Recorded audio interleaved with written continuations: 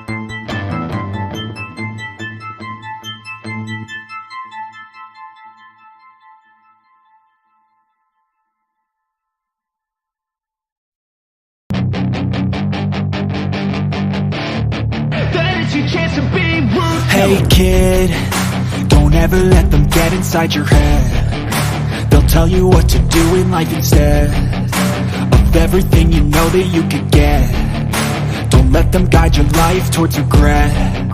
I'll fight for what I love with every breath. My past is filled with things I won't forget. I use them all to push me to my best. So treat the worst of times just like a test.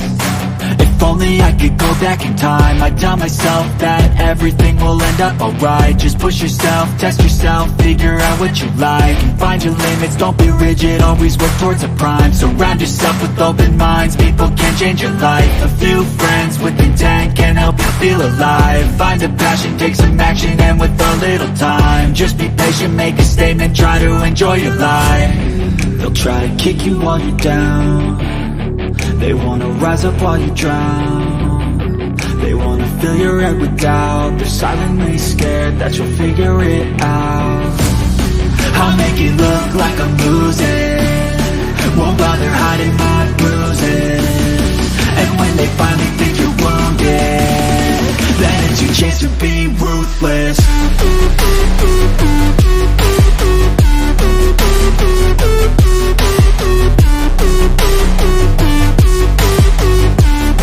Then it's your chance to be ruthless.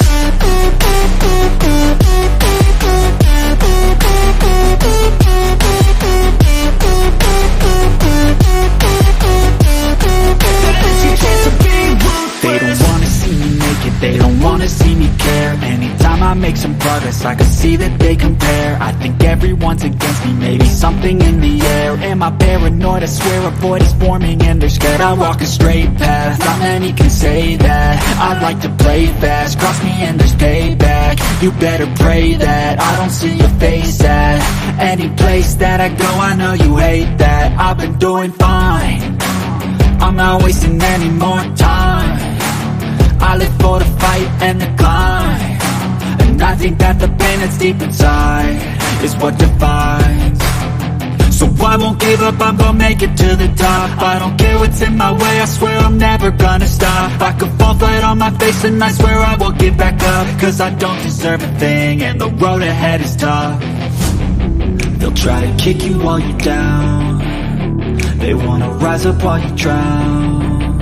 They wanna fill your head with doubt. They're silently scared that you'll figure it out. I'll make it look like I'm losing, won't bother hiding my bruises. And when they finally think you're wounded, then it's your chance to be ruthless.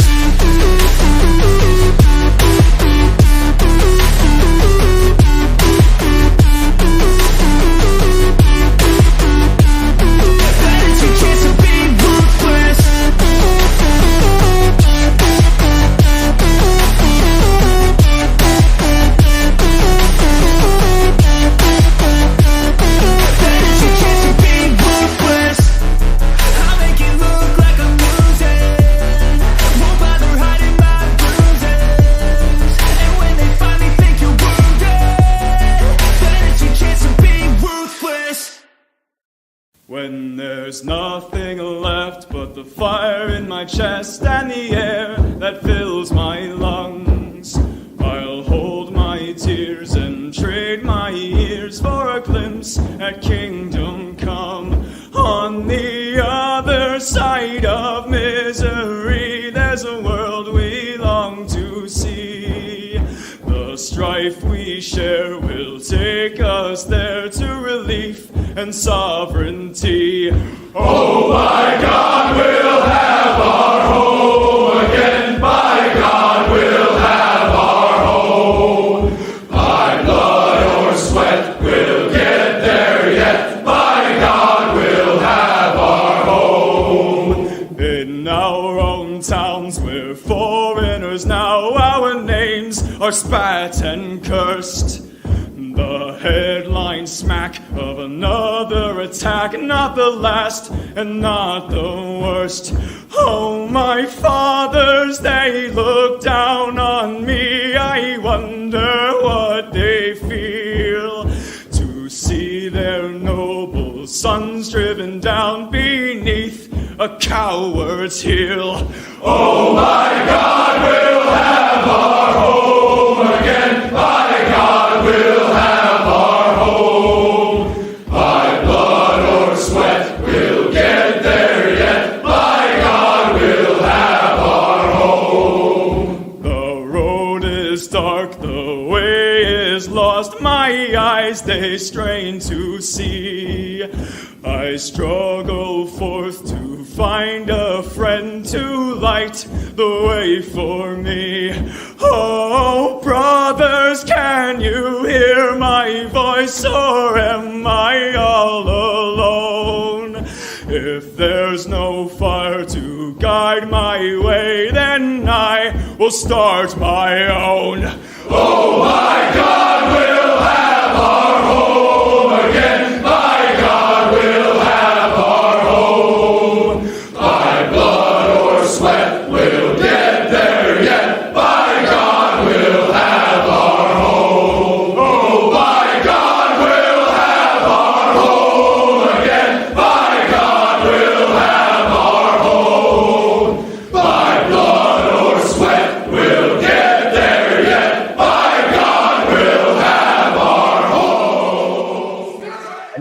this Easter, you know we're going to have our home again. Today's featured stories are Tucker Carlson and Adam Carolla show review. Is Tucker as anti-white as he appears to be? And maybe we'll get into is it a transgender attack on Riley Gaines and protecting females in sports? You probably have an idea what I might say about that. Go Free Lesson of the Day. We're going to jump into a bunch of your community comments from the glossary. Biospiritual incompatibility, the MP politically incorrect, and your comments, calls, questions, and then there's this. A climber fell off a cliff on Easter, and as he tumbled down, he caught hold of a small branch. Help! Help! Help! Is there anybody up there? He shouted desperately. There was no response. He only heard the dying echoes of his voice. So he began to pray. Dear God, I know I haven't been a good Christian. I know I haven't always obeyed your commandments.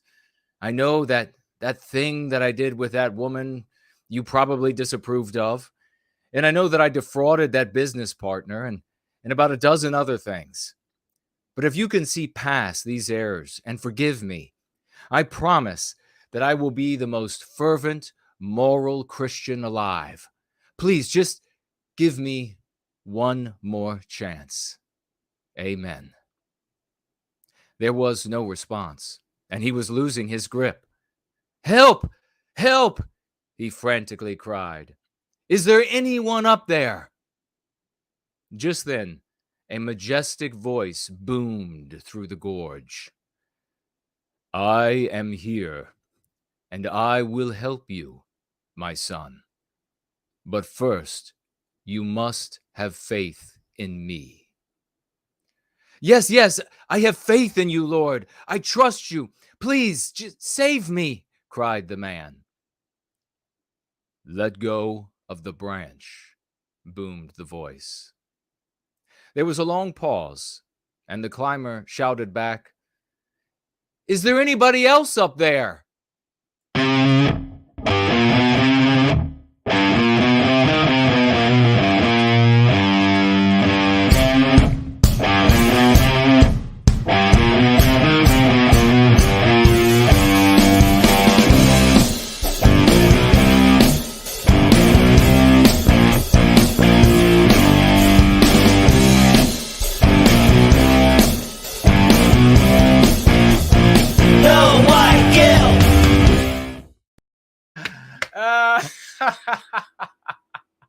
And we are going free, ladies and gentlemen. It is 5 p.m. in the once great state of Virginia, 7 in Sydney, 10 in London, midnight in Moscow. It's a glorious Sunday, Easter Sunday. It's wonderful to be here with all of you. Hey, if you would like to financially gift over the course of this gathering on Easter Sunday, you may do so over at Entropy, which should be up and running. 15% cost to you, and those good people deserve it over there. You can also financially gift over on DLive and their cryptocurrency, or on Odyssey and their cryptocurrency, as well as Cash on Odyssey. You may also financially gift on Cash App as well over the course of this gathering. The links are in the description below. If you have cryptocurrency that you would like to financially gift, which, by the way, you can also gift over on Cash App cryptocurrency.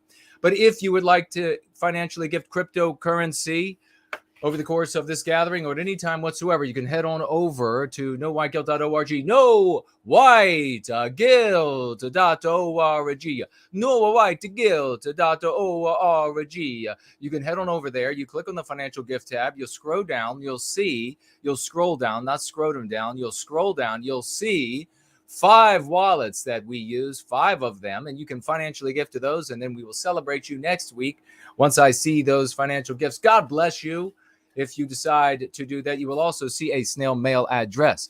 A snail mail address. If you would like to send me wonderful things in the mail, I always love to open the mail bag and we find the most glorious things. It is glorious on this Sunday. It's beautiful weather outside. We're looking in the mid 60s. Could be a little warmer, but the sun is nice and warm here in the once great state of Virginia outside of Mordor on the Potomac. The sky is blue. The puffy white clouds are out, ladies and gentlemen, and it is Easter.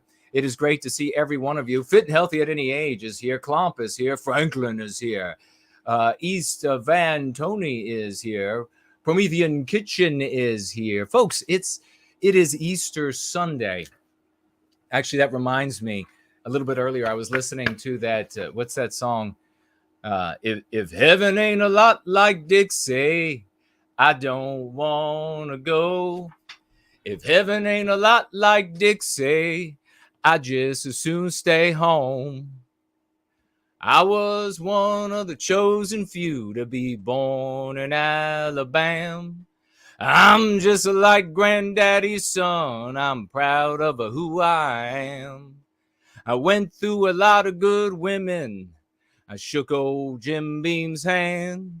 If I never see the pearly gates, I've walked through the promised land. If heaven ain't a lot like Dixie, I don't want to go.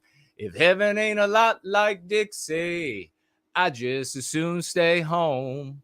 If they ain't got a Grand Ole Opry like they do in Tennessee, then send me to hell or New York City. It'll be about the same to me. Woo! Hank Williams Jr.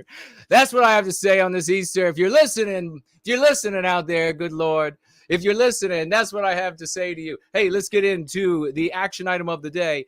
You must grab my Twitter or grab Sloth's Twitter, and you will copy it if you're not on Twitter or if you are on Twitter, and then you will share the tweet about the great, the one, the only, the actual singer, the Eminent Rain, and his album debut. I've tweeted it, retweet it, Sloth's tweeted it, retweet it, follow Sloth's, follow me, do this on Twitter, do it right away. Copy it on the screen, put it out on Gab, put it out on Facebook, put it out on Minds, put it out on whatever else you want to put it out on that you are on, please. Not the most wanted, though, or maybe so. Make sure, because on the 30th at 5 p.m. Pacific time, 8 p.m. Eastern time, the song number 9 and the full album of The Legend of Prometheus will be released. To make sure that you're getting excited about this, you're letting people know and participate in this great idea that Sloth's had to bring attention to Imminent Rain and all the wonderful, epic, so hard stuff that he's doing for white well-being, the Promethean rock, ladies and gentlemen. Make sure that you are a part of that. I want to see you there. Let's jump into some of these swashbuckling, and we don't have many to swash about today, but get out. I want to see some 95s in the chat. Let's see some 95s for the swashbucklers, and just for a glorious Easter Sunday gathering, 95, and that is the 9 words and the 5 key concepts, ladies and gentlemen.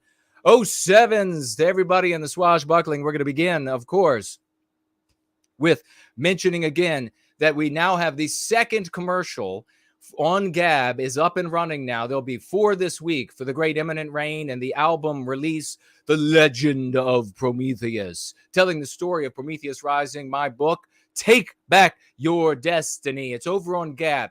If you come across the second commercial now that's running on Gab for this wonderful hero and the work that he's done in service to white well-being, God, we love him. 07s, 007s, 95s, folks, break them out. 95s, Team WWB is in action today. 95s for the great Imminent Rain. If you come across that on Gab, that ad, please copy it on the screen and share it. Also, just like the tweet, across all of your social media. We're coming up second week of the month, chugging, launching, firing through the month, heading to this album debut. I want to see everybody find out about it. Hey, and if you get a screenshot of this, send it to me. I'm not able to see it. I make these advertisements on Gab. I pay for them on Gab, but something's wrong with them. I know the pictures I upload, so I know what they look like, but I don't have them finished to share to people, and I can't see my own ads. So if you come across the ad, please screen capture it, send it to yours truly. Let's keep the 95s, the 07s, the raucous emojis for Dandy Westman. I have seen killing it, loving it over there on Twitter. I've seen him out there. He's making things happen. Dandy Westman, we salute you for all your service to white well-being. And ladies and gentlemen, 07s, 007s, 007s, 95s, Team WWB for the one and only Franklin, who has truly been rocking it all over the state of Virginia, wallpapering the state of Virginia. Check it out, ladies and gentlemen. Where do we have the wonderful example of the great work that this champion is doing? Bam! Look at this, all over the state of Virginia. This hero is an unstoppable machine. He's a machine tougher than the Terminator, with more love than Romeo. He's out there in the world. He's plastering the state. God, it's glorious. Look at this. Good parts of town, bad parts of town, all parts of town. He's finding things everywhere. Into anti-whiteism. It's everywhere. Folks, celebrate Franklin for the hard work that he does and anybody he takes with him on those sometimes dangerous runs, even though we are celebrating nothing but love here in service to white well-being. A handful, 30 seconds this time, 30 seconds. Celebrate the swash, 30 seconds, and we'll be right back.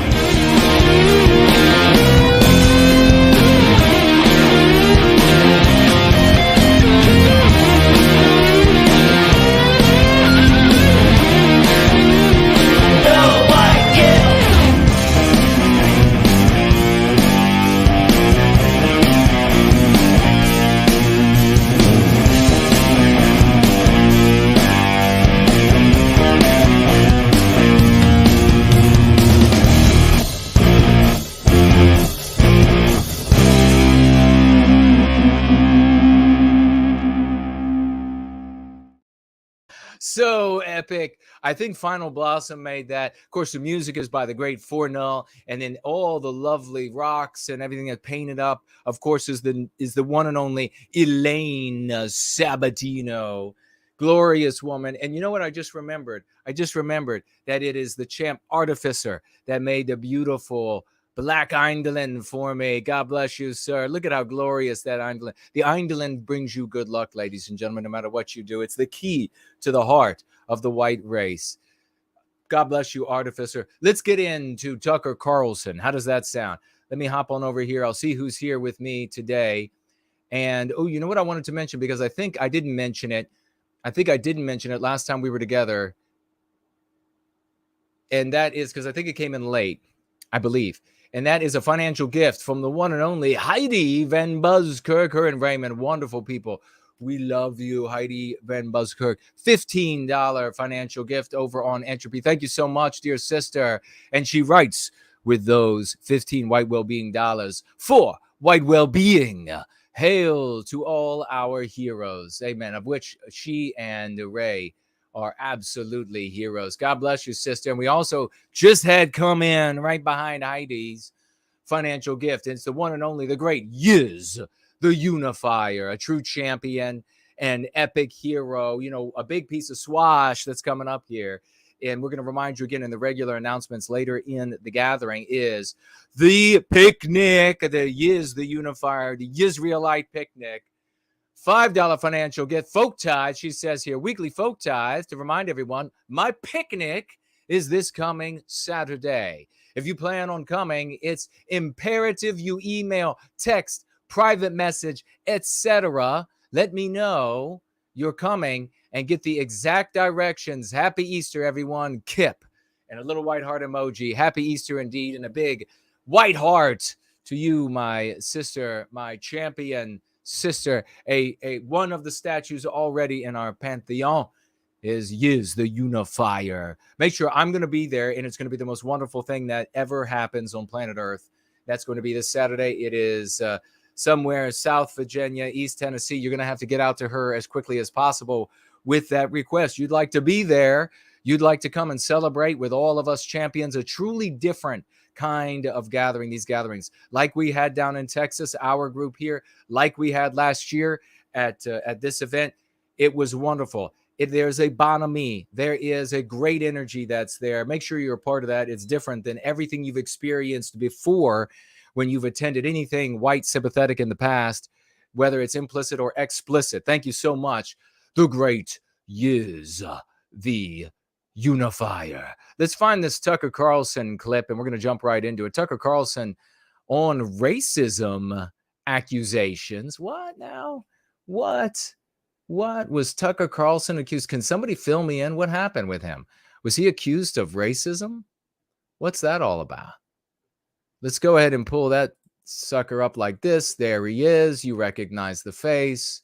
A lot of people out there over the years, and they do this thing that I always hate.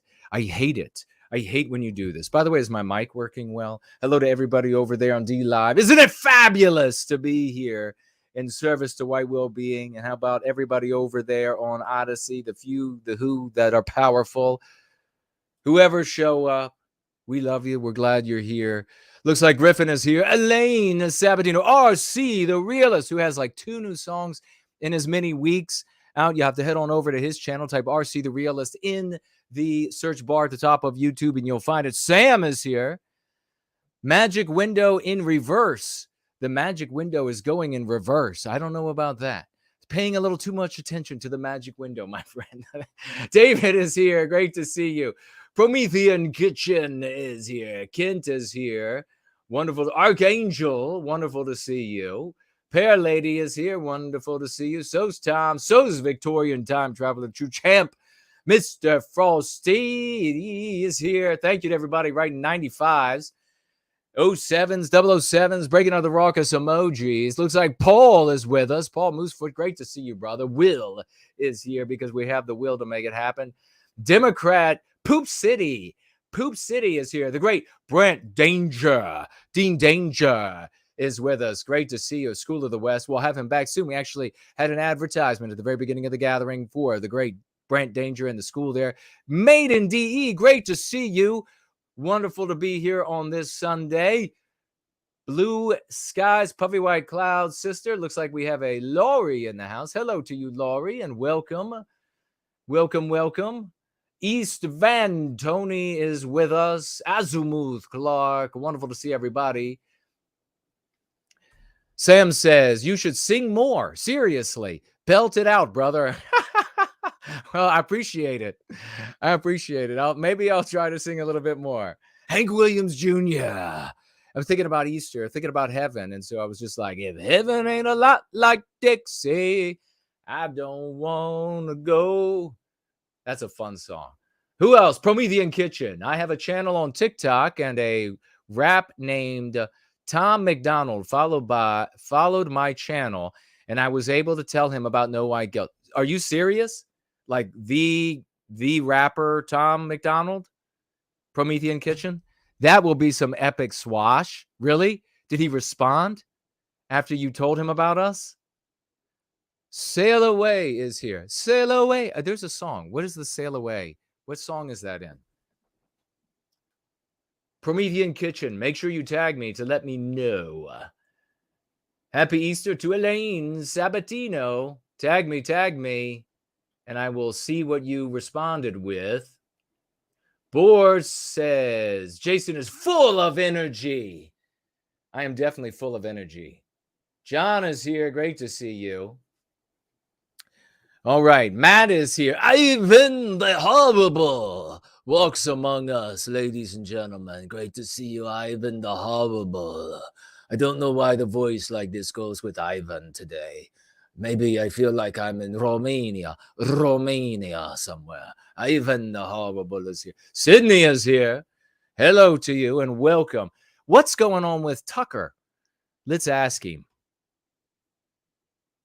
Crime. And I'm sure you know at this stage, people who are addicted to pharmaceuticals, prescribed faithfully by their doctors, who never check in to see how the patient is doing. They just keep writing these scripts.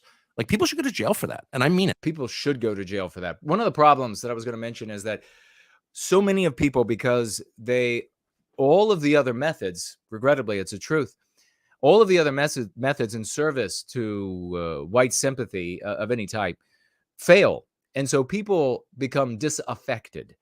They get depressed. They get dour. And then to cope, a coping mechanism is to try to imagine that this person that's famous or that person that's infamous, that they're really one of us.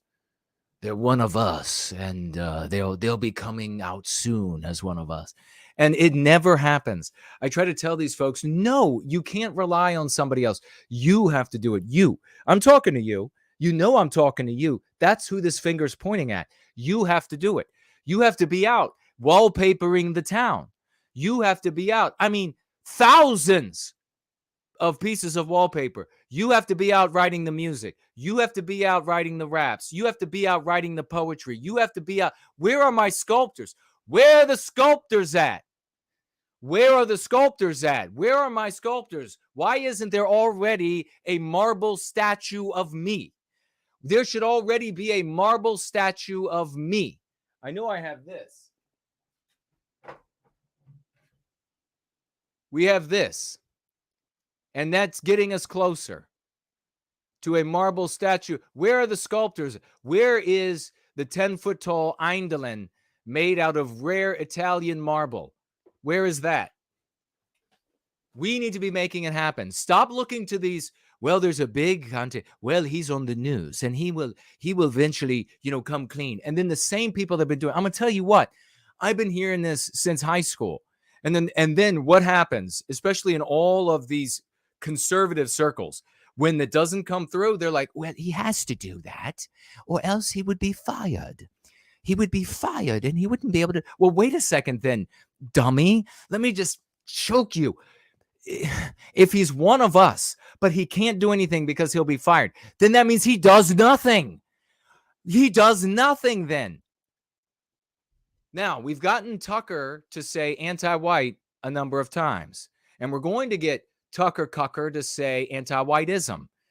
And then they'll say, oh, you didn't do that white well-being. Team white well-being. Team WWB. That's what we are today. Team WWB. That's what we are. They'll say, you didn't do that. You didn't do that. You didn't. I don't know why they're Valley girls, but they are today. You didn't do that. You didn't do that. You can't do that. It's cringe. And then when it happens, you didn't do that. That's what all the crutchers sound like. It sounds like to me now. You didn't do that. They've got like a big, like that bubble gum that was, what was that stuff called? And it was like a brick of bubble gum. They shoved that in their mouth and they're like popping it. And they got like big hoop earrings. You didn't do that. Yeah, we did. Everybody's saying Tucker's all guy, and then something like this happens. And then what have I warned everybody about? How many times have I warned you? Your heart gets crushed. You don't do this. You do not do this. No one is our guy. There's one thing that's ours, and it's our biospirit. And anyone who pushes it is the hero of the moment. And the moment they drop the ball, they are scum. You're not heartbroken. It's just, okay, you're scum. You're not white positive anymore. Yeah, in a sort of related subject, and there's a few, I have so many points. Okay, Adam Carolla. Where is he from anyhow? Isn't he a comedian? Kingdom of Vinland says maybe the giant Eindelen should be made of glass or diamond or something rather than marble. Well, yeah, I don't know about diamond, but glass, that would be something.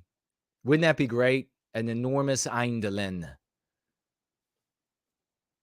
So little time, but I feel that when politicians explain that we're living in a racist society. Okay, this was a weird transition.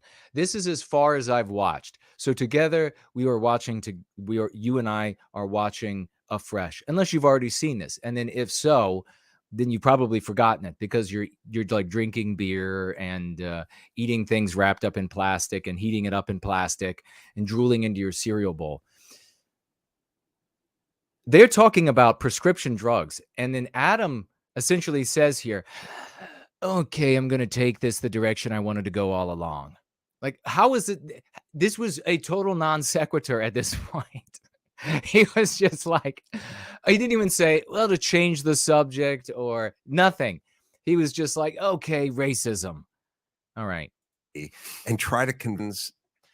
I feel that when politicians explain that we're living in a racist society and try to convince Black people that white people don't want them in their society, and as Joe Biden said, all right, this is not you got to get this right.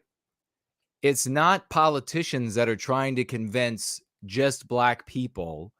Do not center black. If you're white, you don't center another race of people. If you're white positive, you don't center another race of people. You don't make them the center of your story, and either to angelize them or demonize them. You don't do that. They're human beings. The race is composed of individuals, some of whom are bad people, some of whom are wonderful people. Recently, It comes from the anti-white narrative. This is where this centering and this real angelizing of the black race comes from. a lot of people like to bring lynching. Lynching. Oh boy. Promethean Kitchen says Tom McDonald, actually direct messaged me, and I was able to talk to him and told him about the stream tonight. Are you serious? Is he do you really think he's watching? Where's my rap gear? We'll go to a break and I'm gonna come back dressed up as a rapper. I'm kidding. I don't have any rap gear. If I did, I would. That would be hilarious. But let's watch. I mean, if you really spoke to him in a direct message, that would be something. But be careful, because if he starts talking to you about Bitcoin and investments and he starts asking for a little bit of money for his friend in Ethiopia or something like this, he just needs you to transfer some funds, then maybe it's not the real Tom. Who knows, though? I mean, we have people in this community that have talked with some very big, important, well-known across the country people. So it's not impossible. All right, let's go. Back ID and as black. As soon as I hear the word lynching, you need to be thinking about, if you're white positive, our lynching, social lynching, because that's the only lynching that takes place. And it's happened an infinite number of times more than the lynchings that immediately come to mind, which happened more to white people than it did to non-white people. But of course, ask a regime historian, and perhaps I have this wrong. Perhaps it was not more white people lynched in America than non-white people. Perhaps I'm wrong. Perhaps I've misread somewhere. And so make sure you turn on the television and you watch about 7,200 hours of CNN. You'll get it right then. People that white people don't want them in their society. And as Joe Biden said recently, a lot of people like to bring lynching back and that kind of stuff. I believe that's an insane thing to say, but you can't just overlook it. Not by Adam Carolla saying that, because people like Joe Biden do say this. Anti-whites that you talk to, members of your family that are anti-white, will talk like that. Like, there are folks out there that want to bring lynchings back. You have to address that when it comes up. And the only place it could come from is the anti-white narrative, where lynchings take place all the time. There have been 20 times, 50 times, 500 times the number of white on non-white lynchings in entertainment media and in historical media, edutainment media, than there were actually in the real world. And those numbers of the lynchings of the kind that they're talking about here but are in media as entertainment, they continue to grow. They continue. It's like every new season, there are more shows about lynchings of non-white people by white people. It's not going anywhere. So since people are living in their subconscious minds, as we teach in the Go Free Method, and you need to study the Go Free Method and you need to practice it on a regular basis, it's very easy. You can do it too. You will understand how this happens, why somebody in the real world, where there are no lynchings, there are no like white mobs going out and grabbing non-white people, pulling them out of their homes and then hanging them and setting them on fire or whatever else, inviting the Mexican kid birthday party over for who knows what they would like to do. None of that is happening, but in entertainment it is. And so it's another great example of what we argue here, that you're living in your subconscious mind. Everybody's living in their subconscious minds. So as a consequence, and they don't know the difference between entertainment and the real world. Subconsciously they do, subconsciously they don't. And we show that, we demonstrate that. This is a great demonstration. You have people come to you and say, well, there are folks out there getting ready to lunch them any minute now. When in the real world, there's not even a shred of the beginnings of anything like that. But in the media, it's there all the time. So that's why they can think and say things like that. Let's roll. It's a crime as well. We got to I speed this think up. you're destroying people. Of course. You're destroying whole swaths of this society and making a group feel like they're unwanted in the society and talking about white supremacy. Okay, now here's where, well, let's see what Tucker's going to say. Because Tucker's probably going to say, he's going to come away from the firm conservative take, which is what Adam Carolla just gave. This is my guess, because that's what Tucker does. He comes a little bit away from the firm conservative take. He's always done this. He might not now because this is supposed to be a really bad interview, but that's what he does often, I should say. Carolla is the firm conservative take is, aren't we, and remember, we are not doing shit. Aren't we harming black people by telling them that white people want them out of society? No, asshole. We're harming white people because you're drawing the noose of suspicion around every single white person and what we think and what we believe and what we desire. The harm that's being inflicted is on white people. If any black person out there feels like, whoa, are there really white people who feel this way? That is called collateral damage. The target is the white race. Let's see where Tucker goes with it. Yeah, both groups. Yeah, right. It's an insane message in 2023 to peddle to the American people, and it's so irresponsible, but it's mostly gross. Well, I mean, the whole thing is, everything about it is shocking to me, including the fact that people put up with it. Yes. I mean, the endless attacks on the whites, and I'm not defending white, but plenty of, in fact, most people who know me are white, okay? But to attack any group as a group is by definition like a Nazi move. Like what? What? What? He said what? I said what? What? So he started, the point I wanted to make right before that was that he said he's not defending the whites. Wouldn't it be better if he said, I'm not defending Western kind? We can force him to say that. You just have to use it. The whites. I am not the whites, okay? I'm Western kind. I'm a Westman. So, to object, what he's doing here, he's demonstrating the morality of the world we live in, which is the anti-white morality. That's the morality of the world we live in because we're forced to live under the thraldom of anti-white oligarchs and their anti-white narrative. In the anti-white morality, and this is why you have to attack the morality, not the data, not the facts that are always drawn into question. And remember, it's his truth, her truth, whose truth? It's always somebody else's truth. So there's always this it's sort of a moral relevance when it comes to data. Like, is it legit? Is it not legit? Does it harm? Because if it harms, then it's immaterial. You can't argue these things. You have to go right at the point. And the point here is that in the anti-white narrative, it is immoral to defend victims if those on the basis of what they are, if those victims are white.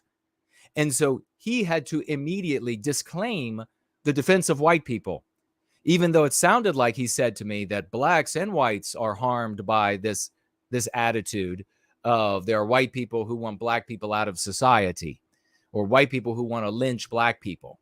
So then he had to actually say, he had to disavow that statement. Why would he have to do that unless there is this morality that we're all swimming through and nobody can see but Team White Wellbeing, Team WWB? And then he says, what's this now? Looking at a group as a race as a Nazi move? Okay.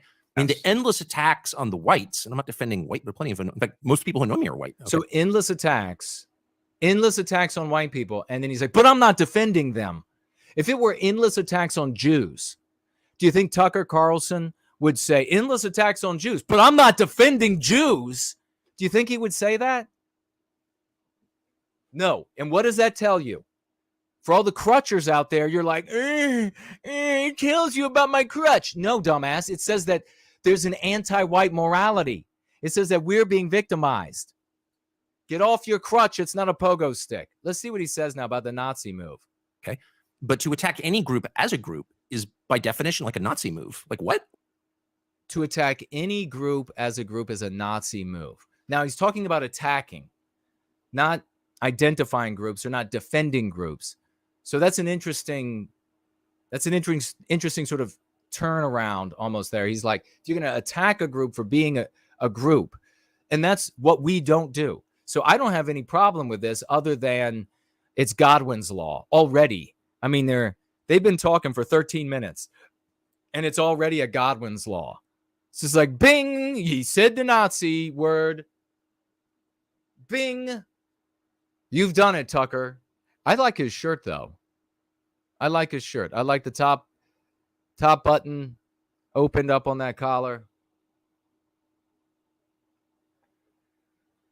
It can't fit him any better, though, because he's kind of sloppy. Like me in that shirt would be epic. You know it would be. And he has all like this delicate water. You get a little bit of delicate. You got your little daintyism water here. Oh, I like some Perrier, some Perrier. Come on, get coffee. Or at least tea. Where? What? I can hardly. So we don't attack other groups of people as a group. And so I concur with that. If there were people out there who said, my God, he said you shouldn't attack a group as a group. Well, you're wrong. You should not attack a group as a group on the basis of your, and what he's clearly talking about here, immutable characteristic. You do attack people for being anti-white. You go with them, baby. You go with them. And then if you got to, you bend them over your knee. You get a little bit of this action. And it changes them real quick, especially if they're ladies. I don't know. Maybe some of the men might like that too. But males. Believe it as someone who was born in 1969 and grew up kind of faithfully believing in Dr. Seuss and the core lessons of the civil rights movement that were allowing our leaders to attack an entire group. Believing. So this is that kowtowing. It's that villainy signaling. The civil rights movement. That's what made us so great. No, it didn't make us great. It didn't make us great at all. It was chock full of anti-whiteism. The white race was already giving access at a pace that was comfortable with turning stuff over that we made and we built to other groups of people, including the rights in the countries that we created. That's very nice of us. You're welcome. You're welcome. So that's not, but so of course they immediately come out. Are we getting ready to hear the MLK reference now? What's in this back here? Are these Adam Carolla's mother's ashes? I heard she was a big woman. But people based on their genetics? Like, isn't that the one lesson we learned from Jim Crow in the Second World War? Is that shouldn't be allowed, and yet it's the wait, what? The Second World War? What we learned from the Second World War? Okay, so the takeaway, this is the anti-white narrative's view of World War II. And yet again, why you don't try revisionist history, another inane approach to white sympathetics. You don't do revisionist history because he speaks to millions and millions and millions a week. You speak in a week to one or two people. So get over it. Grow up. Drop the revisionist history, dumb stuff, and as a means of advocacy for our people. And now we understand, you can take away from this how exactly history is rewritten, is molded, is interpreted, is defined by those in power in a way that you cannot contest. So stop looking backwards. Defining fact of American politics. White people are bad. And you sort of wonder, like, why does no one stand up? I do that voice better than he does. White people are bad. So he's seeing this shit all day long. I'm going to tell you what, we may or may not have had access to staff members associated with this guy. He sees all day long the attacks on white people. And he's even saying so. It's endless attacks on white people. But as a typical run-of-the-mill conservative, stale, what are those, like rice cake conservatives? Maybe that's what we should go. Rice cake conservatives. This is the same argument of, I don't see race. I don't see, well, not even race, color. I don't see color. While white people are being beat to death, while white people are being denied jobs, while white people are being denied promotions, to the point why white people are being denied access to universities, while white people, business people, are not even able to go into business because they can't get the same loans, they can't get the forgiveness on taxes, they can't get the forgiveness on I guess you should say loans, but they can't get the grants. And so they go out of business. And then there's an epidemic of white people, especially white males, thanks to anti-whiteism, killing themselves and using drugs. And then what do you have? You have these white females like this swimmer saying, there need to be safe spaces for us girls. You are not there for us. So no more safe spaces so that you can browbeat us, Cupcake, on the morality of anti-whiteism. Up and say, how dare you talk about people on the basis of their race? Like, how dare you? But everyone's too afraid you're a white supremacist. What? No. Yeah, I've said this in the other direction. I've said to a couple. So right there at the very beginning, we see Tucker saying that the fear is that you're going to be hit with the meme pathogen. And white supremacist is just a little bit, a slightly weaker synonym of racist. It's the central pillar of anti-whiteism. That's what destroyed Western civilization. Are you understanding this now? Where did those victories for the anti-whites take place? In conversations. This is what he's talking about. Everyone is afraid to say the truth because they'll be hit with these weaponized concepts. And the central one, of course, being the one that props up all the others, is racist. You can't wield it as a white person. So that's where the West was lost. Not on a battlefield, not, Theodore Adorno, not all of these other arguments that folks make. It was right in the conversations at the water cooler, at the lathe, at the trash pickup site, at the dinner table. That's where the West was lost. That's where you take it back. Of my black friends, when Joe Biden is talking about airlines gouging the citizens of the United States with extra costs for knee room or luggage or whatever, and he says this disproportionately affects poor people and people of color. Like, you've actually taken poor people, remove them from people of color. Now you have your own category, right, meaning Jay-Z's getting gouged. Obama and everyone in Appalachia is getting screwed. Right. And I do want to say, Adam, have me on your show. Let me straighten you out. Come on. Wait, I'm a white guy. I got a Germanic featured face. I am beautiful and in shape. And I know it makes a lot of guys very jealous, but I'm poor as a church mouse. You're rich. So you got it over on top of me. Have me on your show and I will straighten this out for you. Because you trying to make an appeal to how this is hurting the black people won't push back on what's being done to us one iota, Adam. Your parents and grandparents, generations past, that were doing it. Same position. I've taken this, it's a very wise, listen here, Sonny. We took this position back in the day, and it was that we're going to watch out for the black people. We're trying to protect them. We're more protectors of black people than the other side is. You see, Adam? So that's what we're going to do. Did it work? You buried him. It's worse. Hey, to the black populace, aren't you fucking insulted by this old man who keeps saying, okay, I didn't know he was going to talk like that. I hope there's not much more. These black business owners are as smart as white business owners. So they just can't get lawyers or accountants or driver's licenses. They don't have driver's licenses. So this is the ultimate Republican, just mind-numbing, nuts-numbing BS. Like, everything you're saying here makes it sound like you're saying blacks are dumb. Is that what you Democrats are saying? Oh, you're owned. No.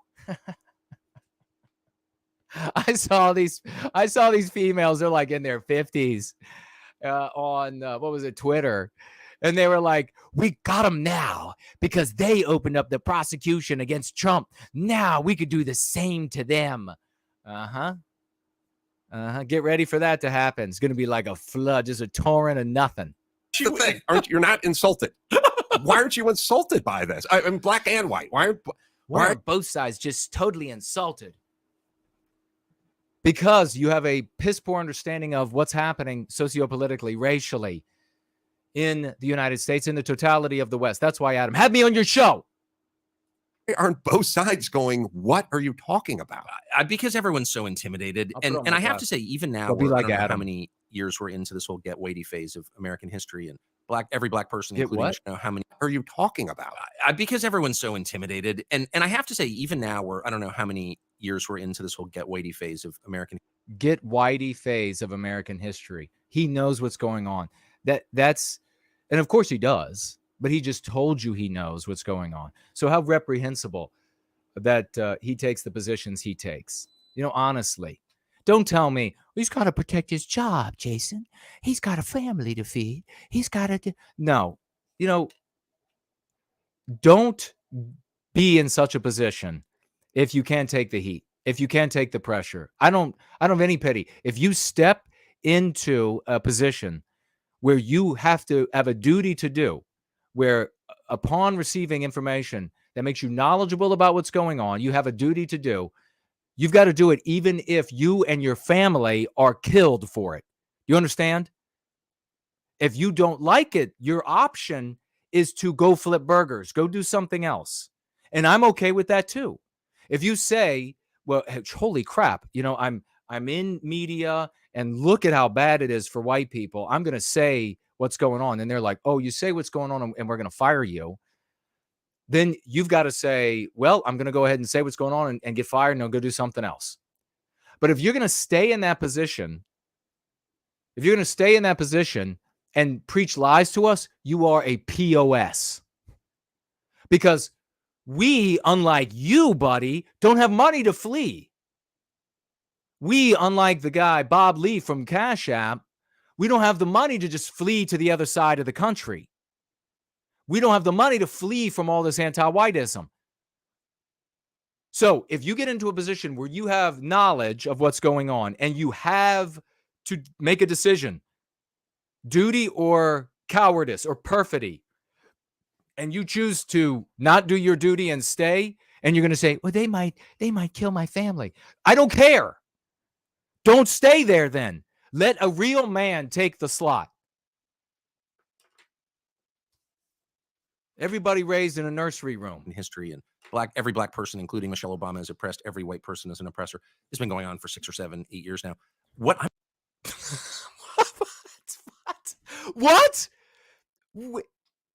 6 or 7 or 8 years is how long this has been going on?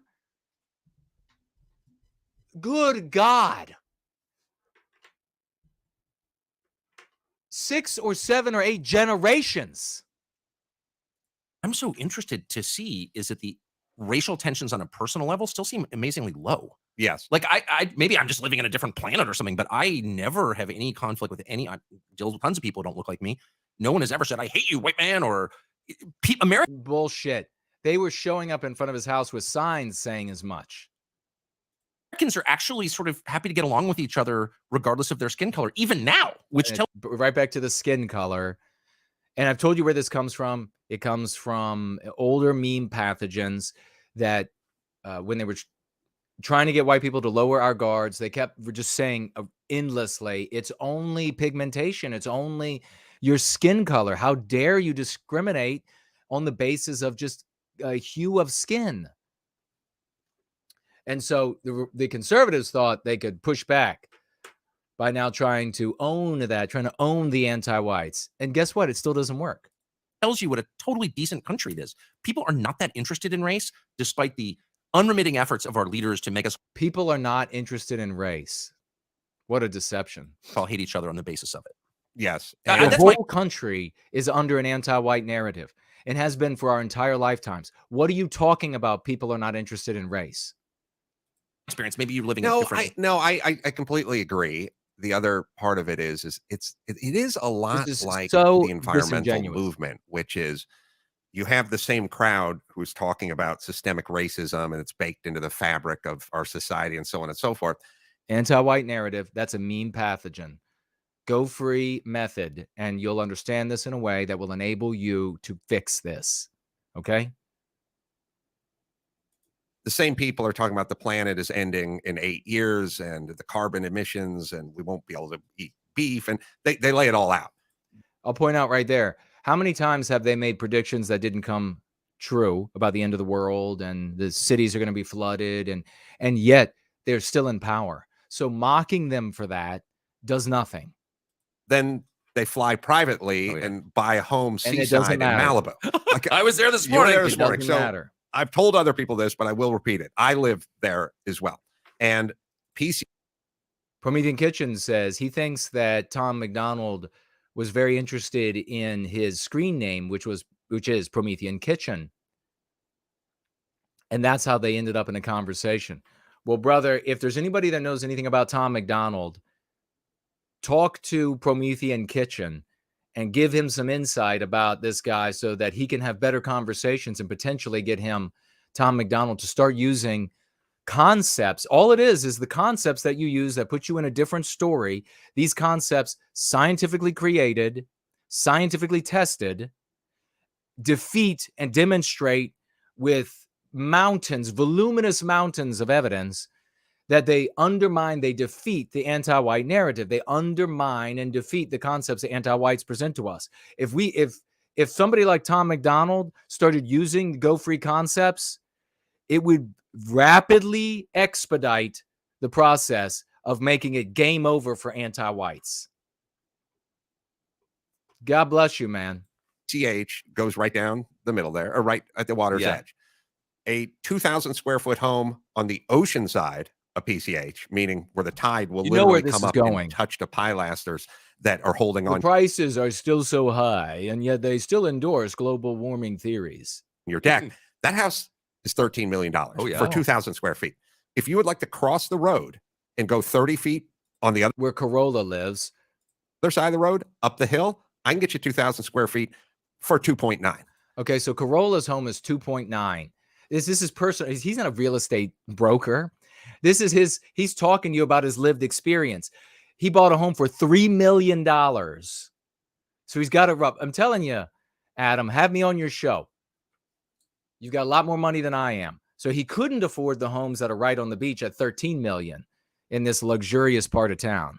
So if we're going to be engulfed by the ocean, Oh, and the you got people him. who live on the You ocean are got the 'em. loudest people about this subject, then why are they paying an extra $10 million You got to him. live closer to the thing that's going to annihilate them? Oh, you got Because him. it's just a cult. I mean, and at the core of any cult is hypocrisy, and the people who are enforcing the rules don't believe in them. It's a Right. ritual they go through in order to I get it, expiate but their guilty maybe- consciences. Maybe the same people that are telling us how racist society is, the same people, Wouldn't want to live in a 90% white seaside town. yes, or conversely move down to Baltimore. I was about to say all the systemic racism people need to move to the hood like immediately and take Yes. the subway to work. Yes. 100%. It's funny for like every now and again we say something like just like flippantly about that, but this is part and parcel of conservative Republican conversations. Good people across America and the rest of the West, you got to start going free, because this will not liberate you from these chains that are sinking you in the sands of anti-whiteism. Tom, if you're listening, I could put down some of your lyrics for you, buddy. It should be the law. Systemic racism. Okay, let's take a look at the most recent census numbers and find out who lives in your neighborhood. Oh, it's 80% white in a country that's only 60% white. Oh, you I think, by definition, you're a Klansman, and you should be required to move to Gary, Indiana, and enjoy it. And one word of complaint out of your mouth means the Justice Department is going to throw you in leg irons for racism. I mean Yeah, and by the way, Malibu is not 80% white; it's probably 91. I was throwing in percent. housekeepers. But yeah, Oh, in that range. if the help counts, that will Yeah. tilt it in your direction. The other thing I was thinking about when I was thinking about talking to you, because I'm always interested in exchange. What does he I literally live there? And he's like, well, it's just there are more non-white people there than you just implied. I live among more non-white people than that, Adam says. Ideas with you, but I was lamenting this back to sort of kids' health, mental health, which is, I was talking to Dr. Drew earlier today, and he said all young people are miserable. Dr. Drew. ostensibly. And what's going on? Adam and I are both well, like, here's what's going on. if you lived in this country for the last 250 years, Mm-hmm. you were in statue building mode. This country built statues. And if you looked at it like a chart or a graph or something, it'd be 250 years of I'm really interested in this argument. Dr. Drew argument. Have you all heard of Dr. I don't know who he's referring to. Does anybody know? non-stop erecting statues. Erecting them. Civil rights leaders, Erecting. That's what he should have done. He should have leaned into the microphone when he said that one. They've been erecting statues. generals, you Yeah. know, whatever, in front of Our heroes. high schools and in sporting, you know, Okay, yeah, we put up statues. Babe Ruth, you know, in front of Yankee Stadium or what. What was going on then? What was the percentage of the population that were white and proud of ourselves and proud of our accomplishments? And then that's been diminishing both our pride, which is now gone, and our accomplishments, which are becoming fewer, and our percentage in the population of the country we created. That had something to do with it, Adam. Whatever, libraries. But if you look at the very last 3 years, there's a sliver of red when all we did was tear down statues. Of course. No, again, do not speak like this. I have to jump in. Don't say we. We tear down statues. What's going on with us? Do not talk like that. You literally, this has to be psych warfare. It has to be coming from somewhere under the Pentagon. Do not speak for your victimizer.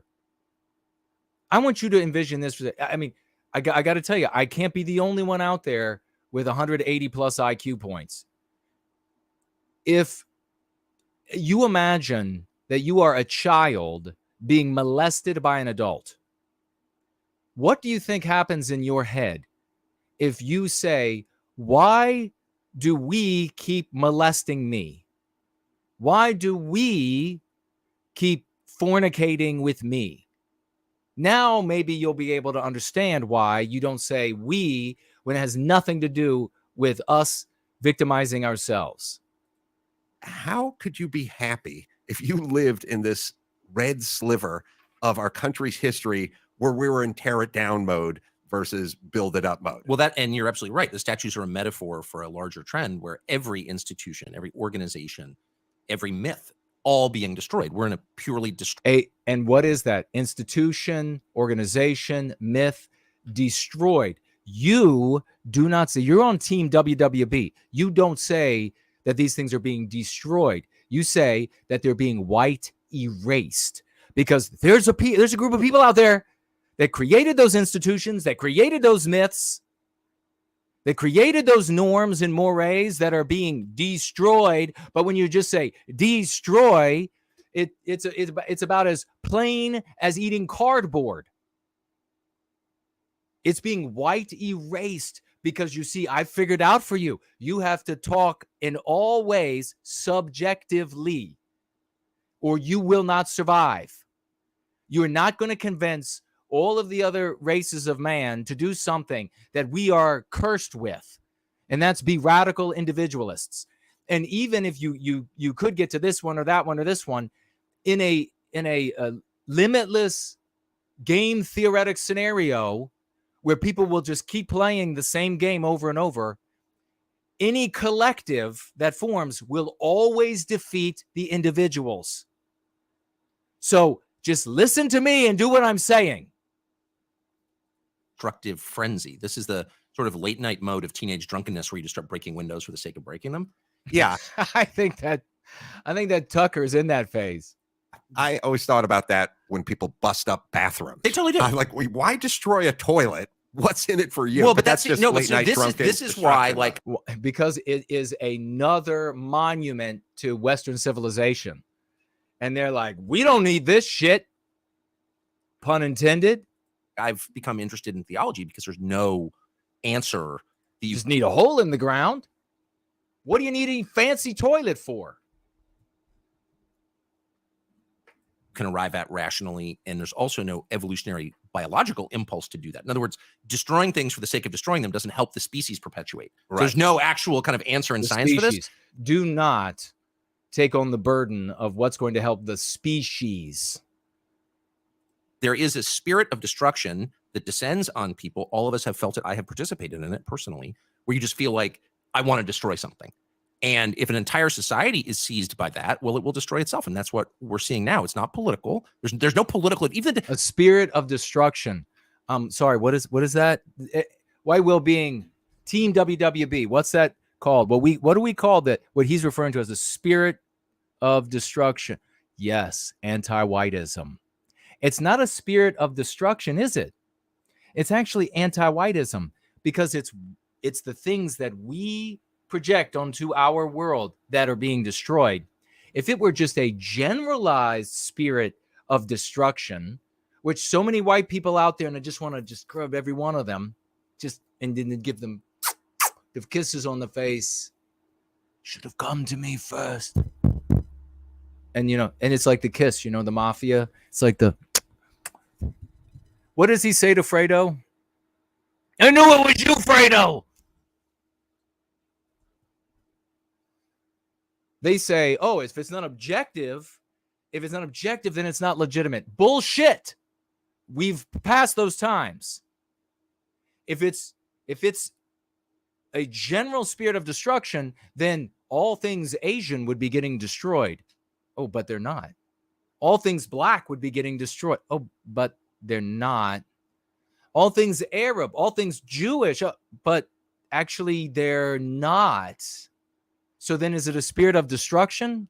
You need to stop. This is this proxy defenses that conservative content creators like this cucker right here, they do all the time. He speaks it, and then it goes out into the world, and it's like the sewing circle. They don't even need to have this guy on.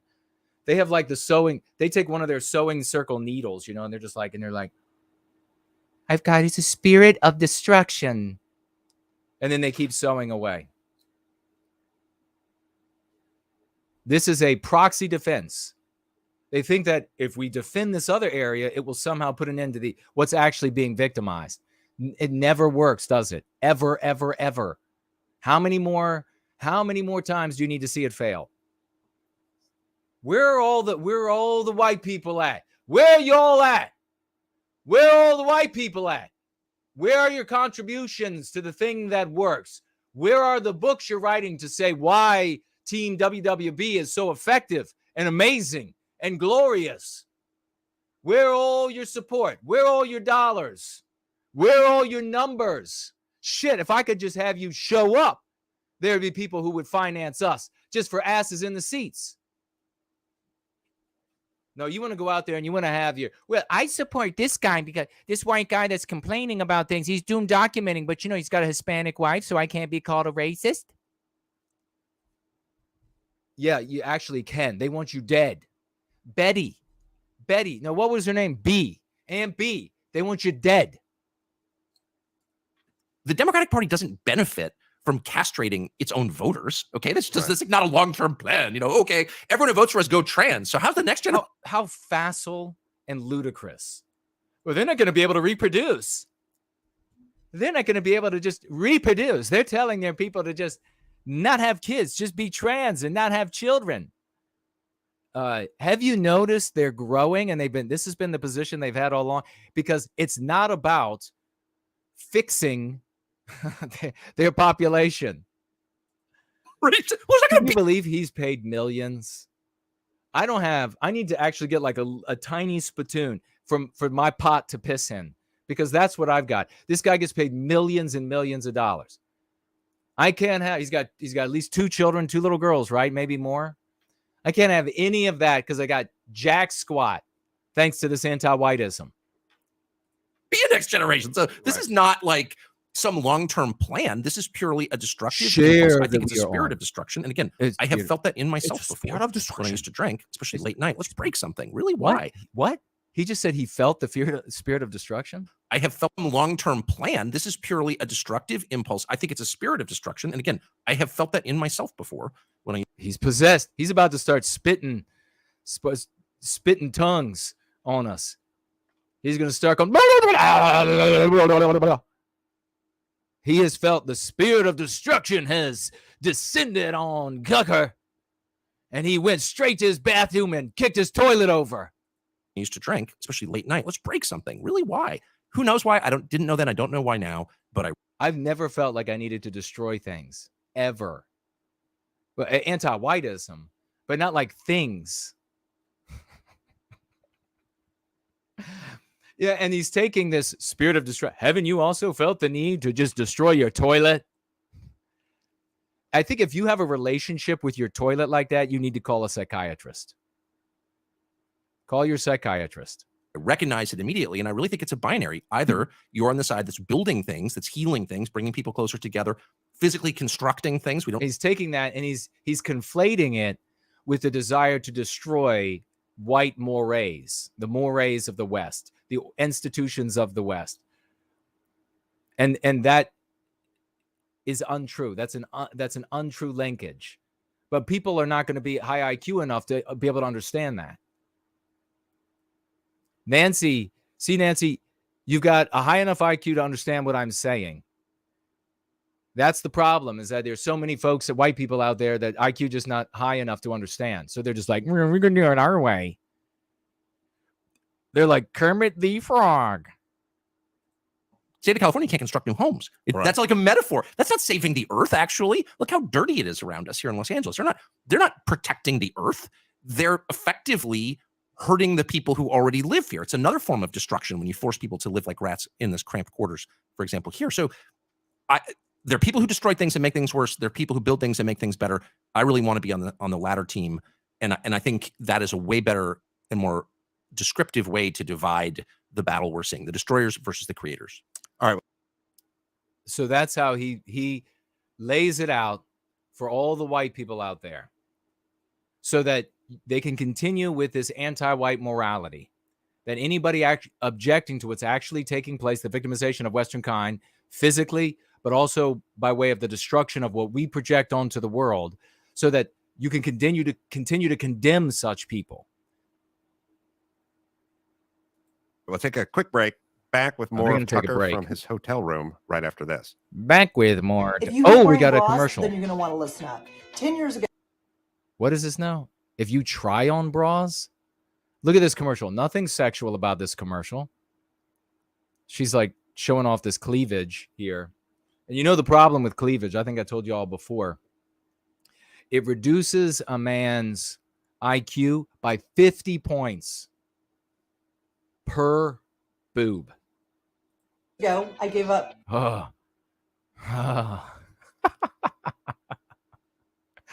Hey, ladies, if you get all bent out of shape out of that, you need to get over it. You need to get over it, because it's a man's ability to be attracted to a very wide range of ladies. Unlike you ladies. And we're going to set this straight when we recapture our destiny too. No more of this Bravo Sierra of it's only guys who care about looks. No. Guys are attracted to like 80% of women. You take the average white guy and you show him 100 white women, and he will be attracted to 80 of them. You take the average white woman and you give her 100 white males, and she'll be attracted to 10 of them. So who's more interested in looks? It's the women. So no more teaching the little boys about how they're snails and puppy dog tails, and girls are spice and everything nice, or whatever that Bravo Sierra is.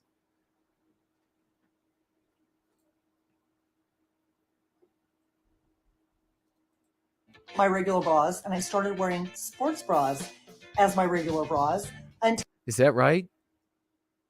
until under outfit bras. It is a bra. I didn't put in applause. That's so funny. The way they do commercials now and market these things, it's hilarious. But it feels way more comfortable. Why didn't they use Mulvaney for this? I mean, come on, Comfort Bra. Prop me up some Dylan Mulvaney. Maybe sucking down a Bud Light. You know what's interesting about that? Bud Light, not a real beer. Dylan Mulvaney, not a real spokesperson. Than a sports bra. It doesn't dig into the shoulders. It offers great support. no underwire, and it's got padding, and padding that it doesn't come out in the wash. It actually is built in, it's sewn in. And I that joke is serious. My brain has stopped working. There are things happening. There are things happening in my body for which heretofore I had no knowledge of. material is amazing. Uh-huh. And this bra extender is everything. The bra I forget that extender. I'm even wearing a bra. She doesn't feel like she's wearing a bra. I can ditch my sports bra now. Finally, a bra that I love. You're going to want to get these in every color. Yeah. It's like the whole commercial is her at a 90-degree angle. Click below to pick your bra color.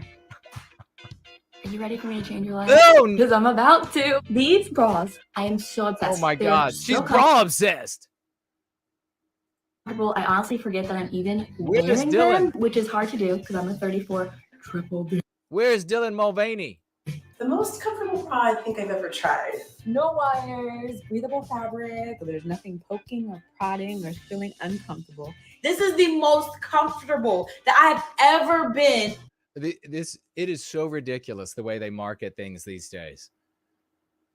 The claims that they make, because there's no entity to protect the consumer. It's all in the United States. It's all about capitalism. It's just how much money, somebody making millions. That's all that matters. Well, actually, but millions are harmed of people are harmed by this. So making dollars, they are, but everybody else is like in wheelchairs. Look, so they're just saying like, this is the best I've ever felt. My boobs grown by 3 sizes. Wearing a bra. When you just don't want to wear a bra, but you still want some support. No, wrong to put the whispering lady after the loud one. And there's not a surprise here. It's like, put her in front of the bed. Is there anything that's just not shameless anymore? The search for me is officially over. I have found my favorite I bra. have padding on the inside that's actually sewn in, so you're not going to lose them in the wash. Look how this padding is built in. Awesome. It is the best. Well, what's the padding for? What is that for? I want to know what the padding's for, because if it's to conceal things, then I'm not for that. I'm obsessed. You have to buy these. Like, it'll change your life. It's totally changed I'm mine. obsessed. Finally, It's a totally bra that I changed my love. life. You're going to want to get these in every color. And if you would like to try the Under Armour bra, Oh, how pretty with the red hair and the fair skin. you really should get yourself the comfort your body and especially your girls deserve. This is the most comfortable bra I have ever put on my body. Or they're going to reach out and they're going to say like, sir, we will pay you to take that commercial off your stream. Okay. Obsessed. We don't want our bra It's like a commercial second on your skin. stream. There is no reason why you shouldn't try these. The best bra that I've ever owned. Shop your favorite color Oh. now. Click below to pick your bra color. I got this bra. And Hey, it's Adam Carolla. Is your vehicle no longer stopping Wait, now like we've it got- used to? oh gosh, it's an auto parts store now. So they hit up the women. This is what happens when you watch Adam Carolla. They hit up the women with bras and then the guys with the cars they can't fix. I bought this bra. I grew 3 inches. I was immediately given a raise. It's the most amazing thing that ever happened. With application-specific friction best, Okay. the professional to do the job right. Visit online, O'ReillyAuto.com. I do not trust Adam Carolla's words on automotives. Old gatekeeper. It's really quite exquisite. In the old world, comedians relied on What the hell? TV shows to bring them to a national audience. I was so ugly, my mother breastfed me through a straw. Talk show routines were essential funny. if you wanted to become famous in comedy. I told my kid, I said, someday you'll have children of your own. He said, so will you. But late night shows and network specials don't matter as much anymore. Comedians can release their material directly to a global audience. All right, That's let's a problem. Nobody can see their come minds. on. Ian came by with a media guy. He just put out that fork. Hey, good morning. What? Have you tried putting butter in your What coffee? the hell? Coffee is We want to get back to the thing. Oh no. Crafted. I was Okay, here we go. honored to be a part of one. I hope there's room in other productions for me because I I've think always you're- loved yeah, to contribute. It's like a Woody Allen movie. You're the recurring character in every one. So we're talking off the air, but also here's an interesting Is it still sped up? hypothetical for you in terms of building. Yes. Because I agree. I was a builder. I worked with builders, and they built this country, but it's more than iron and brick and mortar. It's kind of a mindset. Yes. You know what I mean? Like they want to create, they want to expand, they want to move forward, and so on and so forth. And something else I was kicking around the other day is Los Angeles has fallen off a cliff. I mean, it is a hellscape now. It's garbage everywhere. It's crime everywhere. Everything's expensive and this, that, and the other. And so we had an election to see who our next mayor would be several months ago. Oh, I noticed. And we had a builder named Rick Caruso. And this guy was a world-class developer. He did the Grove, and he did many of these great developments. And anyone who's been in one of those, it's a little bastion of utopia inside of a dumpster fire. Of It's clean, civilization, it's safe, it's everything else. So I think that's the guy I would want running LA. Yes. Okay. But we decided to elect a career politician who has no experience. Winnie in any Mandela, was that her name? building. We Her name is decided. Karen Oh, Bass. sorry. Right, Karen Yes. Bass. Okay. So we went with what I would call, I have a category called crazy friend of your mom's when Mhm. you were in high school. That seems to be who runs Los Angeles, like your mom's craziest friend, Yeah. girlfriend when you were in high school, and you went like, who's that nutty bitch with the clamp-on earrings? Yeah. They make policy. Yes. That's all they do, whether it's COVID or permitting or whatever kookiness is going to. Coconut says, I can totally see you teaching high school, trying to load a video or fix the projector. Oh, yes. When the projector way back in the day, before really the VHSs were hitting, it was like the projector would jam, and it's just like, run, goddammit. Yeah. But here's a hypothetical. Make sure you click like. And whether it's Karen Bass or Kamala Harris or even Joe Biden, if you just said, I'm going to hire a headhunter, I need someone to run my company. Now, what would it cost to get Rick Caruso to run your company versus what would it cost to get Karen Bass if a headhunter went out there? Rick Caruso would want $46 million a year and stocks. Karen Bass, you could get for $46,000 a year to run your company because she doesn't know what she's Plus doing. paid vacation. Yeah. Yeah. One week a year. I'm just saying, if you put it in those terms, isn't it insane what we do in Los Angeles? Well, but it's not just Los Angeles. I mean, across the Oh, sure. country, Yeah. all of our institutions, from our big banks. I mean, the woman who runs Citibank is like utter incompetence, one of the biggest banks, and it's a strategically, essential bank. Come on, doesn't attack not into white banking. people. Every police department in the country seems to be run by one of the dumbest people on the force. Our Congress is filled with utterly mediocre people. The choice in LA was especially stark between someone you would never have dinner with and someone with a long record of achievement. And they always choose the least capable, most destructive person. So what does that tell you? The goal has changed. The goal is not making the future better for your kids or grandkids or even preserving what you inherited, which seems like a baseline requirement, right? You get something, don't screw it up. Right. The goal is exactly the opposite. It's to degrade, tear down, because it's anti-whiteism. The least capable. I mean, I see this. You're talking about the least capable or the least competent. You're functioning under the anti-white narrative. So the people vote for the most competent at destroying that Western world that anti-whiteism has demonized. They don't care about who's going to run the city the best per your metric. They have a totally different metric, Adam Carolla. Everywhere. You look at the women's magazines and they pick women who are like physically repulsive to Heidi. be on the cover. Not A happy Easter to you too, Heidi. We celebrated your financial gift from the last stream at the very beginning. Or some dude dressed as a woman. Right. And you're like, wait a second. Not only is this not about beauty, it's the opposite. It's about ugliness. It's about promoting incompetence.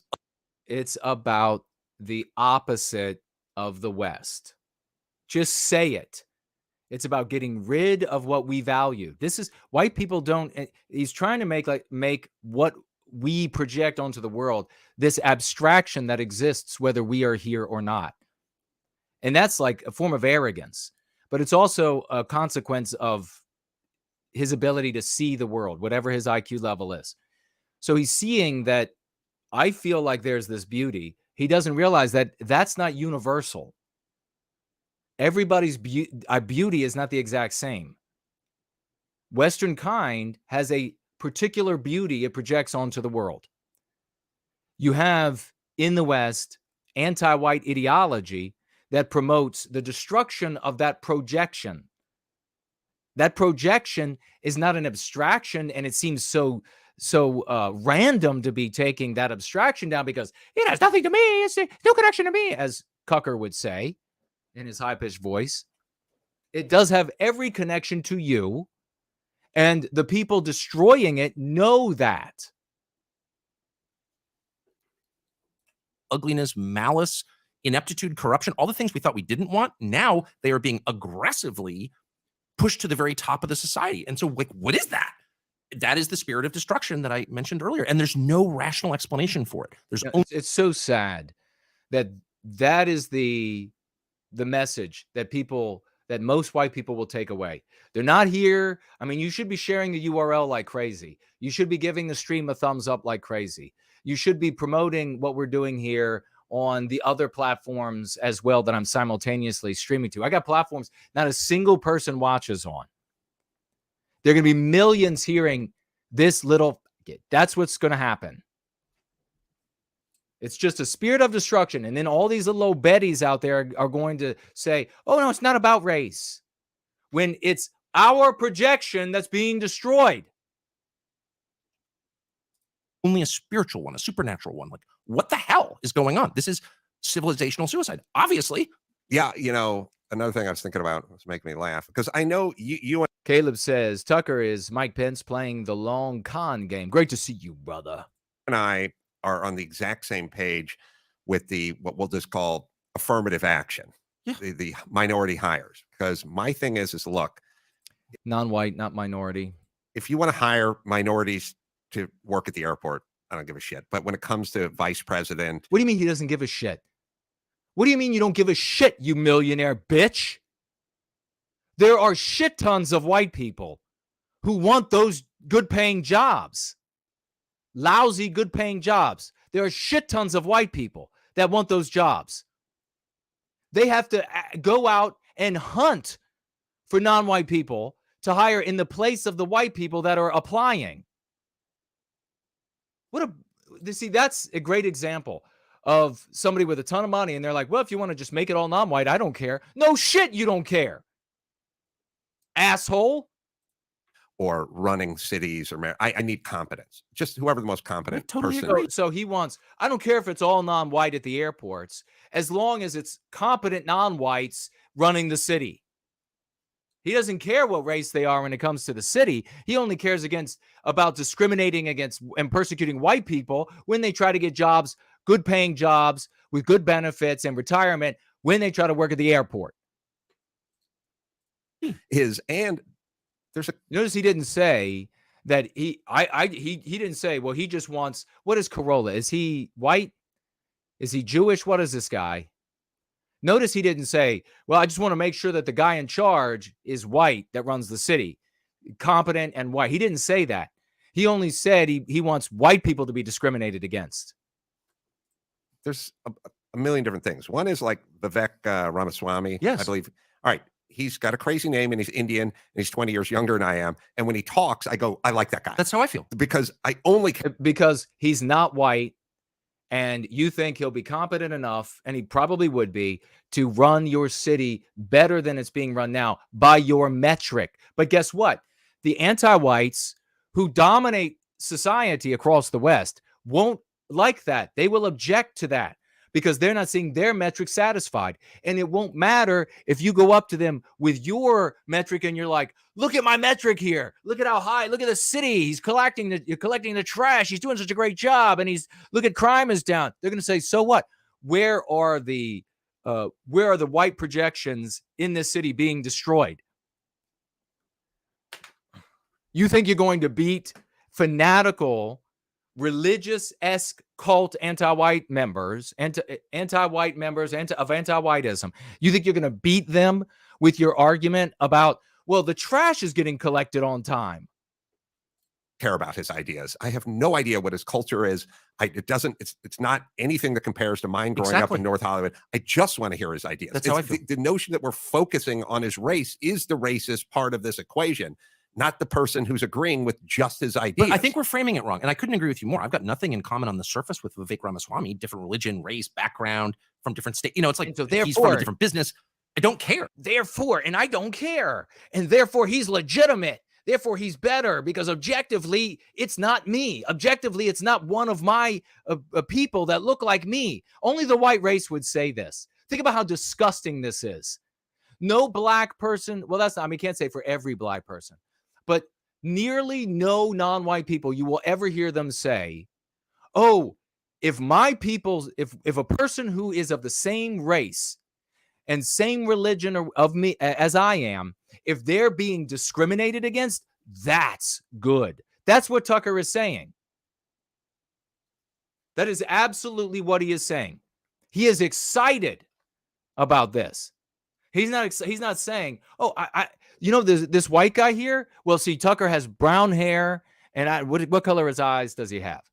But let's say that the other white guy he could be talking about is blonde haired and 7 feet tall, and he's got grayish blue eyes, and he's like, Tucker's like, I'm none of that, and I still want him. No, Tucker would not do that because the guy's white. Tucker is very cognizant of who is and who is not white. I just think he's super smart and he takes these problems seriously. I would vote for him in a second. I couldn't agree with you more. But what I think that we are under the impression that what we're seeing is affirmative action, which we were told 50 years ago when it started was a way to enfranchise people who'd been historically disadvantaged. I don't think that's a terrible idea. Like as an idea, really? That's not what's happening. An idea? Really? How could that not be a terrible idea? Because he's rich, because he can buy his way out of it, because he's not in competition for those jobs. That makes him a piece of shit. This is the problem with the white race. Radical individualists that don't have a single feeling whatsoever for a white guy like me, like all of you, like millions more, paying our dues, studying our asses off, trying to get into. I had a conversation with a white guy who was an executive years ago, and total anti-white. I knew this about him. Villainy signaling anti-white before we had our conversation. And I was talking about, I had actually numerous conversations with him at different times. And he was astonished by my intelligence. Every time I saw that look on his face again and again, like, holy crap, you figured this out. Holy crap, you figured that out. And then he was just like, well, inquiring about like what I do and etc. And I started to talk to him about my struggles. And he's like totally confused. And I said, well, you know what? There aren't any programs for young white men trying to succeed in the world. There aren't any programs. There are for girls, the white girls. There are for, we'll talk about that in a moment. And there are for non-white people, but there aren't any for, and the realization of, holy God, I'm talking to one of the victims of what I have villainy signaled my whole career up to this point. Bought my ass into a nice neighborhood where I could pay for my children and my wife and everybody to be away from this shit. I'm looking at one of the victims of that. And no, they have no shred of care whatsoever. You're never going to get white people to come together for a collective defense unless you use the concepts of Go Free that make us into a people for the individual's well-being by way of the group's well-being. Benefit, like if you said to me, okay, we're going to have this BLM movement, and we're going to burn a bunch of your cities down and attack a lot of the things that you believe in and hold dear. But like 1/3 of the population of Baltimore will like learn to read at high school level and get good jobs. You'd be like, that's, I'm not sure I'm for this, but at least someone's benefiting. No black people benefited from BLM. We're only talking about benefiting non-white people. And again, it's like at the pinnacle of this, what anti-whiteism focuses on, and you don't focus on what anti-whiteism focuses on, is angelizing the black race. And it was by way of, and we don't even talk about these laws like affirmative action. Don't even bother talking about it. I mean, you can mention it, but you have to go into detail about how all of the laws, all of the codes, all of the rules are interpreted by way of the anti-white morality. And morality trumps every law, every rule, etc. every time. When you wrote these laws into the books, white race, when you wrote the laws into the books and you thought they're going to stand forever because I wrote it down, you were a fool. Because while you were busy writing things into law, anti-whites were busy creating a new morality because they knew that the morality would trump what you wrote every time. And it has. They got the burned cities. Like 4 black people benefited. They stole the money and bought a bunch of houses on the west side of LA. That's the total pool of beneficiaries. So there's actually no upside to any of this. And that's why I'm saying it's not rational. It's something deeper is going on. And again, don't take any spiritual advice from me because I don't know. But I'm just saying the terms that we've used during the course of our lifetimes to describe what happens in politics no longer apply. It's bigger than that because it's irrational. Yeah. And one of the things I was having a laugh about is on Thursday last week, and it was the Trump indictment day. So it was good for Mark Ridley Thomas, who is black. He's the first black man ever elected to LA County, the LA County board, right? So he was like the first, right? So he got indicted because he was laundering some money. And so I was like listening to the story on the radio. So Mark Ridley Thomas, first black man, LA City board. Again, don't focus on the warts of another group of people. And when you do that, you're demonstrating that you see yourself as a radical individual, and that if this group could just be moved out of your way, then you as a radical individual wouldn't have to worry about them. Do not do that. Stop being such a radical individualist. Board is laundering money through Marilyn Flynn, who's the former dean of USC School Social Work, first woman, first social worker, first. So I was like, okay, you have the first woman at USC, and then you have the first black man, and they're fucking their constituency. Of course. What is this notion of, well, if we could only get a woman in this position, when we start putting women, when we start putting people of color and black men in it, then People what? of colors, MP. They're not going to act like politicians and people. But also, who benefits? I haven't been to the Inland Empire recently, which I think is heavily black now. Didn't used to be, but it is because I think a lot of black people who lived in LA have been moved east. That's what I've read. And I haven't been there recently, but I would be shocked if there are like a lot of black people in the state of California who are actually benefiting from any of this crap. Nothing. Like none. Right. In fact, there seems to be even more suffering, I have noticed, in black neighborhoods. So on what grounds can we justify this? Only on the grounds that it's good for the new generation of Al Sharptons who's continuing the same shtick in an effort to do the same thing, which is commit corrupt acts. That's exactly. I mean, why doesn't anyone say this? Like, since when does Karen Bass speak for black people? I don't. I don't think she does. Works. I don't think she does either. I mean, what? Well, the other, I think it's worse than does nothing for black people. I think it's worse because I feel like a lot of this was meant to satiate. Of course. So you go, we're going to have the first black or African-American vice president, whatever. So rejoice, black women who are living in squalor outside of Gary, Indiana, exactly. right? And it'll do nothing for you. But yet there'll be a moment where it sort of satiates. It's like you're rooting for a team to win the World Series or win the Super Bowl, and then you go back to your horrible factory job and your loveless relationship. I've got great news, Adam. It's Christmas morning, and I want to give you not an actual president. It's white guilt, and they're trying to cure their white guilt, but all they can do is palliate it because the anti-whiteism never goes away. That's where we have the 9 words. Atonement cannot be had for a grievance never committed. Atonement cannot be made for a grievance never committed. You can't atone for something you didn't do. And that's all these white people are doing. They're trying to atone, and it never ends because all they can do is palliate. All they can do is feel good for a moment. Oh, I screwed over a white person. And that's what both of these guys are doing. I'm screwing over a white person so that I can say, fine, all the non-whites could have the jobs at the airports or whatever. You could just screw over all the white people who are at that economic level, want those jobs, but they could just have it all. And the same thing out of Tucker, too. So Viswami could have the position in government to screw the white people that would like to have that job. So that is a villainy signaling. That is an attempt to palliate as a palliative their white guilt. And they get infected with white guilt by way of meme pathogens in the anti-white narrative. We're going to take like 30, 45 seconds, 50 seconds or so. And we're going to come right back and we're going to continue with, I'm not going anywhere. We're going to continue with the story about the transgender or transgendered people or whatever, and this swimmer and women needing safe spaces when we come right back. Nothing but the future's dead. Thanks and his host to kill. Oh, God, they knew he'd overspent. Was time to pay the bill.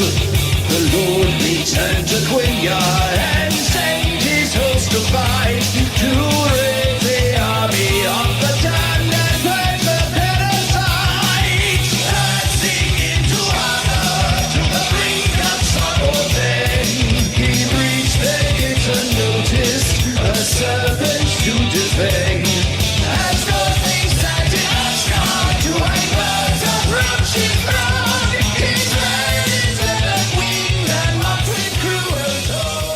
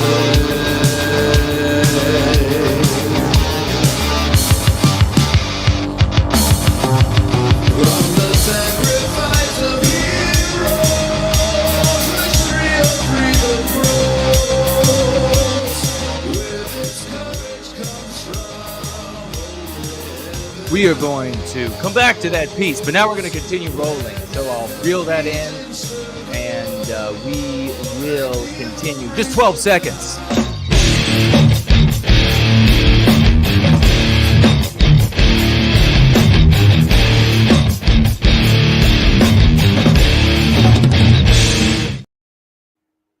All right, we're still having fun here. Let me turn that off, and we're going to get right over to this right now. So make sure you share the stream, like the stream, go crazy. Because if you don't, you're just going to be listening to Tuckers for the rest of your life. You're gonna become a cucker yourself. Is that what you want to do? Elaine, I was looking in your messages here, and I can't find where you said that he like really throws us under the bus. So tell me in the live chat. Have I gone past that point yet? But we'll come back. We'll finish that if there's more like horror for us, horror for white people from Cucker. But until then, we're going to find this other. Nope, not that one. Nope, not that one. Nope, not that one. What the heck? Nope. Nope. Nope. Nope. Why is it not showing up? Oh, you know what? Maybe it's that. Yes. We'll show this first. All right. This is the young lady herself. How's the microphone working? Is it working well? Are you feeling yourself getting excited for white well-being? Maybe I should start doing this. I'm always yelling, so instead I'll move over to whispering in your ear sweet nothings. You may put the phone beside your ear and listen closely. You are getting sleepy, very sleepy. This is Riley Gaines. Riley Gaines. She's got some muscles. You know, for a girl who is, she's the swimmer, university level. Did you all hear about this? Is this new? Are you new to this? And 36-minute mark, Jason. It gets much worse. Oh, maybe we'll have to watch. We were close to that point. So we might have to check out a little bit more. So just hold your horses. At the 36-minute mark, we'll go back. This is Riley. And for a girl who's saying guys can't compete, she's kind of manly looking. I mean, she's pretty, but she's kind of manly looking. But anyhow, she's going out and she's debating and she's giving speeches and she's like, this isn't right. Guys should not be allowed to. Girls should have safe spaces. We'll read her little tweet here, and then we'll watch her video. It says, the prisoners are running the asylum at SFSU. I was ambushed and physically hit twice by a man. This is proof that women need sex-protected spaces. What is a sex-protected? Is that a condom? What is a sex-protected space? No, you're not going to get a safe space for white females so that you all can still shit on white men. You go to these Title IX, folks, and that's what the anti-whites are going to amend or have amended. That's what they're changing to include imaginary females. And so females who are born biological males, imaginary females. Title IX was bullshit from the beginning. What did Title IX do for Western kind? Well, first of all, it was bullshit because female sports don't bring in money. They are nothing but a drain on the universities. So if you want to have a program for a female sport at a university, and you want to have a little program, you're going to say, well, we'll take a little bit of money away and we'll give like these really small, and this is the kind of stuff that was happening, small scholarships to girls who, she's going to be our lacrosse player or whatever, where they play field hockey. She's going to be this wonderful field hockey at the college level. And so she'll be able to go. So they did this and they were a drain.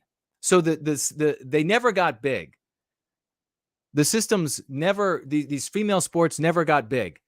Way of the world, I mean, that's the way it is. You want it to be more popular? Recruit some of the girls from the bra commercial and let them run around in their unsecured sports bras. So you should have a cup size and then a sports bra that really makes those suckers bounce. And I promise you will increase the dollars that are spent at those events. I promise. You make it so the girls can even run to the fence and you can stuff money in their uniform. The price will go through the roof. You'll be able to buy all brand new equipment, fields, and give scholarships away to the best females who can play volleyball and whatever else that they're playing these days. You could do that. But no, they didn't want to do that. Instead, they came along and they said, I've got an idea. We're going to make all the white guys pay for it. We'll make all the white males pay for it. See, at that time, what was it, in the 70s, right? At that time, university sports, basketball, football were not all already taken over by anti-whiteism, where they were replacing almost all the white athletes with non-white athletes. So they just said, we'll just take it from the white males. And all these little girls like Riley were just like, oh, yippies, yippies. I'm going to get to go to college for free. I'm going to get to go to college free. I'll just swim and then I'll be able to be a star. Yippies. So they took all this money away from primarily football, the football team. So which meant what? They had to go short of medical treatment. They had to go short of expansion with the extra dollars. They had to go short of a lot of different things that they could do for these young men. So the white boys who would have gotten scholarships to get into university to play a sport, which they weren't going to be able to be a pro at, but they would be able to get a good education, those scholarships couldn't go to those young white men because they were busy giving them to Riley. So she could go up to college and then gain herself about 15, 25 notches on her bedpost? You know what's going on at colleges. Don't give me this bullshit. So they made white males pay for this. Title IX, they made white males pay for this. They made white males suffer for this. And every year it's gotten worse. Every year they make, and of course, check it out to make sure what I'm saying is accurate. I'm just an entertainer. I might be a little wrong for the point of making a joke. So check it out for yourself. The ears against the door. But every year it's like, no, more money from football, more money. And then basketball became at many universities a big money maker, could pay for itself and some. Oh, money from you all too. We'll take the money from that. And now the white males not only getting fleeced by the white females, going back to remember in the 60s, the beginning of 1960, we had a 90% white country. Check it out for yourself. Maybe I'm wrong. Check it out for yourself. So it was coming from the white males by the white females. And then also from the white males, they said, oh no, you're not going to get the scholarship that even you would have gotten. You know, white guy A, you're not going to get one because we're going to give a scholarship to Riley to be a swimmer. White guy B, you're not going to get one because we're going to give it to Tyrone over here to be the running back instead. But yeah, Tyrone can't spell his name. This particular Tyrone played for the Redskins back in the day. Well, it doesn't matter. He's going to be a great running back. So we're going to make him a star. Doesn't matter how it reflects on the university. We don't care anymore because we have a new morality, anti-white morality. So now anti-whiteism is just marching along. Little white girls have been so happy because they've been able to be one of the recipients of the persecution of white males. And now, since the anti-white religion, the anti-white cult doesn't need white females like they used to participate, to destroy the white race, to destroy Western civilization. Now they're like, we need to further disrupt, and that's what they're always doing in anti-whiteism, our norms, our mores, our etc. And it's a norm for Western civilization that we broke up competition between males and females and between different weight classes and different age groups and all of this sort of thing, because we wanted to make it what we refer to as fair, which is an artificial creation by us inside of Western civilization. It doesn't exist without people creating fair, okay? God doesn't come down and make fair. God makes very unfair scenarios. That's a reality. So now they're saying, well, this whole gender thing, this Western idea, this expectation of behavior that if you're born a male, you're going to behave like a male. And if you're born a female, you're going to behave like a female. You're going to be that gender. You're going to be whatever that is. Well, now that's got to be destroyed because now we're at that increment of the incrementalism to anti-white hell, anti-white perdition. So now they're going to change that as well. Well, that's going to harm white females. Well, how so? Well, because males are better. I'm sorry, ladies. I'm sorry. Generally speaking, and I know that I'll be disagreed with, and that's fine. I'm giving you my opinion. We look at Jeopardy. The dominating female is a biological male. We look at, so thinking, spelling bees, the dominating female, biological male. You look to the all of these different sciences. There are females who are STEM sciences that are dominating the females, biological males. Then you look into like fighting. Did you see this cage match the other day? The female who's a biological male, imaginary female, stomped the shit out of the biological female competitor. So at some point in the past, I want you ladies to really understand this and get down on your knees and thank white men. Because in the past, nobody said, girls are better than boys. Girls are better than men. That's not what happened. No, white men said, you know what? We want our little girls, our young women, our older women to be able to compete with their peers so that they can enjoy these things. And then they can be champions. Because if they compete with us, they're just losers. And so white males established this. And then white females stabbed us in the fucking backs. And now you have swimmers like this, top of the pyramid for biological female swimmers, Riley Gaines, and she says, this is proof we need protected spaces. No. I hope you lose your ass off.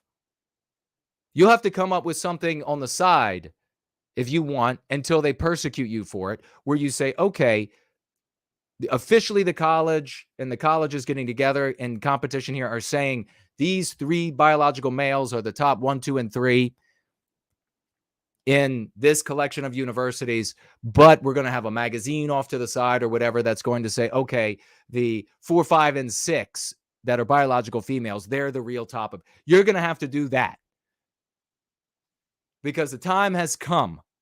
And no white males out there better try to stand up and say, I'm going to go to bat for the females because we will beat your fucking ass into the ground. That's how sick and tired of it we are. The day's going to come when a white male, and that's all is a male, not a man. When you white knight, you're a boy. Because everyone knows what you're doing when you're white knighting and you step up and you're like, no, I'm going to come to the defense of the girl. You are just trying to pay for sex with that subservient behavior. You're trying to pay for attention with that subservient behavior. Well, the day will come where when you do that, you bitches out there, there'll be a bunch of other white guys who will totally ignore the female at that point and whatever the bitch did wrong, and they will beat you to fucking death, or you will wish you're dead. No more serving women like they are some sort of royalty. End of that. Now we serve the good of Western kind. And if a bitch gets in the way of that, oh well. And if some guy wants to stand up in white knight, well, I guess you're going to be learning how to eat through a straw, buddy. Trying to pay for these favors. Everybody knows what you're doing. And obviously, since it has to be said, since there are so many people in the white race now with 90 IQs, if some woman is having the shit stomped out of her, you stop the fight, just like you would if it was some little man having the shit stomped out of him. Everybody knows exactly what I'm saying. And so any interpreting it to mean something that it does not is on you, not on me. Still only further assures me I'm doing something right. Oh, and they want you silent. Speak louder. Okay, bitch. When were you speaking out for the young white men? When were you speaking out for them? Are you speaking out for your white male peers right now? In the classroom, every class that this Riley goes into, they're demonizing the white race, and the specific target there is white males. Does she speak out then? I'm going to guess no, because if she did, they wouldn't be talking about her in the news. Let's see how the anti-whites, and that's what matters. What matters here, again, I'm going to point out, it's not that these are people who are imaginary the other sex. It's that they're anti-white. Because again, if there is a person in the world who is biological male or female, and they don't believe that's what they are, but somehow they can put it together so that they can function in the world without anybody knowing. In other words, not having to get to children with sex shows, not having to force people to obviously look at you and see that you're either a man or a woman and not the other thing and be confused by it, and force people to celebrate that you are anathema to a normal Western expectation for behavior. If you can go out into the world and convincingly present yourself as the opposite sex, if there are people like that, and I'm sure there are, then go do it. You don't need to destroy Western civilization. You don't need access to children. Just if you feel that you're totally different, go be that and shut up. This is all about destroying the West. This is about upturning another norm in the West. It is about white erasing our mores. Are you ready?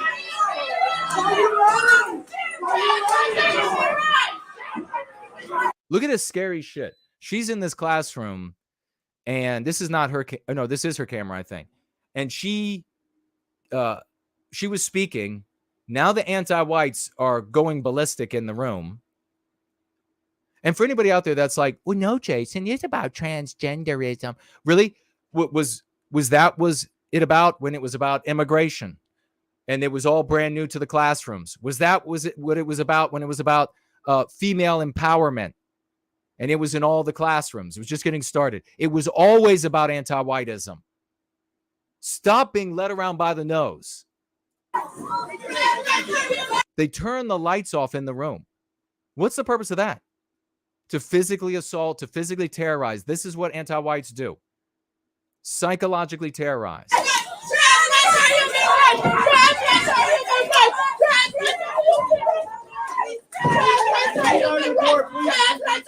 Don't fall into the trap of being stuck in the anti-white narrative and inverting what you hear the person yelling, trans rights or human rights. Don't invert that.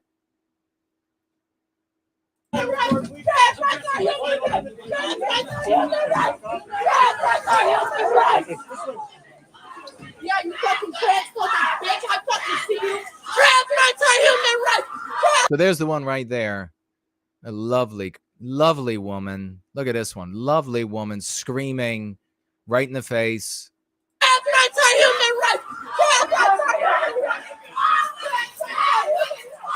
Now, why would they need to turn out the lights? Why would they surround? What were they going to do surrounding you? The whole thing is about terrorism. Every one of these people in a healthy Western country would be arrested for terrorism. It would be anti-white terrorism. Someone disagree. You have a disagreement with somebody who holds a thought. Well, then you're going to have to make your case in a calm, rational way. You are not going to be able to scream like a banshee from hell in their face and go to their homes and behave and dress like psychos so that they think that their lives are in danger. Because we know, we're adults. We know what you're trying to do. This is not your First Amendment. We know that your intent is to terrorize into compliance.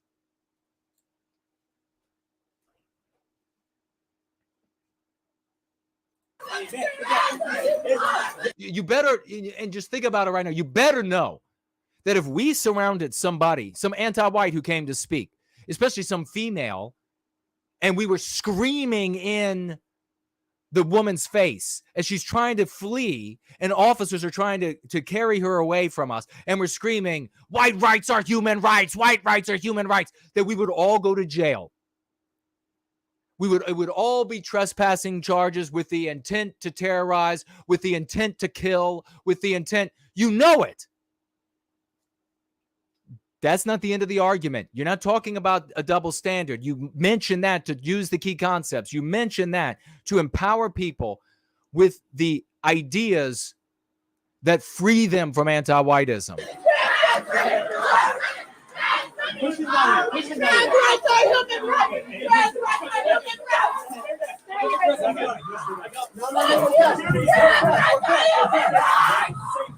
Okay, like the screaming that you hear in absolute movies.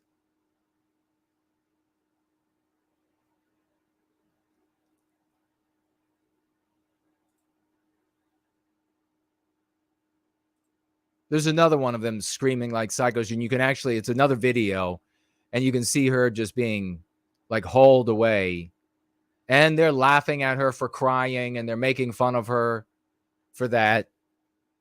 And then what, of course, is whisking her away? Males.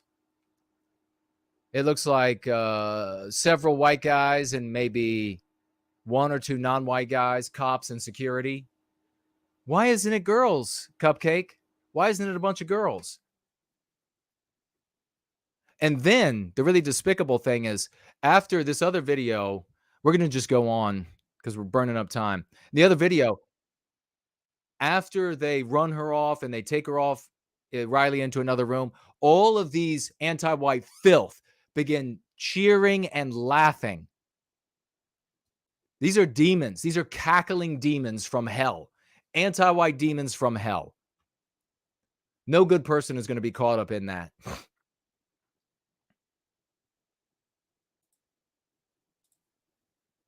Let's watch a little bit of this and we'll get back to the Tucker thing. 36-minute mark in just a moment. We were almost there, but gets much worse.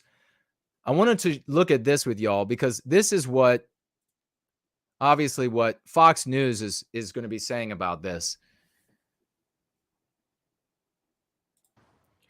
Well, the Biden administration is unveiling new Title IX rules that would bar federal funding for schools and colleges that enforce bans on trans girls playing on girls' sports teams. If approved, the proposal would still give schools some flexibility. All right. Who's this woman here? The normal woman is the black lady.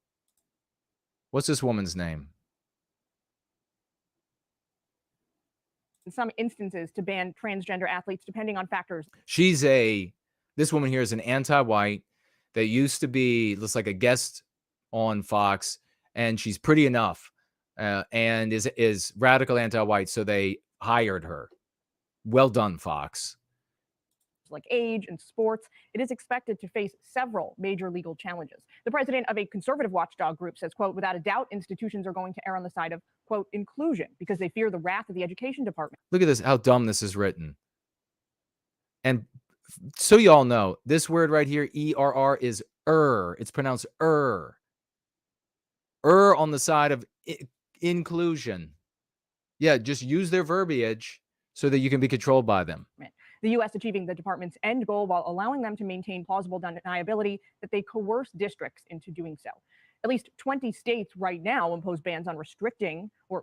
Peter, it means to make an error. The reason for the mispronunciation so widespread is that error is pronounced with that error in it. Restrictions for transgender athletes. Let's bring in Clay Travis. He is the founder of Outkick. Clay. Look at Clay with his little pink jacket. You're so sweet. You're such a sweetie, Clay. And this guy, every time I see him on here, anywhere, he is the most insipid cuck-servative you'll ever listen to. So the Biden administration Title IX policy already prevented discrimination based on gender, but now this new rule would prevent. Why does this Randy guy look homeless? He looks like a homeless man that found a jacket in a dumpster and he cleaned it off and put it on. But he makes big money. They have him on all the time. Discrimination based on gender identity. So critics say that essentially forces these sports teams to recognize the gender of student athletes. Excuse me, this is crazy. Their gender identity rather than biological identity. That's right. Yeah. That's right. This is crazy. What the Biden administration is doing is they are expanding Title IX, which has allowed women's athletics to roar to record popularity. Right, which is completely despicable. If they were going to roar to popularity, then they should have done it on their own dime. They should have done it with their own ingenuity rather than fleece white males. By treating men and women's athletics equally. I mean, for people out there who don't really understand. Is it really equal when you have to fleece? No, of course not. It's all about perspective. That's why you can't just listen to malefactors' arguments and the cases they make, because they will deceive you. Understand how this applies on a collegiate level, for instance. It requires roughly equal scholarships for both men and women in a college setting. I mean, can you believe that? So let me say that, because that's what I want to say really about him saying that. Just reminded me. What ultimately did Title IX do for the white race? I was talking about the persecution and discrimination, the suffering of white males, how their programs were undermined financially because they had to start paying for all of these other programs that didn't make a dime for the school, didn't pay back, just a giant black holes for the sports programs that did make money for the university. But what else ended up happening? Well, a bunch of white females that should not have gone to college went to college. And they went because they got free rides. All of it paid for. Because they were going to be field hockey specialists. Because they were going to play female basketball. They were going to play they're going to play some volleyball. They could play some. Those girls are hot, but nonetheless, they were going to play some volleyball, and then so they went to university. And what happened to all these females that went to these universities to play sports? Well, they were all horrifically propagandized with anti-whiteism. So white females that should have been learning how to be mothers and wives, to have wonderful families. Obviously, not all females are cut out for that, but a great percentage of these females that went off to university, instead of learning how to be great mothers and wives and perpetuators, the hand that rocks the cradle of Western civilization, they went to university to play some dipshit, useless sport, and they got totally propagandized. And because anti-whiteism lays it on thick on the feels, that just spoke right to the female heart. They became radical anti-whites, and they came out of those institutions as destroyers of Western civilization. And not only that, while they were at university, they learned how to become downright whores. Many of them, after they got good and white guilted, whores to non-white males. That's what Title IX did for Western civilization. You obviously are going to have exceptions to the rule, but that's the rule. What they are now saying is men who identify as women should be counted as women by and large, unless you're going to specifically exclude them. Good. This is crazy, right? Men are bigger, stronger, and faster than women. We've seen this play out, whether it's the Leah Thomas situation or bigger, stronger, faster, biologically. Right? This is the reality. This is why men's and women's sports are separated. What did she do? There is a insecure at all? Oh my God. Identify as women should be counted as women by and large, unless you're going to specifically exclude Oh my God, what did she? Insecure much? Insecure. Did she just turn 6 years old? Oh my God. This is crazy, right? Men are bigger, stronger, and faster than women. We've seen this play out, whether it's the Leah Thomas situation or every sport. Bigger, stronger. Men who identify as women should be counted. We have to stop. He was just talking about how men are physically faster, stronger. And this insecure little cupcake leapt in and said, oh, but not better. No, honey. Yes, better. Better. Yes, better. That's why you object to biological males competing in the all-female things. Intelligence, physical activity. You don't want the biological males who want to present as females competing. But not better.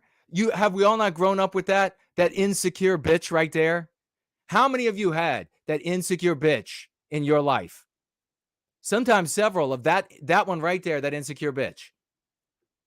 Counted as women by and large, unless you're going to specifically exclude them. This is crazy, right? Men are bigger, stronger, and faster than women. We've seen this play out, whether it's Oh my God. Look at her face.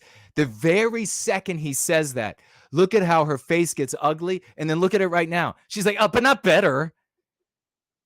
Are they bigger and faster? Wait, they're not better. What's your metric of better? Do they beat you all in STEM sciences? Do they beat you all in the spelling bees? Do they beat you all in Jeopardy? But not better. We're better than you. Anti-white bitch. Look at how mad and ugly this bitch is. exclude them. This is crazy, right? Men are bigger, stronger, and faster than women. Ooh, look. Literally, like not a second, like a quarter of a second. This is the face she makes when he said that men are bigger and faster, stronger and faster. That's the face she makes. That's the face of anti-whiteism. That's the face of anti-whiteism. Doesn't care what reality is. Gonna live in a fiction. You know what, bitch? Go back to the nursery room. You can have your fucking fairy tales with children because that's all you are. You're a child in an adult body with titties and an ass. That's all the power you have is titties and your ass. Mentally, emotionally, you're just a child. Get back in the nursery room, bitch. It's a fact. Seen this play out, whether it's the Leah Thomas situation or every sport.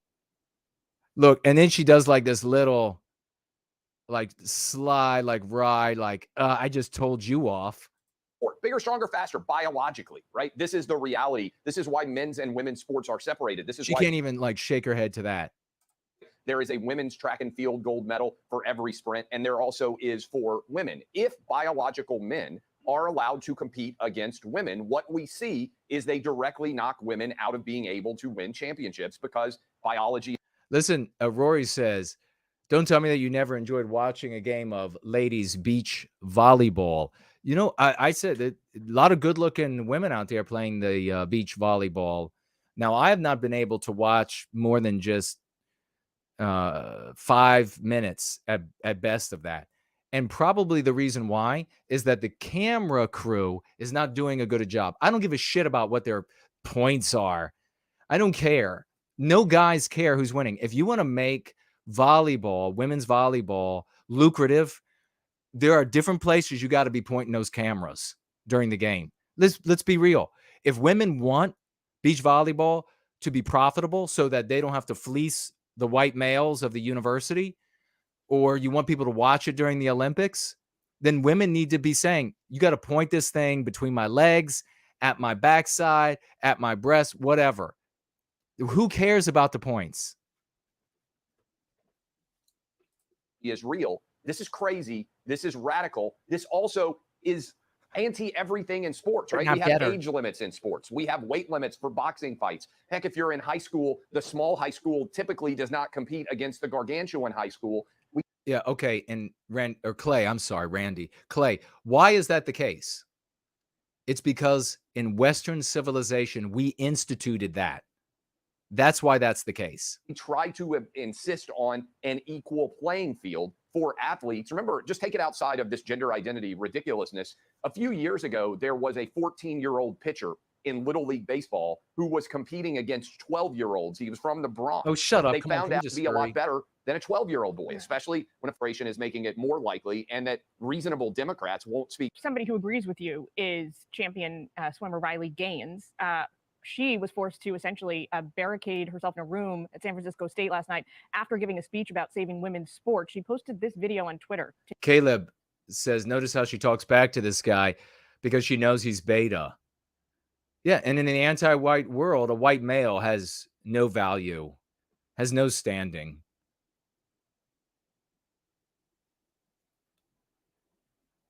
Oh, he says, I bet she wouldn't say that if we double teamed her. Yeah, like we did the woman running for mayor. Take a listen. Hey, you. I see you. I'm gonna bust you up. You She crying? says that she was ambushed and hit physically 2 times. What do you say to that, Clay? Oh, well. Well, Riley Gaines is a hero. And unlike this hero. embarrassing Nike, for instance, using a man who's pretending to be a woman to sell sports bras and leggings, Riley Gaines is a hero. And Wait a second. Is he really selling sports bras?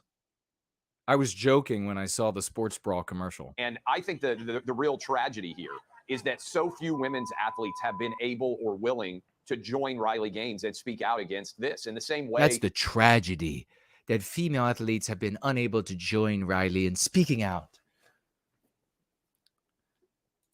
that if you look at J.K. Rowling, the Harry Potter author, look, no one is saying that people can't identify as whatever gender they want to identify as if they're adults and it makes them happier. No, we are saying that. You see, this is Clay's Fox News take.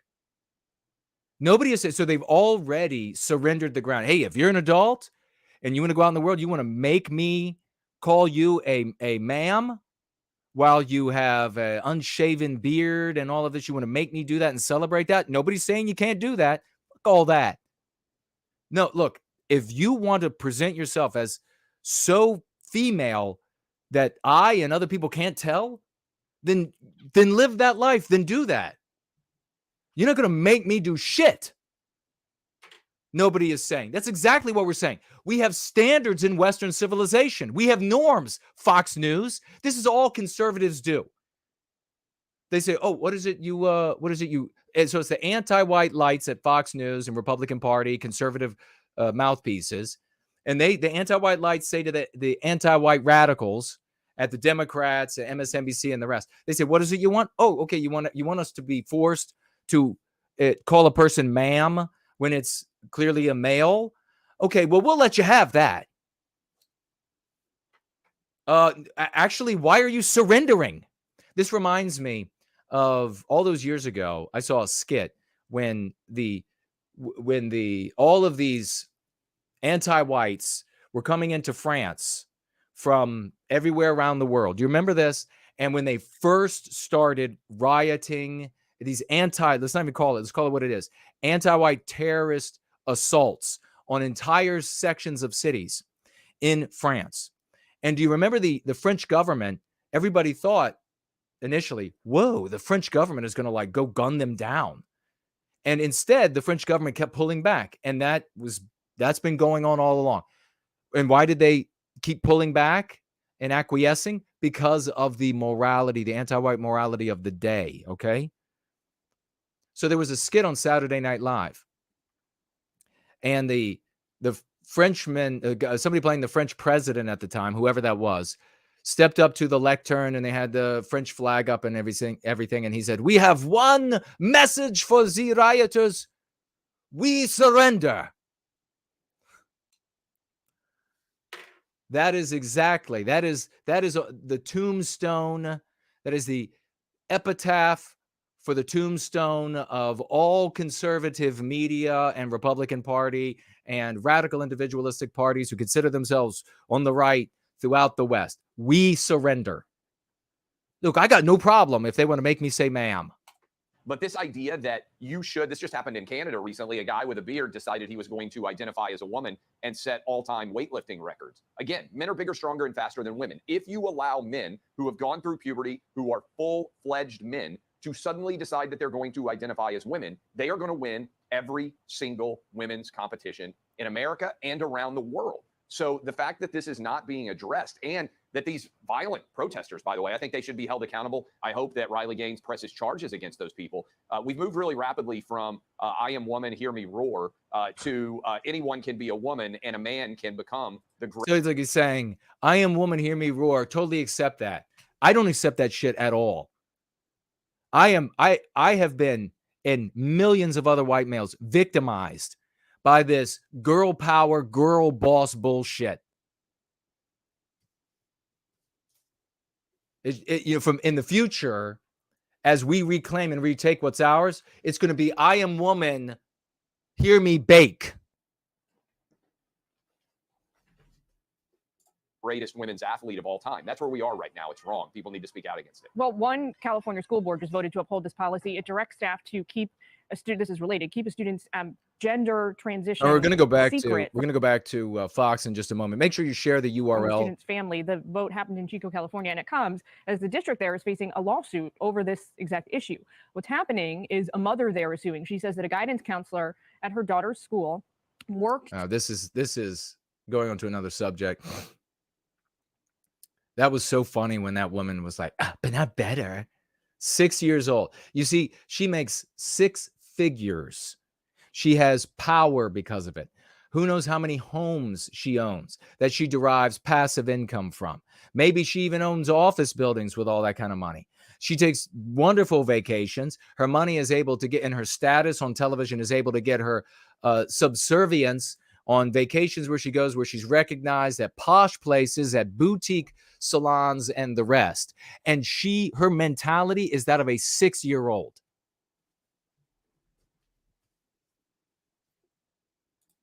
Let's go back to Tucker really quickly. We'll see what that is. Then we're going to keep rolling. Please share the URL or I will kill you.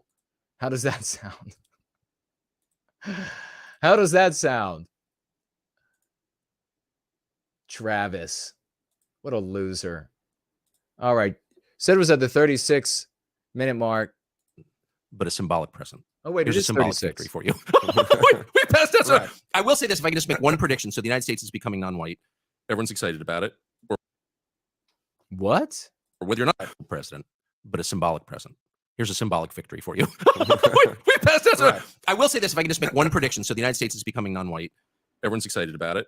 Or whether you're not excited about it, it doesn't matter. Whites are going to be in the minority. So what that means soon. So what that means is, he said everyone's excited about it. And he didn't disavow the excitement. Let me look at it again, how he says it. Or right. I will say this, if I can just make one prediction. So the United States is becoming non-white. Everyone's excited about it. Or whether you're not excited about it, it doesn't matter. Whites are going to be in the minority. So what that means soon. So what that means is you're going to get at some point, probably in my lifetime, people standing. Would you say that something that would be horrible for your family, that everyone is excited about it, even in irony? Your immediate family? My family's about to be thrown out on the streets. Everybody's excited about it. In the neighborhood. Would you say that even in irony? Talk about villainy signaling right there. I can't say that he's expressing excitement, at least yet. So the United States is becoming non-white. Everyone's excited about it. Although he's pointing to himself when he's thinking the sentence that he then says. So he's saying a sentence, but that's not the sentence he's thinking. He's going to be thinking the sentence that's coming. And that's when he points to himself. Watch that again. Right. I will say this, if I can just make one prediction. So the United States is becoming. Okay. He's pointing at himself right there. We're saying the United States is becoming non-white. And while he's saying that sentence, he's thinking of the next sentence, which is this. Everyone's excited about it. Pointing to himself when he's thinking everybody's excited about it. Wow. Or whether you're not excited about it, it doesn't matter. Whites are going to be in the minority. So what that means soon. So what that means is you're going to get at some point, probably in my lifetime, people standing up and saying, I represent white people. I'm the candidate of the white voter. Right. What's wrong with representing white people? Why can't somebody stand up against the victimization of white people? What's wrong with that, Tucker? No one can object to the victimization of white people. That's immoral. And of course, it's immoral because he is inside the anti-white narrative and he subscribes to the anti-white morality. So it is more immoral. So he's got a villainy signal, going to say that he's more the morality of anti-whites than they are. This is the conservatives again trying to own the radical anti-whites by being more anti-white than they are. How smart of you, you empty-headed Ken doll. And I just want to say on the record that I'm going to tell that person to fuck off because nobody speak. I'm an adult man. What? And what? Make one prediction. So the United States is becoming non-white. Everyone's excited about it. Or whether you're not excited about it, it doesn't matter. Whites are going to be in the minority. So what that means soon. So what that means is you're going to get at some point, probably in my lifetime, people standing up and saying, I represent white people. I'm the candidate of the white voter. Right. And I just want to say on the record that I'm going to tell that person to fuck off. Oh my God.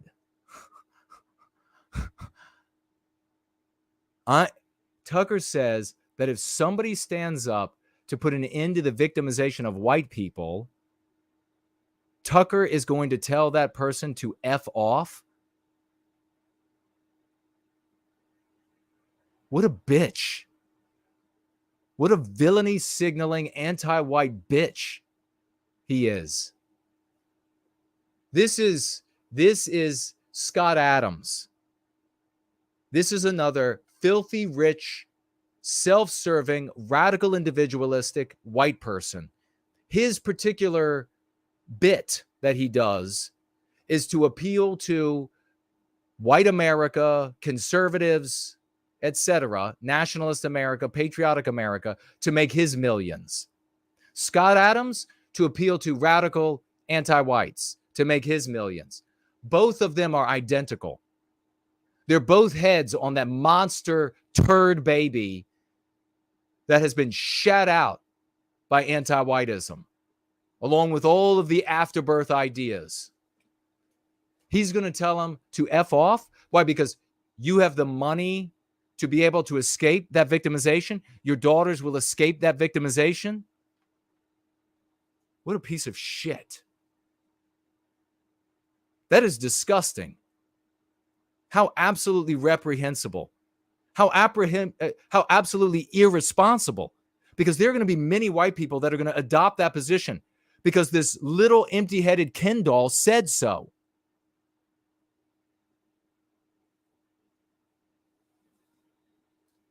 There are going to be white people who repeat that sentence.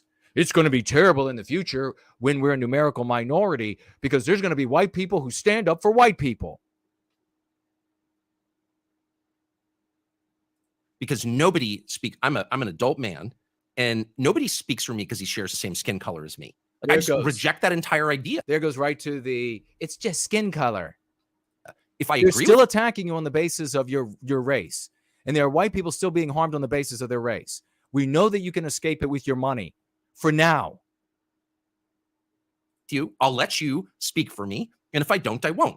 But this idea that someone of a certain skin color, any skin color, or any ethnic background speaks automatically on behalf of all people who share that skin color, ethnic background is a Nazi idea, and I'm totally opposed to it. And I will be opposed to it when it happens to me. So blame, of course, right to history, Godwin's law, right to the breaking out the Nazi again. This Eidolon, this Nazi Eidolon. Let's just go to the cemetery. I'm just gonna keep breaking out this dead horse. Let me drag this dead horse out of the cemetery. I'm gonna beat it some more. It's all just bones and dust now, but I'm gonna keep beating this dead horse. So I want you to note the really important thing here. That is this: that your average person who considers themselves a conservative, a Tucker fan, Fox News fan, the average person you're probably going to talk to again and again in your life considers, as a consequence of the anti-white narrative, that the defense against the victimization of white people is Nazism. He just did that. He just said that a white person wanting to advocate for the end of the victimization of white people, he said standing up for white people is Nazism. What is Nazism in the minds of the hundreds of millions? It is the genocide of an entire race of people. It is the scores and scores of millions killed in a war to conquer the world. Don't tell me that's not what was happening and all this other kind of shit. The question is, rhetorical question, because I already know the answer. What's in the minds of the hundreds of millions? And I just answered it.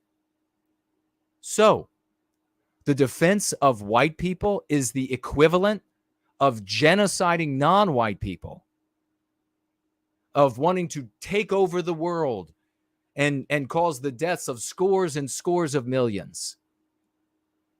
My friends, you will never be able to defend against our victimization, to push back on anti-whiteism, if you allow people like this to set the tone and tenor of the conversation.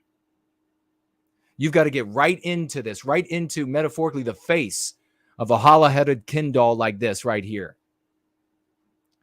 Get right into his face and tell him what a white son of a bitch he is. Anti-white son of a bitch he is. You don't debate what happened in World War II. I don't care what happened in World War II. I don't care what happened in the rearview mirror. You demand to know of people like this, the headless, or the empty-headed Ken dolls in your world. You demand to know why they're so anti-white, that they would equate putting an end to the victimization of white people with genocide and world domination at the cost of scores of millions of lives. Because you've got to address that immorality to get to a healthier place. You've got to put them on the spot and demand to know why they're so goddamn immoral. What a turd. I mean, what a turd. And this will happen. Someone's going to, oh, white people. And I'll be like, I don't even know you, dude.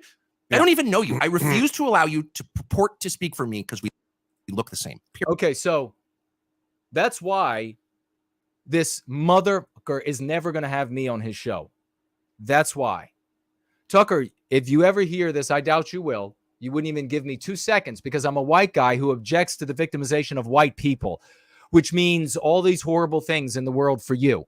Because you can live in the nice neighborhood. You can send your girls to the nice schools with their bodyguards that everyone else on my economic level and even rungs above my economic level and certainly below, they don't have guards for their daughters, you motherfucker. They don't have guards.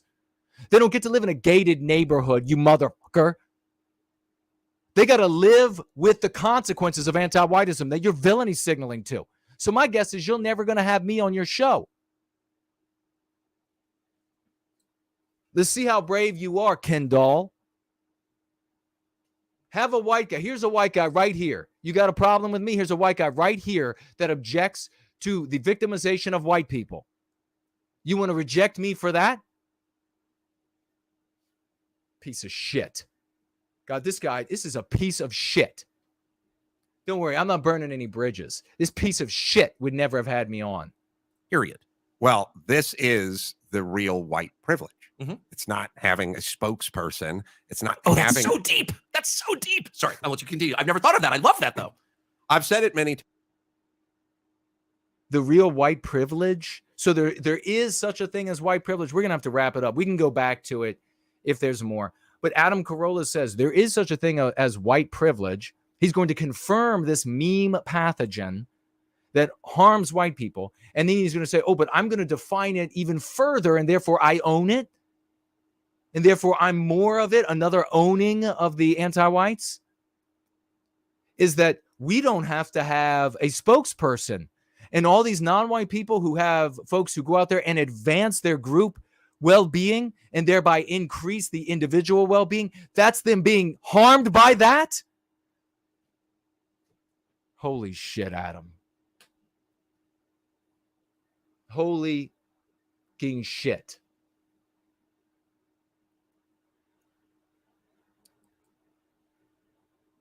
We'll take a very, very brief bumper. 26 seconds, and we'll be right back. Drowning in the argument, the anti-white says, what exactly is anti-white? You have got to be animated with the righteous passion of reclaiming our destiny. We are the heroes of this era.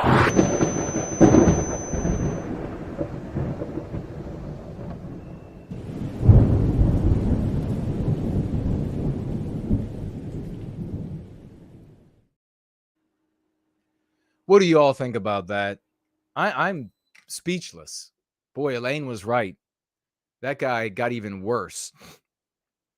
He got even worse. It's Nazi. I'm not even gonna.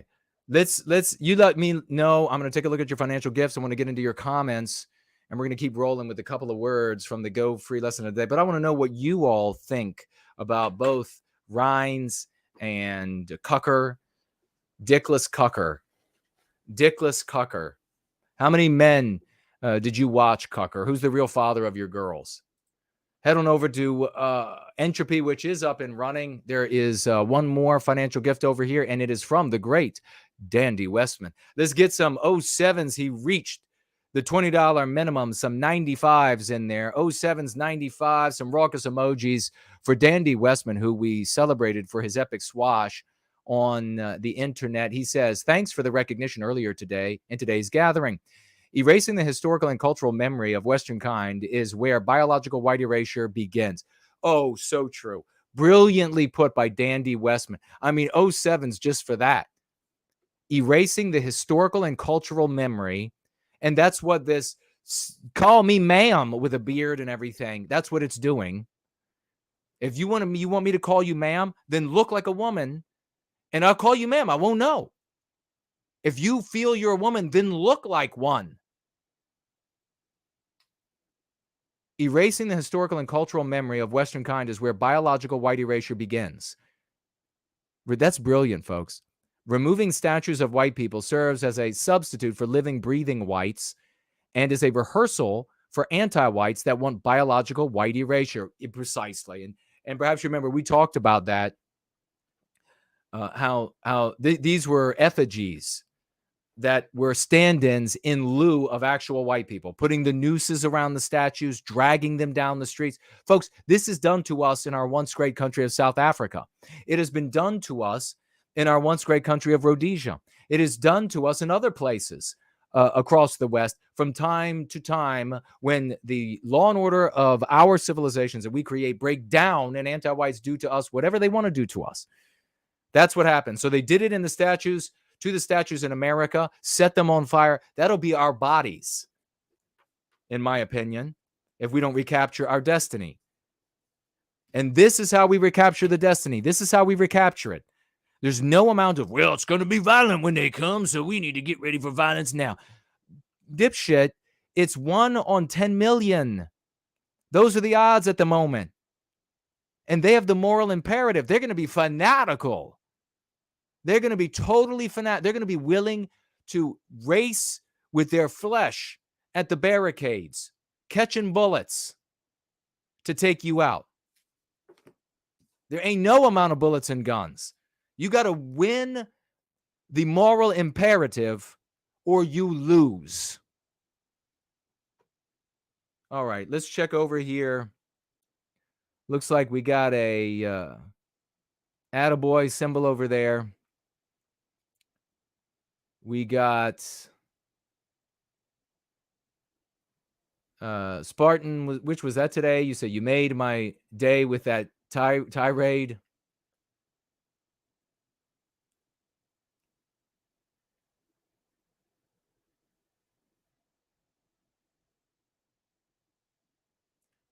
We have some new people who have followed me over there on DLive. Thank you. Hey, folks, can you give a like over there on DLive? They censor the shit out of me over there. Take this stream and share it with everybody else on DLive. If that's where you like to view, then share that URL with others who like to view what's going on DLive. And looks like we've got some 4 lemons from Board Troll. Thank you very much for those lemons. Board Troll. And we have, it doesn't say like the dates on any of these, so I don't know.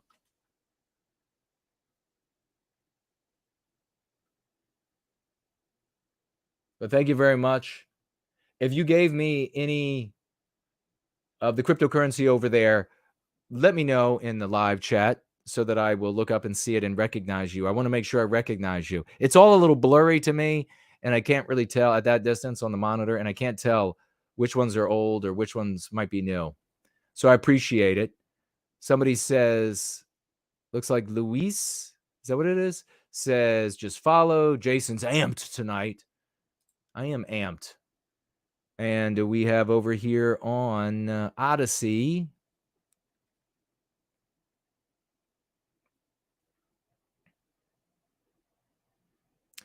Question Everything says that I guess this swimmer, that she's from South Africa.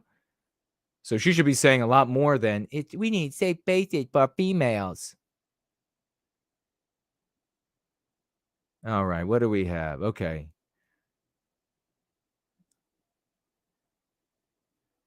Thank you for that. It's from Question Everything tagged me over there. All right. Remember to tag me, and that'll help me see your comments. I'm going to swivel around back to here, and we'll see if there's anything on Cash App, and we will continue. The great Jerome V is with us, ladies and gentlemen. He has entered the building. We have the ever-dependable sister among sisters. I love Jesus Christ on this Easter Sunday. A happy Easter to you, sister. Financially gifting $10 as she is wont to do. And she writes as she is wont to do because her heart is pure for white well-being. God bless you. I appreciate that. We also have, whoa, whoa, whoa. I need to have like a video that is all like celebration to make happen on the screen. No white guilt clips. Y'all know what to do. 007s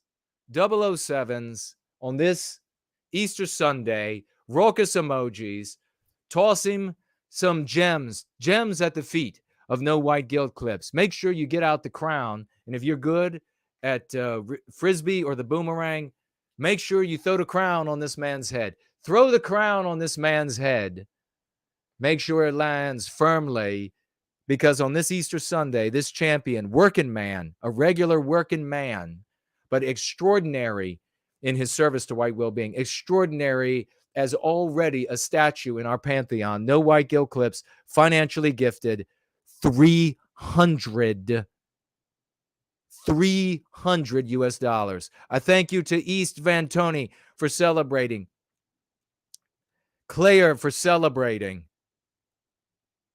Art Acrobats for celebrating, Franklin for celebrating, Graybeard for celebrating, Elaine Sabatino. Let's see those celebrations for this brother of ours. Hey, we all know how amazing No White Guilt Clips is. There's no joke about this glorious champion. $300.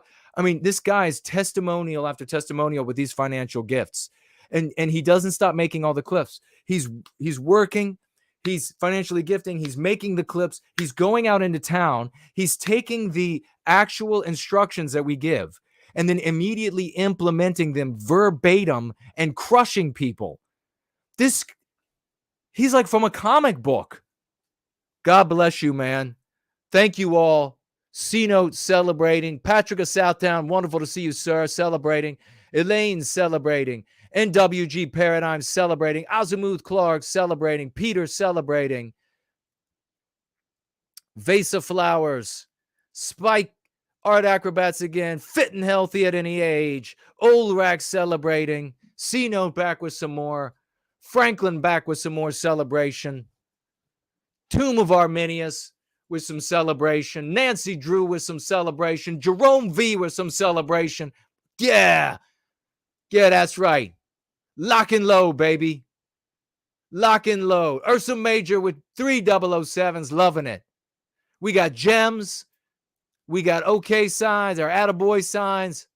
We got like a heart in fire. We got fireworks going on. We got happy faces. We got swashbuckling flags. That's right, Elaine. That's awesome. This is our house. This is our house. Face of Flowers says it's our place. This is our house. That's right. We own this house. YouTube is ours. We own this house, baby. Celebrating. We celebrate the celebrators. God damn, No White Guilt Clips, man. I'm going to tell you what. Y'all are going to meet in person No White Guilt Clips, and you're going to think one of these days, or you'll come across him. You won't even know it's him. And you're going to think, hey, that's like a regular guy. And really, that guy's walking 10 feet tall and his feet 3 feet off the ground. Epic, man. Epic. I try, and I do. I even pulled up tabs for both his shorts and his regular videos to share them regularly so that I have to see them regularly. And I share them. I got to get even better at sharing them. I want to magnify what that hero does.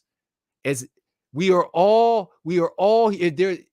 Everybody in this pantheon, everybody that comes in can be a statue.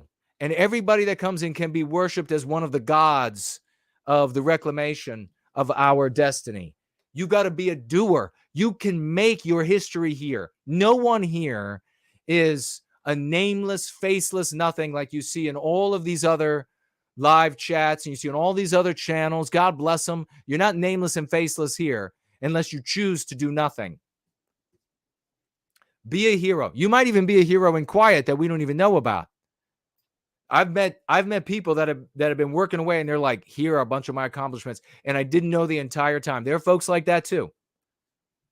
But be the hero in the story that you want written about you. And this, you do it with these kind of acts. You do it like Franklin, wallpapering a whole state. Or finding wallpaper all over the place. I mean, this is how you do it. You do it by like Dandy Westman, showing up here and there, battling everywhere. And I'm like, there's that guy again.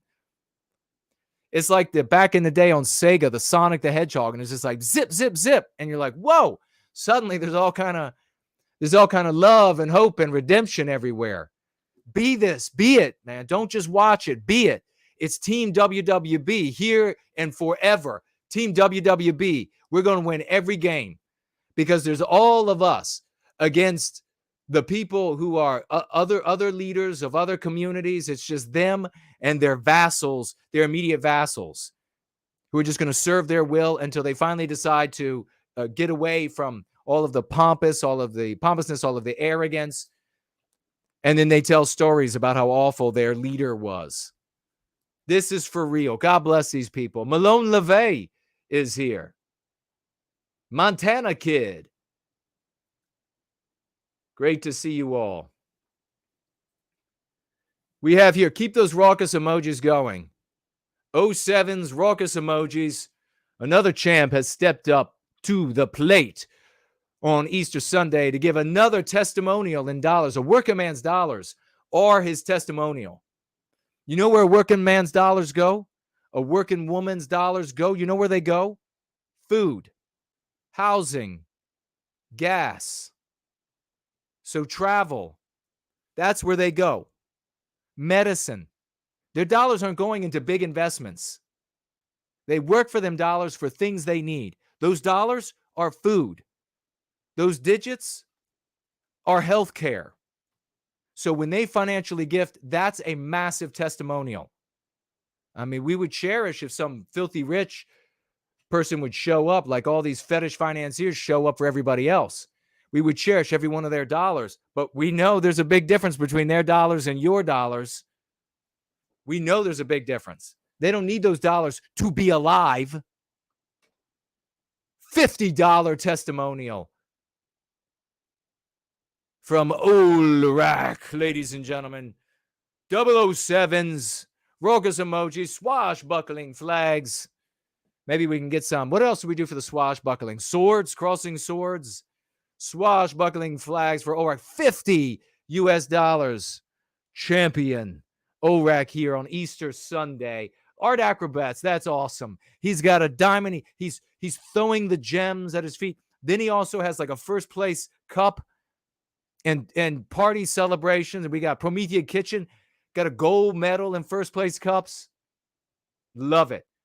Patrick of Southtown has fire, lightning, fire, and then stars, like fireworks going off. I love it. Well done. You're not the kind of person who likes to go down into the emojis. Man, you could type 07, 007, 95 all day long. You could type TWWB for Team White Wellbeing all day long. Franklin, rhinos, rhinoceros, beast animals.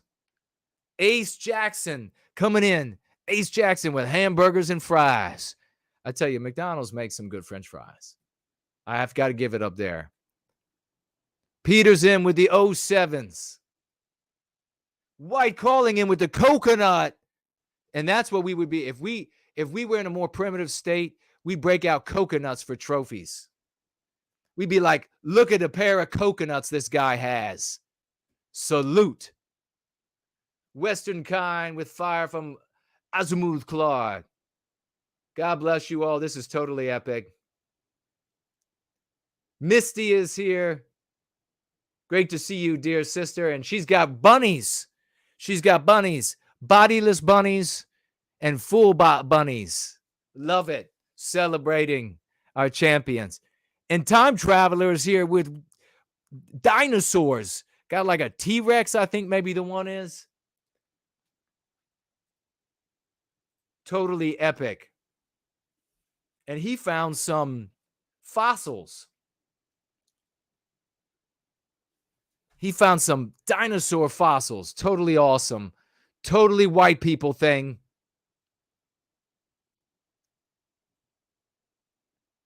Who else do we have here? We also have Dr. Igor. Check me out, Dr. I. Check me out. Check me out. Am I looking good? Am I looking good? Am I going to get the votes? Am I going to get people showing up? They're like, oh, he's got glasses. He must be smart. He's got glasses. You know what the problem is? My great build is people see my great build, that I'm athletic, that I can fight, and they think I can't think. Can't think. That's because you've been watching movies made by people who hate us. And all the thinkers in those movies are like little emaciated trolls.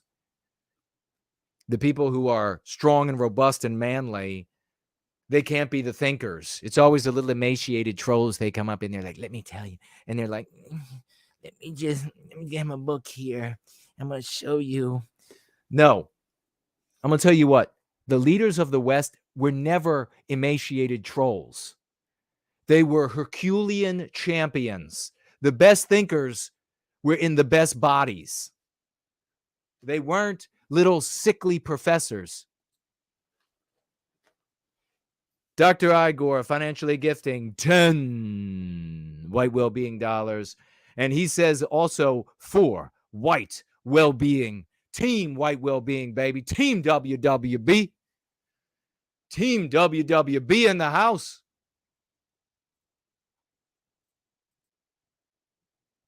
We're all going to play our roles. The great Jerome says here, McDonald's fries were way better before they rolled over for the soybean lobby. They used to fry fries in beef tallow. Oh my God, I bet that was delicious. Yeah, if it's in a bean oil, it's actually not good for you. It's inflammatory, right? Beef tallow. Oh my God, must have been delicious. Way toxic than the industrial seed oils. Oh, you finished my thought there. Jerome ahead of me as always. Brilliant. Art Acrobats came in with the eggs and the little bunny faces. Beautiful. I love it. Thank you so much. Remember the year I, a grown man, I got no kids, and that's the anti-whites' fault as well. What they did to our women. It's what they did to our women. That's why that didn't happen. They were all just like, I want the prettiest guys. No, the women on my level, even like a rung below looks wise, are like, no, not interested. I won't be interested in you, Jason, until I've been used up real good. It's like a cylinder in a motor where you bore it out and you make it even bigger than it was intended to be. When I'm all used up and jaded and hate men, then I'll come waddling back to you. Let's have kids real quick. I painted all those eggs. I did a marvelous job. I had a little bit of help on technique from Little Miss Kate, and they looked gorgeous. What else do we have here? The screen leapt on me. We're going to be getting to your comments. Don't go anywhere. We're at 8 o'clock Eastern time. In fact, use the opportunity to go share the URL again. It's Easter for the love of Jesus Christ. So let's reach our brothers and sisters with that love, in that spirit, in that energy. Let's go back. Where did we lose? Fit and healthy at any age. The fittest man in the world says, we have the best online community ever. We sure do, brother. We sure do. It's because we come together. We are an actual community.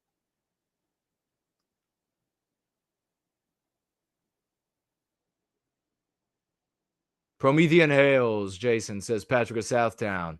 God bless No White Guilt Clips, says Jerome V. How did my screen leap so far, you bastards? Over at YouTube, even though it might be my fault.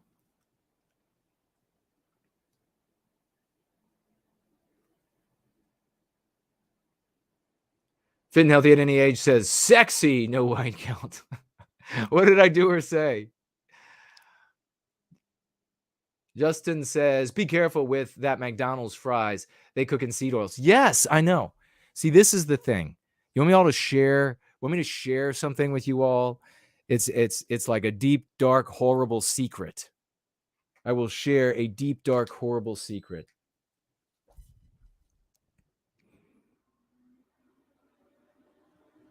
I sometimes get McDonald's fries.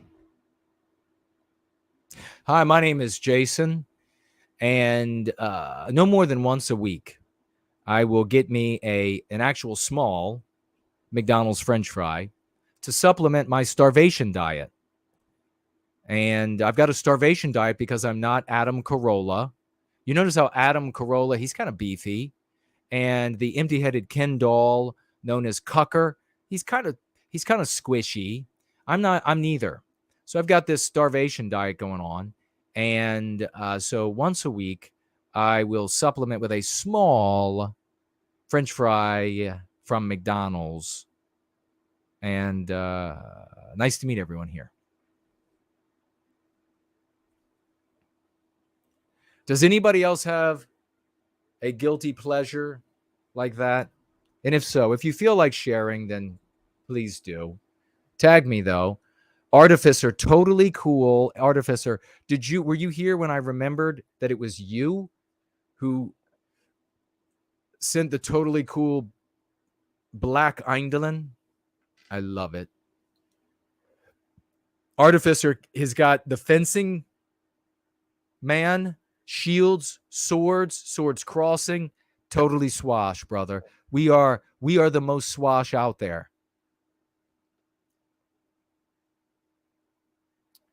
Nancy Drew says those glasses say stylishly intelligent. Oh yeah, thank you. Oh, that's probably what Fit and Healthy at Any Age was saying. Sexy. I can put these on. Do you want me to be like your therapist? Whoever you are out there. Why don't you just lie down on my couch? And I will sit here.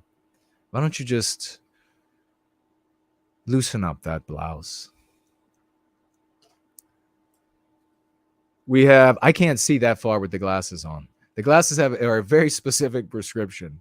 I can't see with them off. I can't see with them on.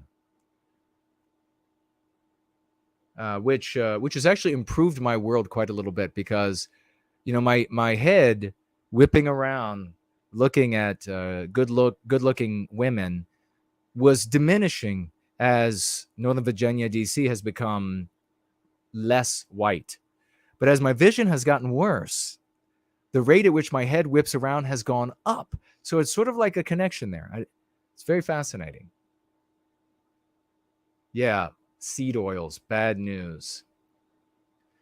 Fit and Healthy at Any Age says we need Andrew Jackson back. Boy, we do. Could you imagine? I would immediately get together my resume. I would head straight to wherever new Andrew Jackson was, and I would say, total service. What do you need done? I've got an army of heroes that can join us. NWG Paradigm says the warrior class are the thinkers, the philosophers.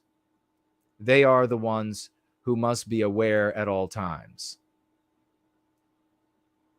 Well said. And we have white calling with a bunch of squirrels. So we know that somewhere little Miss Kate is hiding under blankets, shaking, quivering in fear. Ooh, Boxcar has medals and military star medals. That's a great one. Lavish is with us. Hello to see you, dear sister. Crystal Quasar has joined us. Ooh, Montana Kid, very smart. Has a bow with an arrow loaded and a squirrel in a tree. Taking out the squirrel threat. That's really what we need to be talking about, folks. That's really what we should be naming, the squirrels. Promethean Kitchen says, I think your audiobook Go Free. And I link your audiobook Go Free,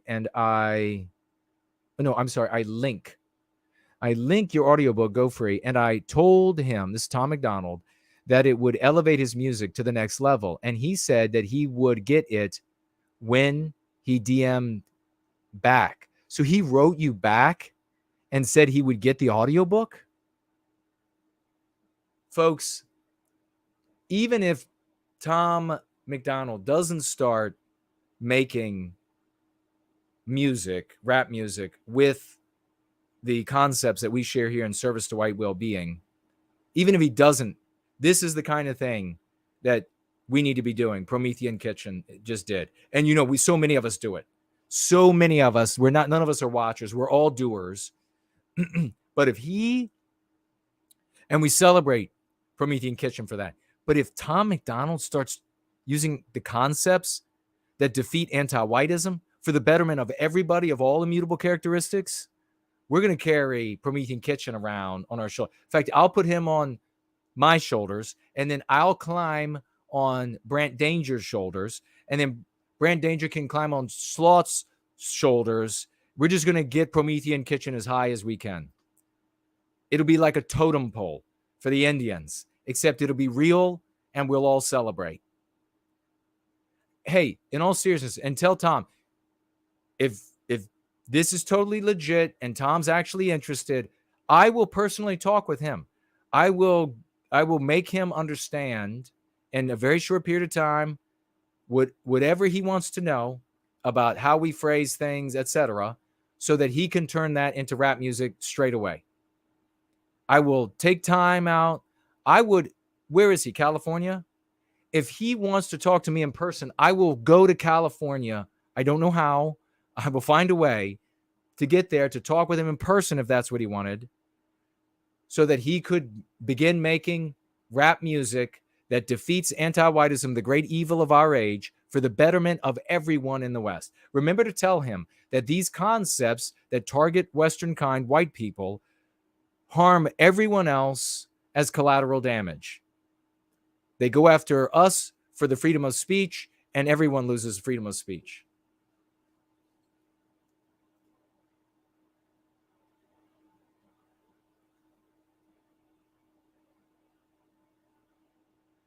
Pear Lady says, is it your opinion that women shouldn't play sports?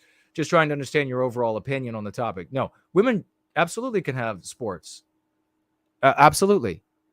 And at any and every level, that women and the men who love them can get together and organize a league and man. And when we say in English, like man a team, we're not excluding women. So man a team, and it just means populate, man a team, and have their seasons and etc. They should do it with their time, their money, etc. Men should not be fleeced to pay for women's sports. So at universities, I mean, you had like females field hockey, but not many people showed up because it was, and it certainly wasn't televised because not many people showed up because is that really as, I mean, like the family members are going to show up, the immediate friends are going to show up, the people they're dating are going to show up, but you're not going to see stadiums, right? People just aren't interested. I gave some examples of how you could get a lot more people interested, but they don't necessarily want to do that. So whatever they pull in should be what they have to make do with. You shouldn't be able to fleece another sport, which is almost always football, but now also basketball, to pay for all of these different female sports.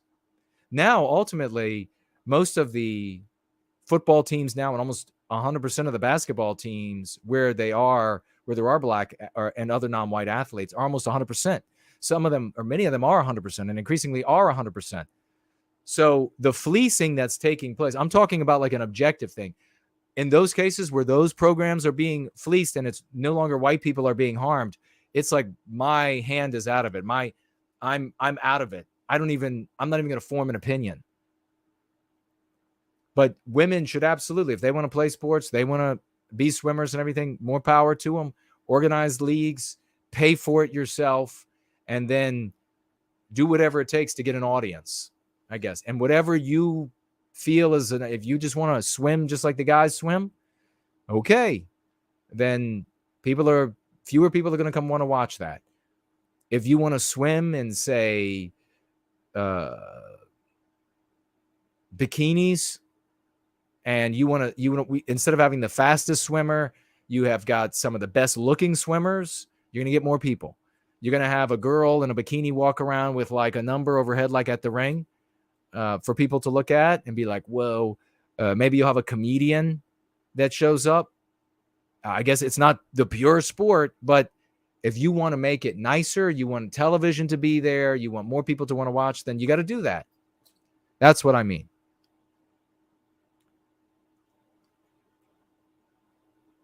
White Wolf is with us. Hey, folks, people are coming back from Easter meals and time with family and all. Send the URL out. We still got time together. We still have a lot to learn. Time Traveler says that his guilty pleasure is that sometimes he'll eat pork rinds. Lavish says guilty pleasure is Haagen-Dazs chocolate chip ice cream. Whoa. Be careful, sister. Be careful with that Haagen-Dazs. That can lead to gravitational pull. Jerome V says his guilty pleasure is whole milk. Really? Whoa. Often drink more than half a gallon at one sitting? Whoa, that's crazy.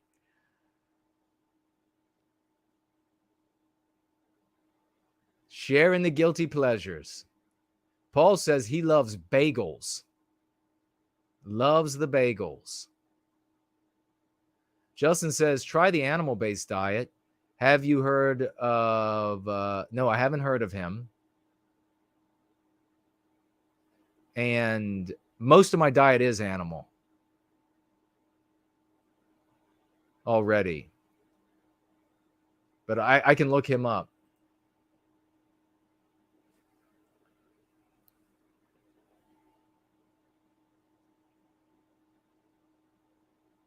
But yeah, most of my diet is and has been a long time. Elaine, iced coffee. Oh my gosh. With yummy ingredients, huh? Guilty pleasures. Yeah, I get my small French fries and I grab them. I look around really quickly to make sure nobody has seen. I'm like, give me that. And it goes right. I would rather like openly walk with pornography than a bag from McDonald's. Let's just be, you know, they're like going to give you like a brown paper bag when you leave the adult place. No, just give me something see-through. Don't let me walk out of here with a McDonald's. Can I get one of those porno brown paper bags to put my McDonald's bag in? Can I just, I got to make a purchase. Okay. I'm just going to smuggle my McDonald's in there so I can hide my McDonald's bag on the way out. Guilty pleasure, according to Promethean Kitchen, is playing Japanese-style video games because you have to be smart to play them. Well, I mean, hey, it's exercising your mind. Nothing wrong with that. Time Traveler, he says, just remember European lore. We need to make that interview happen. Oh, yeah, that a guy that said, Time Traveler got a guy that European lore channel to say that he would love to, I guess, have me on a video. Does he do live stream? He doesn't do live streams. Bring in the imaginary ladies. Bring in the imaginary ladies. into the Title IX. I want to see those videos so bad. How about you? Where it's like right in the female locker room.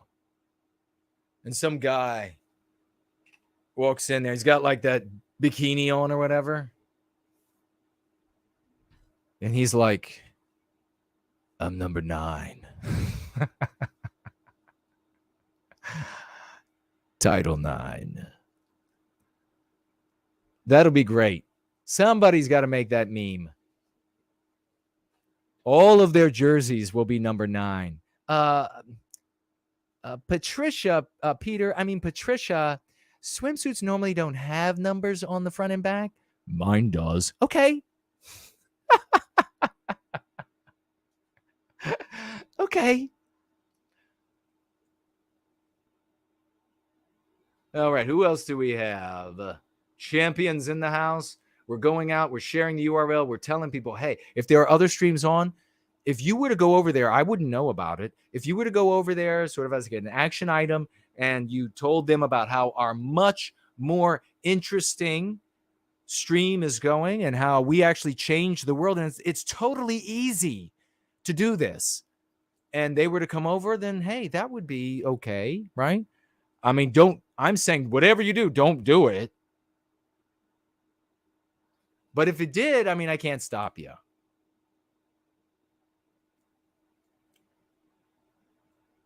All right, let's roll through here. We have grass-fed beef is preferable. Sure, yeah. Bacon, I love. Lavish is laughing. Oh, she says she will be careful. I guess it's about the Haagen-Dazs.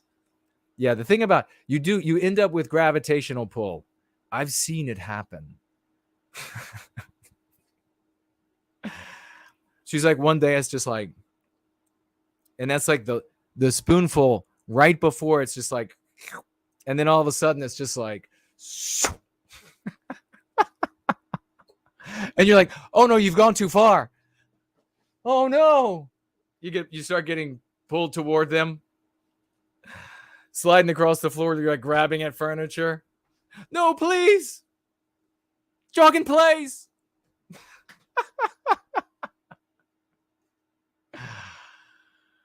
Planet Stink.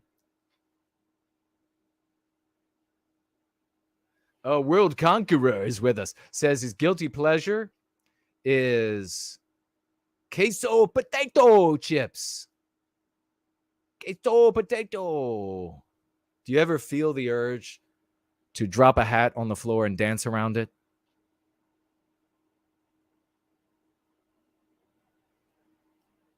Just generally. I mean, not associated with those potato chips. It's fun to do. It's fun to do that.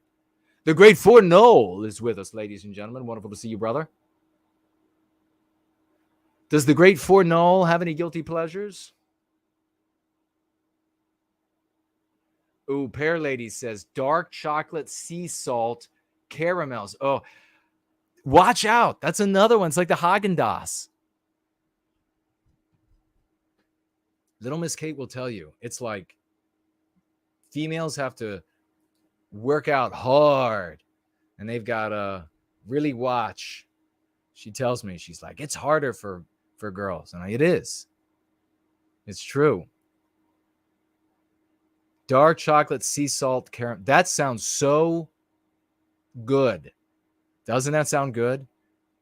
Got to be able to make it without, like, dark so there's no dairy. Get rid of that garbage.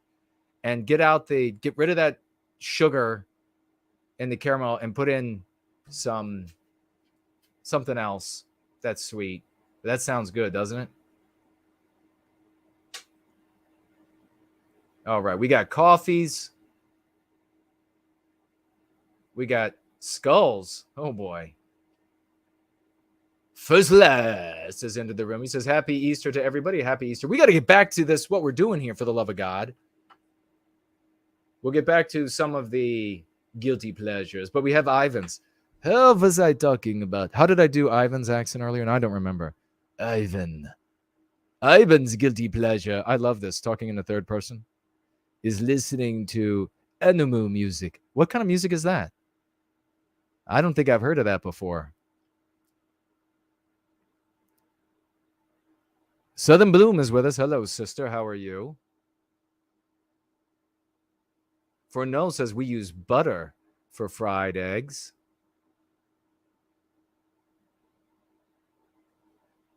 I won't have butter made from cows. Forno says Promethean hails. A big Promethean hails to the champion.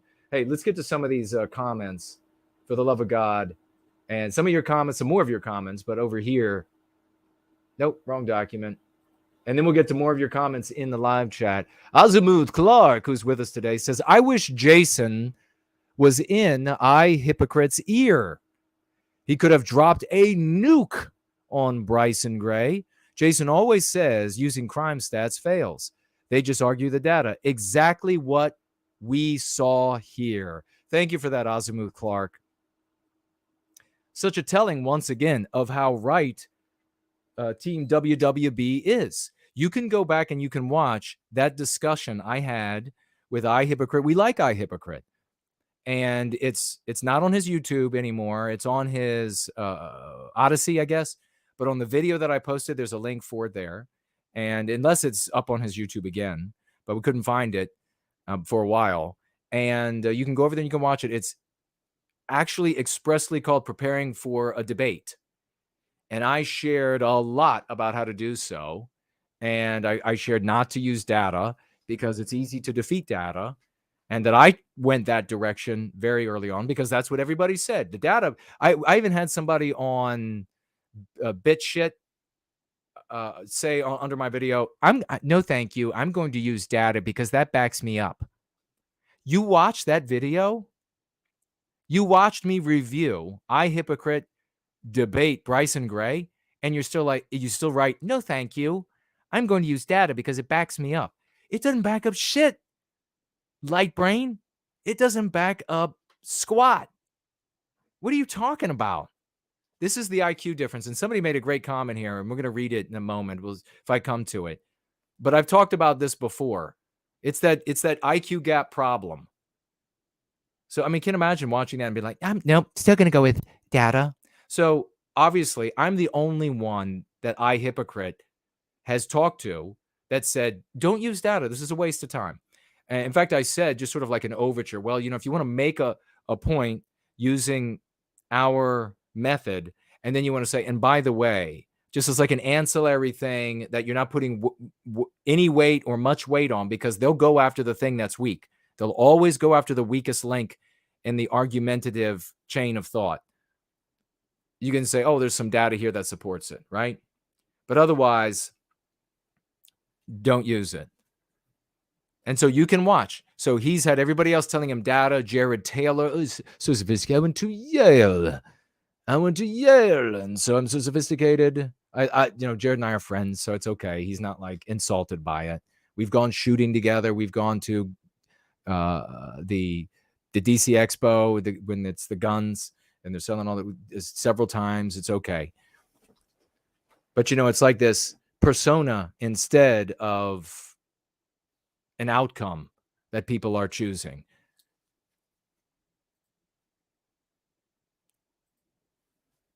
They're like, I don't understand this Jason character. He's like a brash Southerner.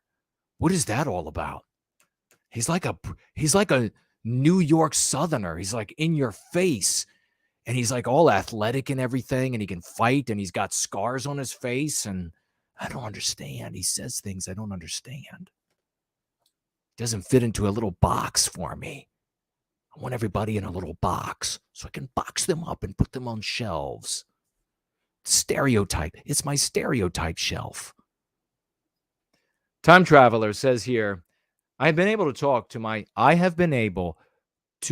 my family members, however vague they are or red-pilled they are, about that conference in Texas that we all went to.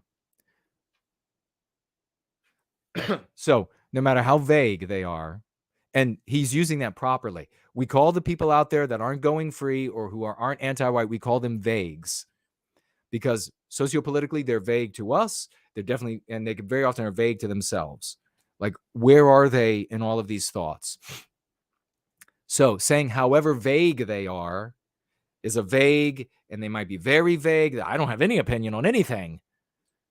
Right? To I'm villainy signaling a little bit or whatever. He was able to talk to every family member, red-pilled or totally vague and everywhere in between, about the conference we went to in Texas.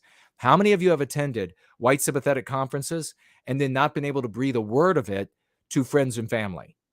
How many of you? A lot. I know this already. Sort of a rhetorical question, but you please type it in there. Say, I used to be able to. I went to a Ameren and I told this and I told my friend and they stopped talking to me. Yeah. I've shown, he goes on, several people the photograph we took together saying these are the people I was there with. Quote, they look like good people, close quote, or some variation of that has always been the response. They look like good people. Face to face, I'm not sending it out over the internet. He's saying, look at my phone. Look at this picture. This is us. Oh, they look like good folks.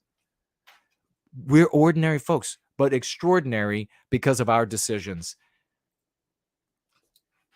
and our feats.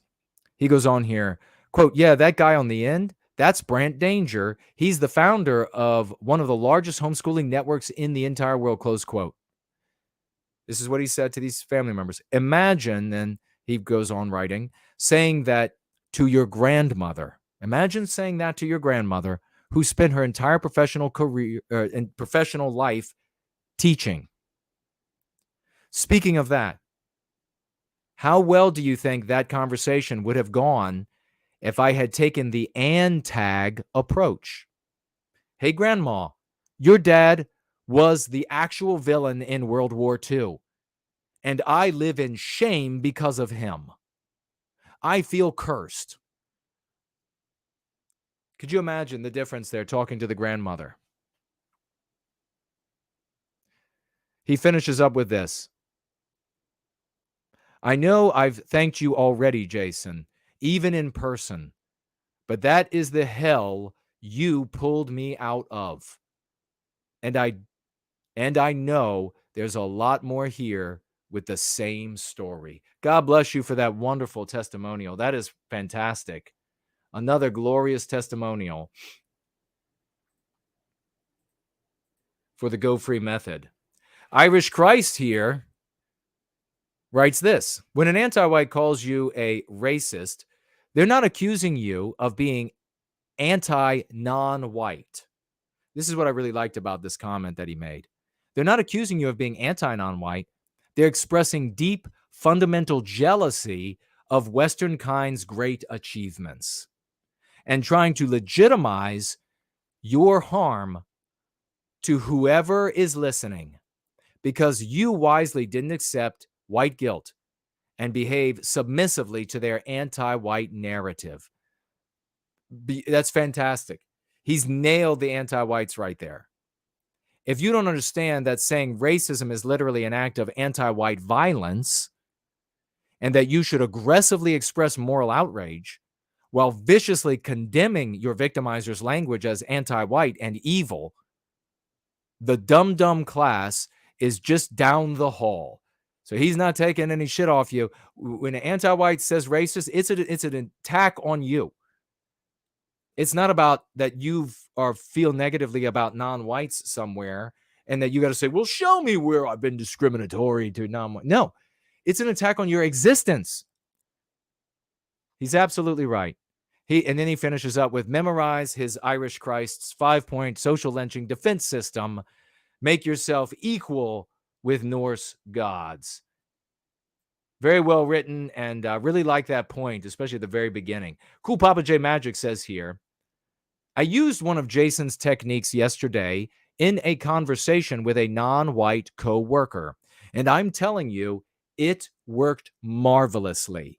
These are kind of things that are happening every day for those in service to white well-being using the Go Free method.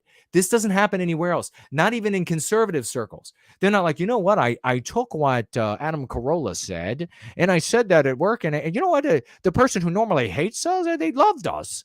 That doesn't happen. much less the ones where they're like, let me tell you about how much this painter was right.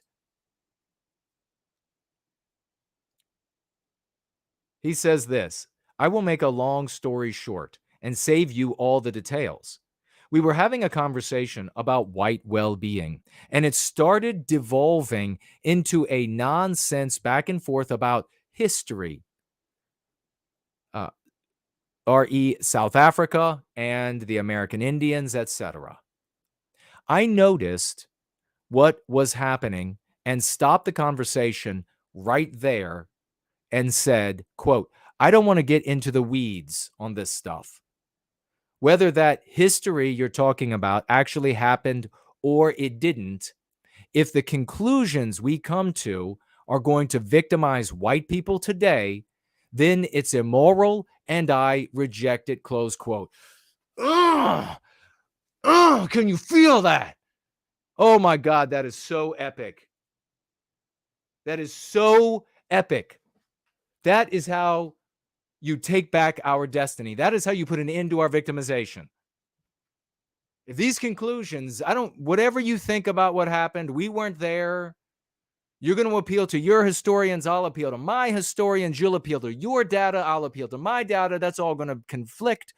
Whatever happened back then, if the conclusions we're coming to today are going to victimize my people, it is immoral and I reject it. What say you?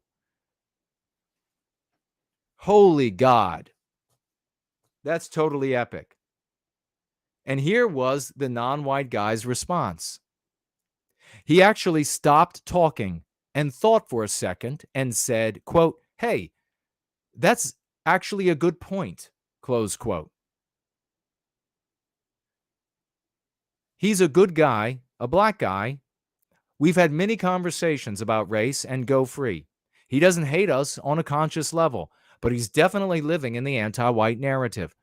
I even told him about this channel. Not sure if he'll check it out or not, but we'll see. Just wanted to report that this is a great way to change the direction of a conversation that's in the mud. And if you haven't tried it, you should. What another just glorious, cool Papa J magic testimonial.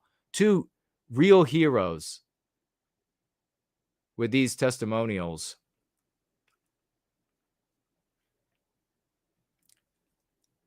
We have here, local editor writes this.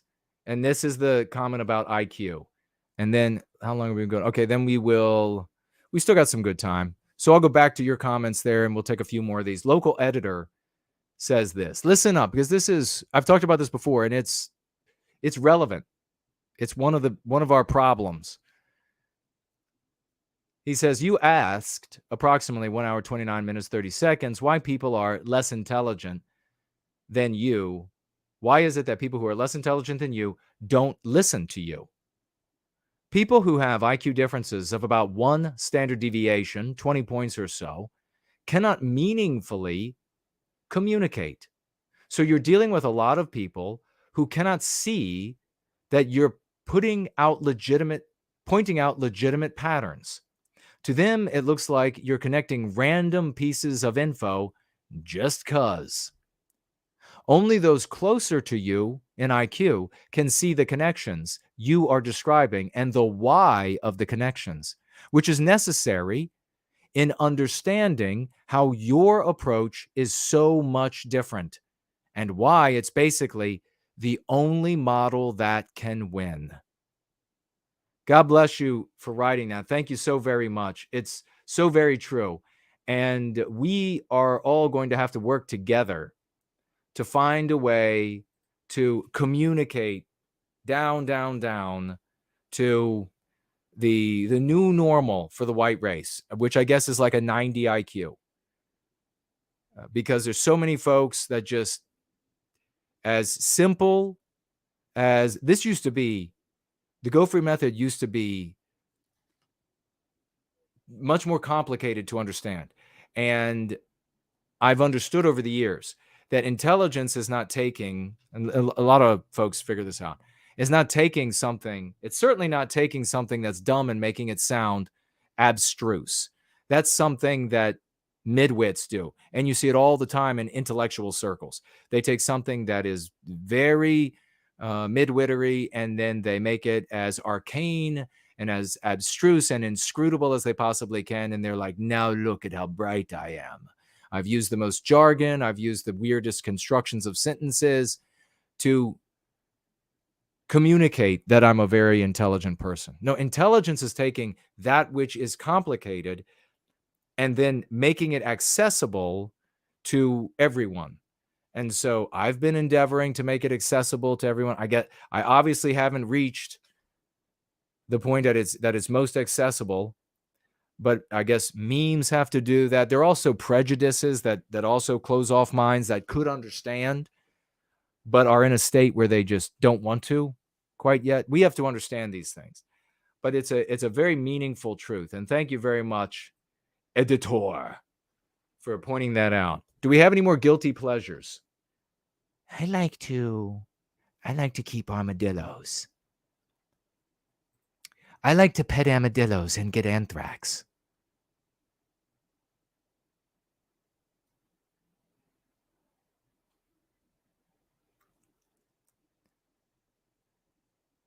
Elaine said that was a good impression of Jared Taylor.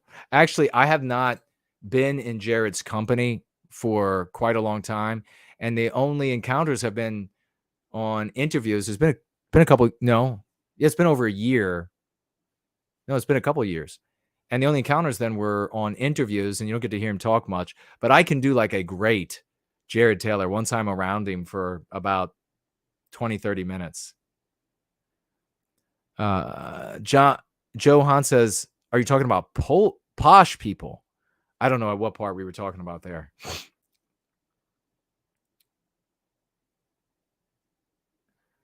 Promethean Kitchen says, guilty pleasure is anything of food, pizza, or Italian in general. Yeah, they make good food. But the food, Italian food, has a way of turning Italian or largely Italian or somewhat Italian women into light bulbs. Sometimes inverted, sometimes right way.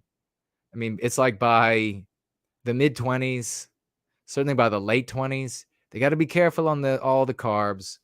The Italian food, it's so good. And it's just like, it's like Jabba food.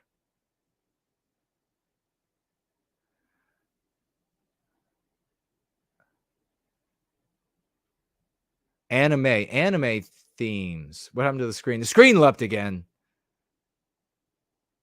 So is it a games with anime?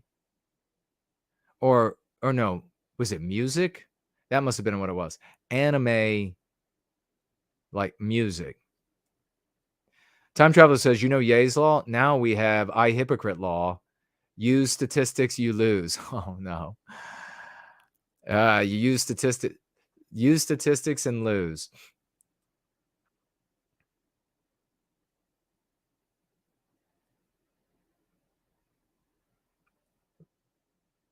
Lavish says that she has no friends anymore because of her pro-white stance. Well, you can get those who left you. Some will be hardcore anti-white, and you want them gone because they're poisonous.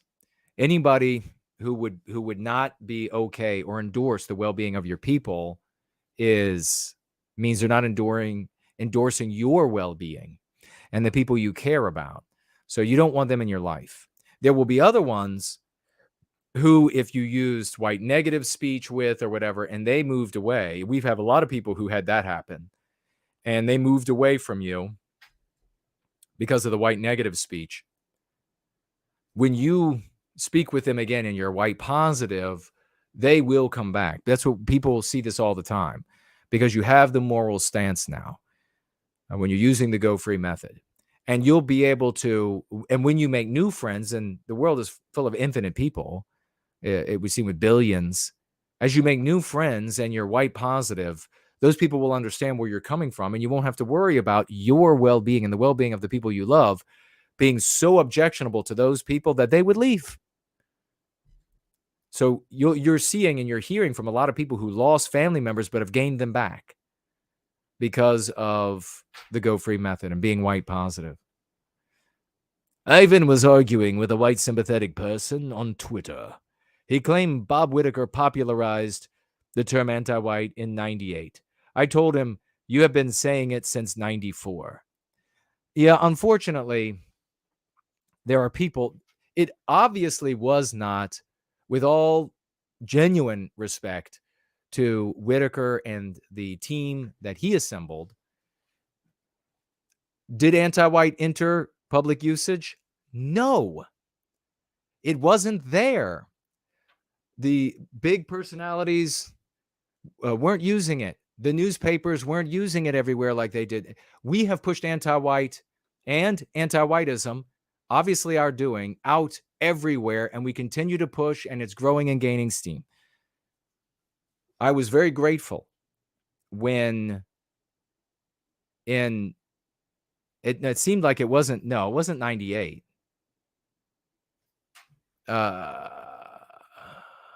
2000,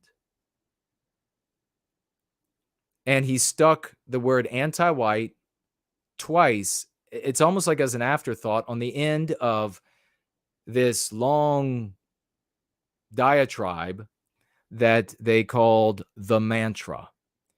And I had been arguing, as everybody knows, for the use of anti-white, anti-whiteism, Western kind, and etc. And everybody rejecting me, including Jared. And then Bob and his community came out with this mantra. And then along with the mantra, they came out with, what was it now? When you say racism, it's anti-white or something like that. And I wholeheartedly, I was so excited. I championed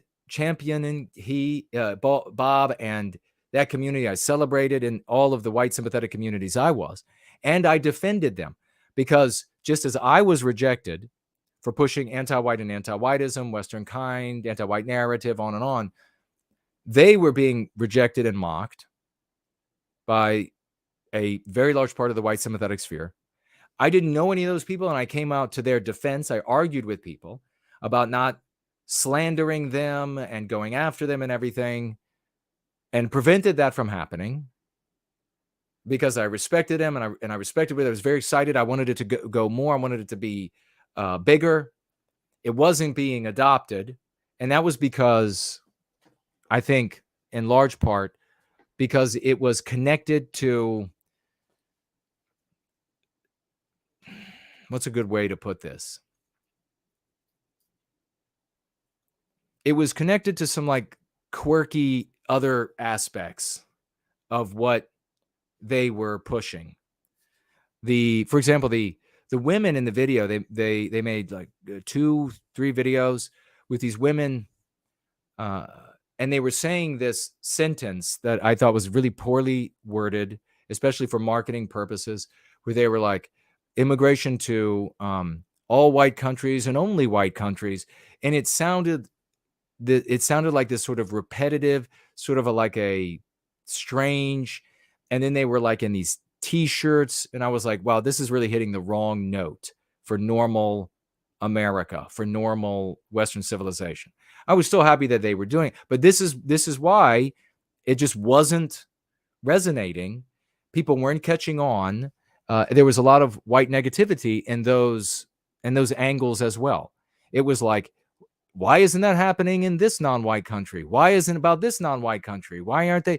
Well, who cares? You don't get the anti-whites at you're not being fair. So there were all these things that screwed up the use of anti-white. And then they faded away. Bob eventually died. It lost its momentum actually fairly quickly, regrettably. And I was a big cheerleader for them and what they were doing over in these other larger white sympathetic circles. And it ended rather quickly. And I continued, though, to try to be supported and be given a voice and not be censored by people in the white sympathetic sphere, until finally, when the internet provided a means by which I could get around all the censorship in the white sympathetic sphere, and then only to be hit with the censorship from anti-whites. And since, and a little bit before then, as my approach was more sophisticated, I just needed to find more people to participate. We began reaching bigger and bigger people, and we organized actual groups to target. And you know, all that's going on with the work that we're doing. But what ends up happening is you have people who invested their time and energy in an idea, and oddly in sort of like the persona of Whitaker, and it didn't, they had this one similarity to all this stuff that we do, and it didn't happen for them. And now they see it happening for us. So it's natural, I guess, to expect that they're going to be like a little jealous. They're going to be like, well, we actually did that. Look, if it had been pushed into usage, then it would have been in usage all this time. And it was not. It was not in usage all this time. It wasn't in the mainstream media. They didn't have any media empires change the pictures that they use on their stories, and on and on and on and on we can go for all the good that they did, where it comported with my morality, because I don't know all that they did. I don't know all the arguments that they made. What I saw is what I'm speaking to. And so there's like a little bit of we had one element that was of all the picture that you're pushing forward, and we didn't get it to work. And so there's like a little bit of jealousy, and they want to say, oh no, it's because of Jason that, or because of Bob, that Jason now, and they want to just give all this credit to, so they can be close to the guy instead of coming to our community. Just come to our community. Just come to our community and participate in what we're doing, instead of standing on the outside of you're like standing in the snow and you're looking through the window of this nice warm festival in this lodge, and we're throwing this party and it's big success after success. And you want to just stand at the window and say, no, they didn't do that. Come on, just get involved. In fact, I got in this letter here from the mailbag a follower of Bob Community who is now a follower of ours, because her spirit's in the right place. And one of the biggest successes, I'm not going to say who, but like one of the biggest successes of the echo of Bob's Community that they say is all theirs, and they did this, was actually done by somebody in our community. So their biggest success was done by somebody here. So it's a kind of sad that they continue to show up. They show up on my bitch shit and in the threads there, and they'll slander me there. Jason did nothing. It's like they're going to get me to attack Whitaker or attack the good people who were in, one of his followers. No, I'm not going to do that, because I think if Whitaker were alive today, he would say, holy shit, they are rocking it over there. He wouldn't say they didn't do anything. We did it all. That's my opinion. Maybe I'm wrong, but I guess you've run into one of those people, one of those jealous people. We call them me-nots. It's just another me-not. And I hope they'll stop being me-nots and come and join us.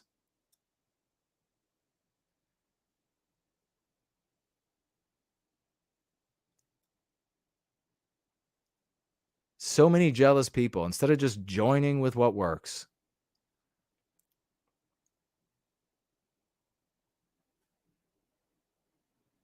Oh man, I've seen Ivan saying here that he would send me the links to this person. I've seen it. I was there.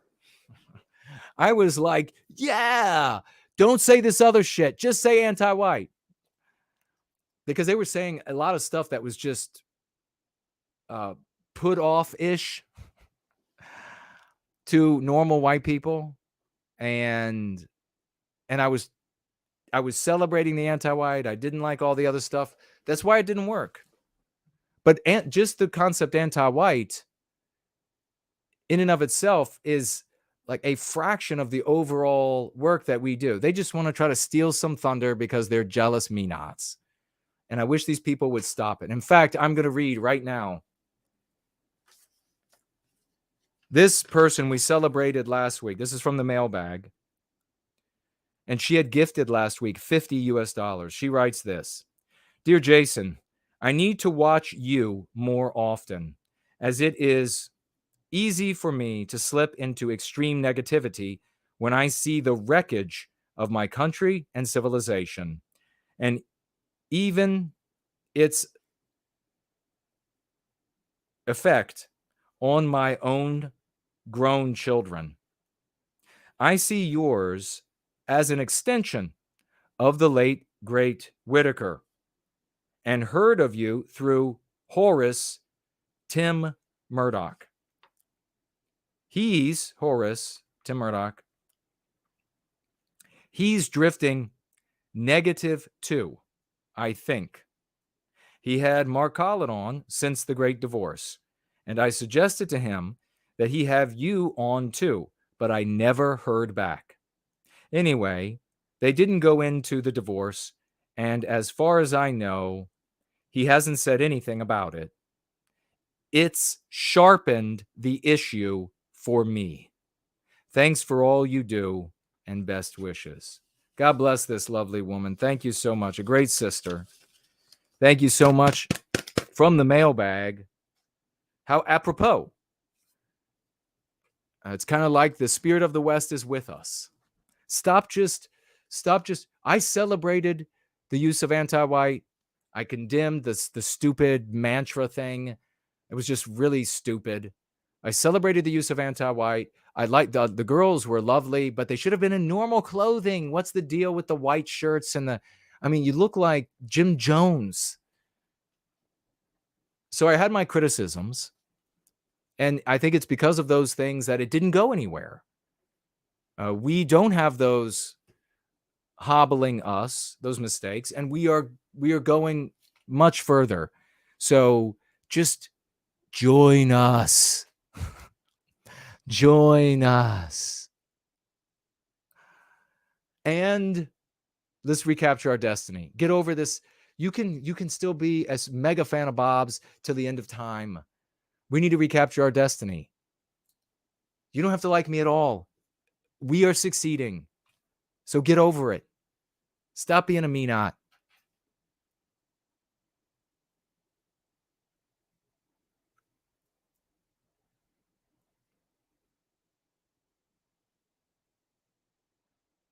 Nancy Drew says, my father used to say that an intelligent person who can break down a difficult concept into ordinary terms that an intelligent person is, that everybody can understand. Precisely. Your dad was right. 100%.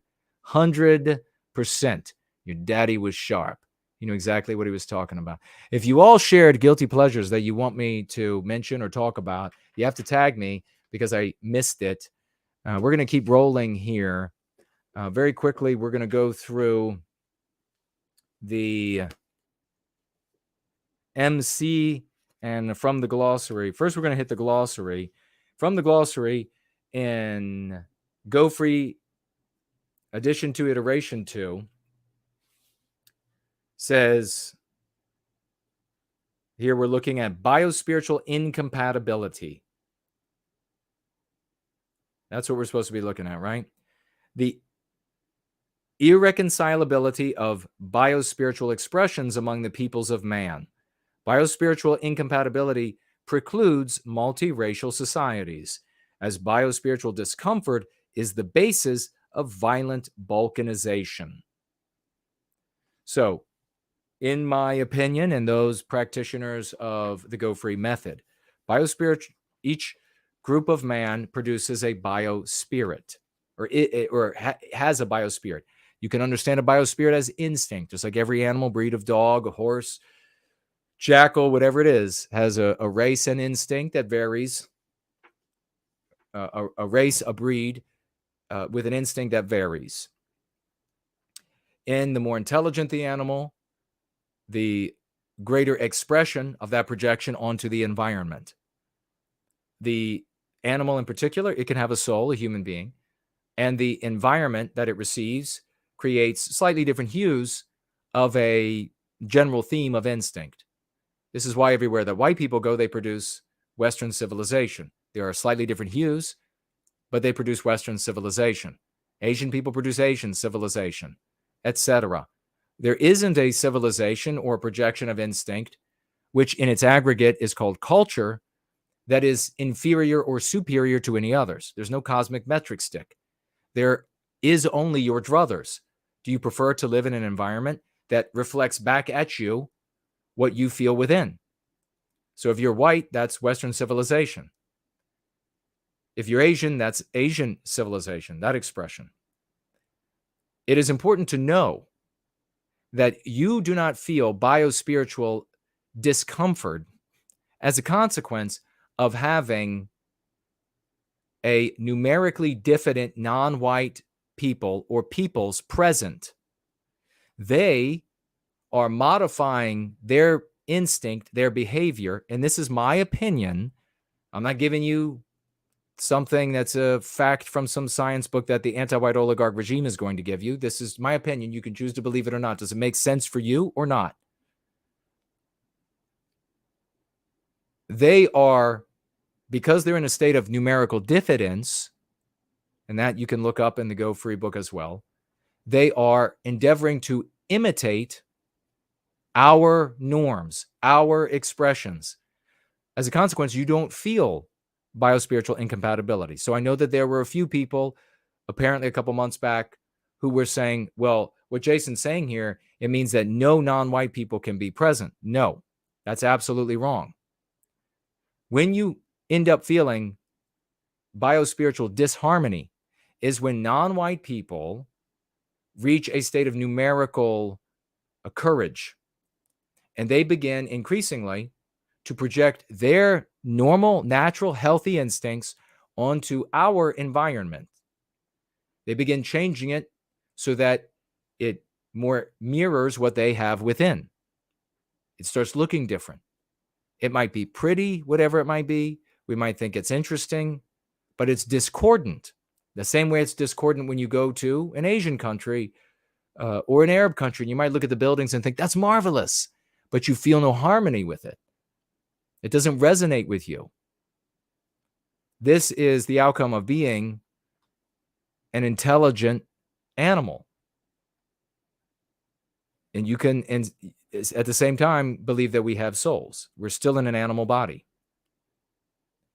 Biospiritual disharmony, when you have, or biospiritual incompatibility, ultimately states that you cannot have a multiracial society. It's impossible. And when we look at history, at least in my reading, you'll see that this is how it plays out. That when you have numerous, two or more peoples with different biospirits, you then have a cultural arms race, that different biospirits that are in a state of numerical courage, all of the two peoples or more. You then have a cultural arms race. And that the cultural arms race is an expression of instinct on environment. These people want their instinct on the environment. Those people want their instinct on the environment. Those people want their instinct on the environment. It can't last. It's a hostile environment that governments or kingdoms, etc., have had to use extreme tyrannical measures to try to weld together. And in the end, it flies apart so that people can have environments that resonate with them. And that is biospiritual incompatibility. You're welcome. Now we have, finally, the MP. Politically, World Conqueror is, yes, you're the first caller, World Conqueror. What time are we at? Oh, we're running out of time. Son of a... politically incorrect is a meme pathogen. Do not use politically incorrect. The MC, the meme curative that we suggest, especially if somebody says it, like a family member says, I'm politically incorrect. I don't believe any of their garbage. You should say to them, oh, no. You are a heretic to anti-whiteism. You are a heretic to anti-whiteism. The commentary I have here is never identify as politically incorrect. Doing so makes you incorrect. And if anybody has questions about that, I can speak at greater length about it. But just think of me as the heart surgeon or brain surgeon that's going to work on your mother. Don't tell me what to do. Just follow what I say to do. If you are a master at working with electricity and you come to my house to work on the fuse box, I'm going to stand back. I know a little bit. I probably know more about working with electricity than you know about dealing with the socio-political situation that we're in. But I'm still not going to offer any advice or instruction to the electrician, right? Jump over here. Gosh darn it, folks. Entropy. Throw your gems at his feet. Scatter the gems at his feet. 07s, 95s for dude, bro, moment. Financially gifting. Again, he just did this the other day. 50 white well-being dollars. I love it. We love dude, bro, moment. What a champion coming in. Pardon me, on this Easter Sunday. God bless you, good brother. You are a true gentleman and hero. You keep showing up. A working man's dollars that he uses to eat and dress and live and medicate. God bless you. Another DB50. He says, for white well-being and for not drop kicking puppies. Was I talking about the puppy that was doing what? And I said I would drop kick it. Yes, I won't drop kick the puppy. And keep the scattering of the gems at DB50's feet and the throwing of the crowns on his head. Please throw the crown on his head. Let's see some penguins. Let's see some raucous emojis, crazed robots, shamrocks, diamonds, fire, sparks. Dude, bro, moment, $50. First last. Also matching him at 50 white well-being dollars. And first last probably also does not want me to kick puppies. Thank you so much, dear brother. God bless you. No kicking puppies around here. 50 white well-being dollars. Thank you. A true hero. These two guys, they came in. They came in. It was like Colossus. The wall crumbled and they just walked in. That's awesome. God bless you both. Thank you so much. Keep them going. Keep the raucous emojis going. We're going to have calls here in a moment. Throwing the gems out at the feet. Casting the laurels. Let's get us some fencing. Let's get us some swashbuckling flags and swords going. We have the one and only Cool Papa J Magic 07 for this. This guy has really come in like a hurricane of love. He is a hurricane. That sounds like some late night radio host, doesn't it? It's your hurricane of love tonight. Cool Papa J Magic, $25. He says, Happy Easter and God bless. Thank you so much. A big happy Easter to you, champion. And keep them going. Raucous emojis going, please. Light your phones up. Light your desktop, your tablets, your silver screens up with the raucous emojis that were still the 07s, 007s, 95s. $25 financial gift from the cool man himself, Artificer. God bless you. Thank you on this Easter Sunday. He says, money for you instead of fetish financiers. Love you all. Thank you for that, brother. I really appreciate that. I really do. You can feel my pain, can't you? You can feel my pain as I look around at all of these midwits and maybe uber midwits. Maybe there's some 110s out there. And they have all these fetish financiers show up and they're like, let me write these big checks. Let me just give you a sinecure.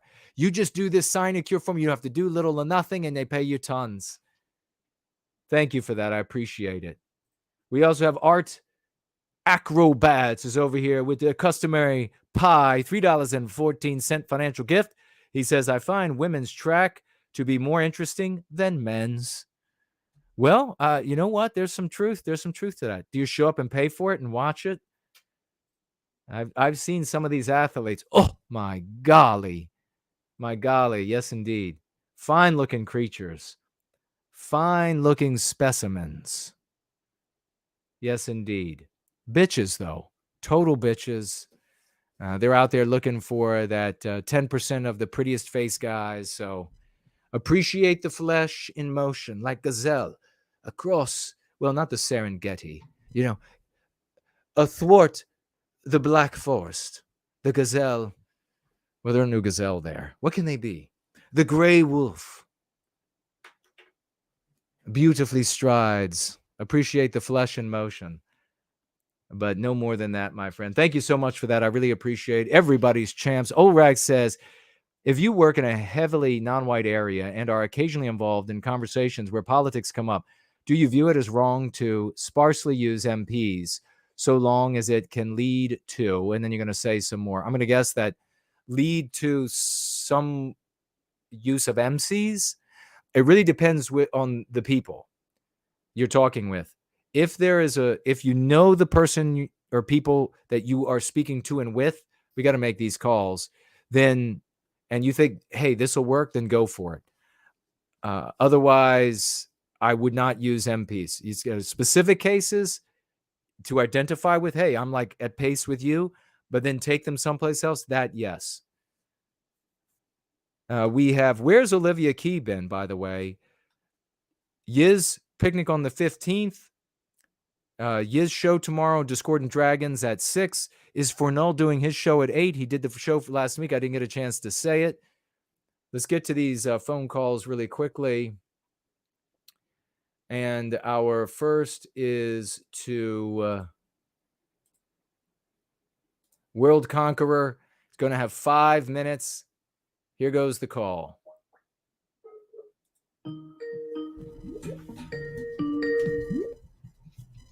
Hello? Hey, brother, how you doing, man? What's on your mind? You got 5 minutes. So, something I was going to talk about is a way to spread activism. And I don't know if you've heard of Truth Social, but it was basically a platform made by Trump that kind of bombed, and he lost a lot of money on it. But I think there's still a somewhat decent amount of people who use it, and not many, obviously, but there's some people who use it. And one thing I noticed is that with the hashtags, there usually isn't that much trending on the hashtags. And so it would be very helpful if, anyone just created an account and used hashtag anti-white, hashtag anti-whiteism, 3 times a day or something. Yeah. Just saying anything random. Yeah. And also, if you have a VPN, it might not work. So just a warning, that app might be like a data mining thing. So if you don't want to use it, you don't have to, but it would be very helpful. Because I feel like we could sort of make it an echo chamber, if that makes sense. And we get enough people on there to sort of push the lexicon. I think that's a great idea, brother. I'm not on Truth Social. I have Android. Can you be on Truth Social with Android?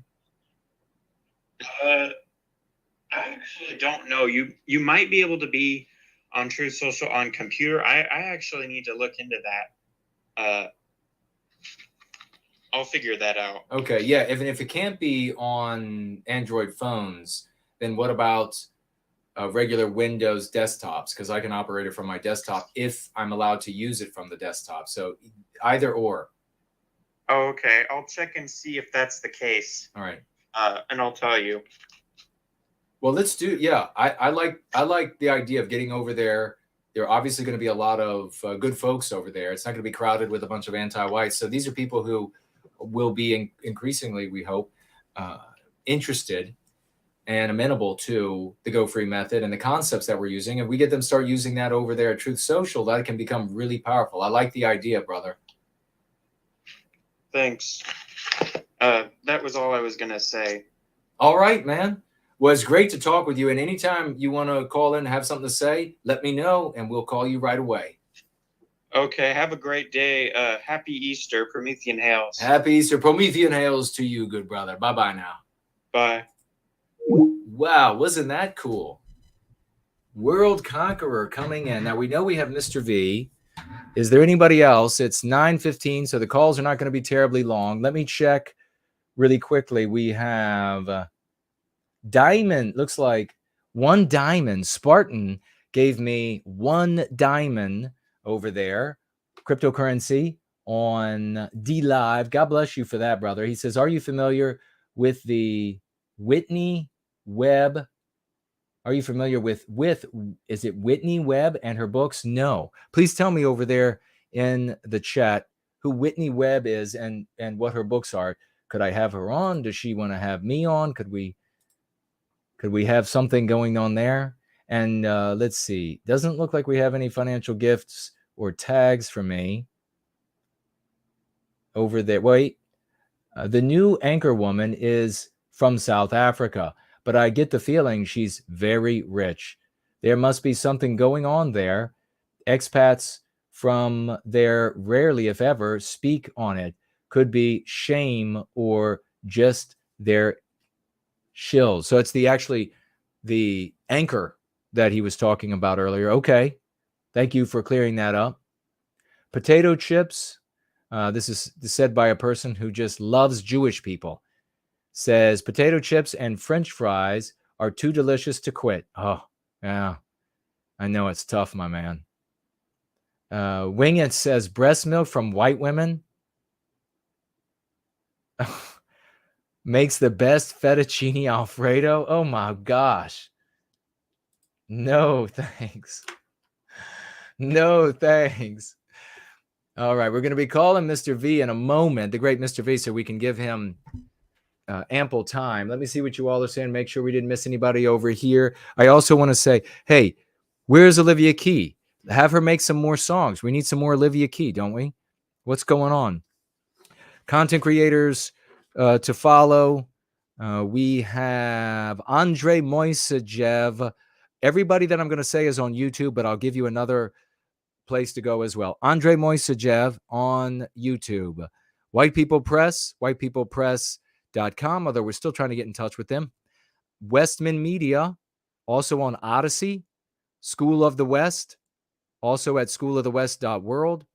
Discordant Dragons, of course, that's Yiz. Dragon Synth Adventures, that's for Null. Look these people up, and mods, you could share their links. WesternKindGames.com as well for the great Fornull.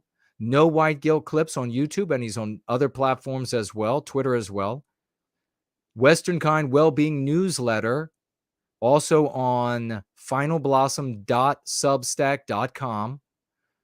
Lovely Porridge on YouTube. You can find him at Ruination Media, but now he calls it Jubilation Media, but type in Ruination Media to bring him up. Final Blossom on YouTube, type in Final Blossom. Alternative Voices Portal, also on Odyssey. Imminent Rain's channel. Make sure you follow Imminent Rain. We want everybody over there on his channel for the debut on the 30th. We will be live at the same time. Biospirit of the West. Now, I don't know, is that Cora still going? We've got to make sure that that's still going. If there is another content creator, those who are close to me, if there's another content creator that I should be mentioning when I mention content creators, please tell me. Because I want to mention everybody. If there's somebody not getting mentioned, it's not because I don't want them mentioned. It's because somehow I'm not remembering or I'm thinking that I'm mentioning them and I'm not. So let me know. Thank you. God bless you. And we have, okay, let me look over here, make sure we didn't miss anybody. I'm going to look back at your comments. Okay, we're still good there. We're going to be calling Mr. V in just another minute. Thank you all for the raucous emojis, the celebrating. It's very important. It's not a little important. We have to celebrate our victories. We have to celebrate our successes, like we're crack right from the ghetto. We're crack fiends right from the credo. And we're just like, wow, give me some crack. That's what we have to be like when we celebrate each other. Wow, give me some crack. Oreg says, if you work in a heavy, okay, that's Papa J Magic. I said my guilty pleasure was watching shows like, what is that, Murray and Jeremy Kyle. It's been some years, but I used to binge and kill my IQ with that sometimes. That's a pretty bad one. Oh boy, yeah. Don't kill your IQ. That's the one thing you need for sure. Don't kill that. A basic understanding and later use the MCs. Okay, so Olrak finished up here with what I was anticipating, then yes. But don't like use that as an excuse to go everywhere first. Like, don't use that as a crutch. Know that you're going to need to pace, which is what that's called. Pace a specific person before before using MCs. The reason why is it's much more effective to use MCs as though the people you're talking to already know that they are the case. You just say it confidently. Yeah, it's crazy that these people think these anti-white things these days. And that's it. You say it, everybody knows it. If that person that you want to communicate, everybody knows it. And then that person thinks, does everybody know it?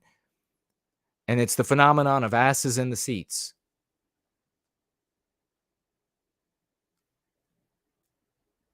Art Acrobat says he's serious. He's not perving on track, women's track. It's excellent right now. Not me. Like I perv.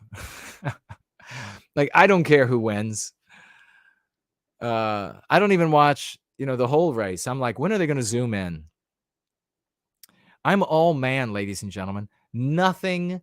I am not afraid to admit that. I'm proud to admit that. I'm absolutely proud to admit that. All 100% man. Now, if I were in charge of women's track, I would have everybody watching women's track. Everyone would watch it. They would care about who won, or maybe mildly, but everybody would be watching it. Now, as it is with any sport, you can get into it and get to know the competitors and then become personally involved. You find a competitor you like, you want to see them win.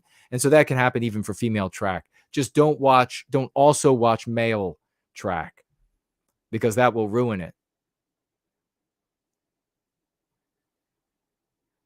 I like women figure skaters better than imaginary men. The one sport where real women are better than the imposters. Oh yeah, without question. Figure skating, the women are far more graceful. Men will be able to do those bigger, like quadruple lutz or whatever it's called, because of their superior strength. But women have a lower center of gravity. So it's just like magic, like on the ice. But where women and men are identical? Shooting. Women can be every bit as good at shooting. That's a reality. All right, we're going to be calling Mr. V. Art Acrobat says they're beautiful. And, okay, let's go. Here we go, Mr. V.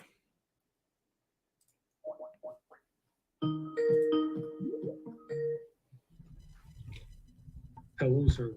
Mr. V, great to talk with you on this Sunday, Promethean Hales, and you got 5 minutes. It's all yours. Awesome, brother. Great to talk with you. You were talking about, the content creators and people from the community to mention and do a champion spotlight on. So I would like to highlight RC. Okay. Yeah. Because he came out with a really awesome song. Yeah, check it out, folks. Go ahead, keep going. Yeah, on Friday, check out RC the Realist on YouTube. He just keeps coming out with bangers, just absolute bangers. I was listening to some of his music the other night, and I'm like, God damn, this guy's made so many great songs. Yeah, he has. Yeah, the amount of money we would have to pay this guy. Oh, if you had to pay for it, yep. Yeah, like it's insane. So much talent, and of course, Imminent Rain and The Legend of Prometheus is coming out on April 30th. Get excited for that, folks. Make sure that you plan on buying the album. This is huge. We got to make this one really big. Got to make sure this is a big launch. And the other person I would highlight, of course, he doesn't have a YouTube channel, but you can find his work on itch.io by searching for Blood and Thunder. It is a tabletop role-playing game about piracy. And of course, I'm talking about Anders Nelson. He has his tabletop RPG called Blood and Thunder. Look for that on itch.io. Search Blood and Thunder and get that. He's put so much research into this. It's amazing. And if you don't know what a tabletop RPG is, it's the white man's way of gaming. Yes. It is the white man's way of gaming. You're using your imagination. You're using your brain. It's endless. Yeah. If you only had $10 and you had to buy your kid a game, you would buy him some dice and you would buy him a tabletop role-playing game, and that would suit him quite well. Yeah. You know, so, and he's including concepts from White Wellbeing and from Go Free into his RPG. The art is all done by white artists in the public domain. He's done so much research. It's amazing. So check out Blood and Thunder, itch.io, type in Blood and Thunder, and get yourself a copy of that, because Anders is going around, you know, meeting up with people, trying to bring the community from online to in person. So he's doing great there. Put some, you know, gas money in his pocket. Yeah. Help him out. Yeah. And I've bought it before too. So I'm not telling you to do something I haven't done, you know. Oh, one more thing. Victorian Time Traveler, you emailed me. Please check your email, your GFC email, because I responded to you there. So other thing, brother, we're continuing with Prometheus Rising. Nice. So we just read some more of Prometheus Rising today. And every time we read it, you know, we've been finding some amazing things about Prometheus Rising lately. And this is what I mean. I don't know how much you know. I don't know how much of it is, you know, your subconscious, the biospirit coming through. Patrick's been finding some stuff with Old English. I've been finding some things. It's just, it's incredible. Like, just like Axis found, you know, things that link Prometheus Rising to the greater biospirituality and biospiritual tradition of our people. So, you know, once again, the concept of biospirit, I think it's very real. I think it's very real. And I think it definitely comes through. And some people would call it, oh, that's just ancestral memory. I don't care how people frame it. It's very much real, you know? Yeah. And it definitely comes through. So Prometheus Rising has some amazing lessons. We encourage people to read Prometheus Rising. You know, we continue to do Go Free training. We had the Go Free training for the Promethean chat yesterday. But then after we do Go Free, we're going to do Prometheus Rising, just like we're doing for Book Club now. Second time we're doing it with Book Club. Nice. Right? Because it has to be reviewed. So don't forget, Prometheus Rising is part of the practice. If you've never read Prometheus Rising, don't give me this excuse of, oh, I don't like that genre. Don't give me that crap. Read the book. Okay? Read the book. Yep. Buy it. It's very cheap. Give it a read. So we're finding some amazing things. So I'll just leave it there by encouraging folks to read Prometheus Rising. And hey, if you buy Prometheus Rising now, by the time April 30th comes around, if you've read it by then, you can get Imminent Rain's album and you can understand the references and what he's talking about in the lyrics to the album. And the album will make sense to you, and you'll understand why it's a concept album and why it works. Yeah. You know, I've been watching metal bands do concept albums. I've been into metal for a long time, since I was a kid. I've been watching metal bands do concept albums for a long time. Iron Maiden, Cradle of Filth, Moonspell, all these bands doing, Iced Earth, doing concept albums. We would also have to pay Imminent Rain a buttload of money to get him to do a concept album if he wasn't doing it for free, because he's a champion. Yeah. So let's make sure that we also support him on April 30th by getting a copy of the album.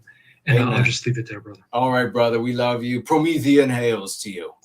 Promethean hails, brother. Thank you for everything you do. Take care. Thank you. Bye-bye.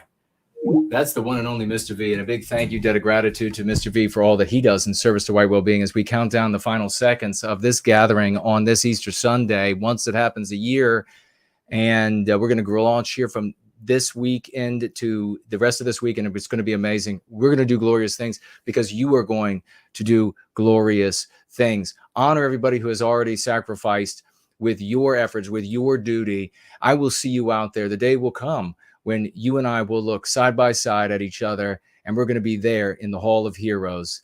I'm waiting. Let's do this. I love you. Let's go free.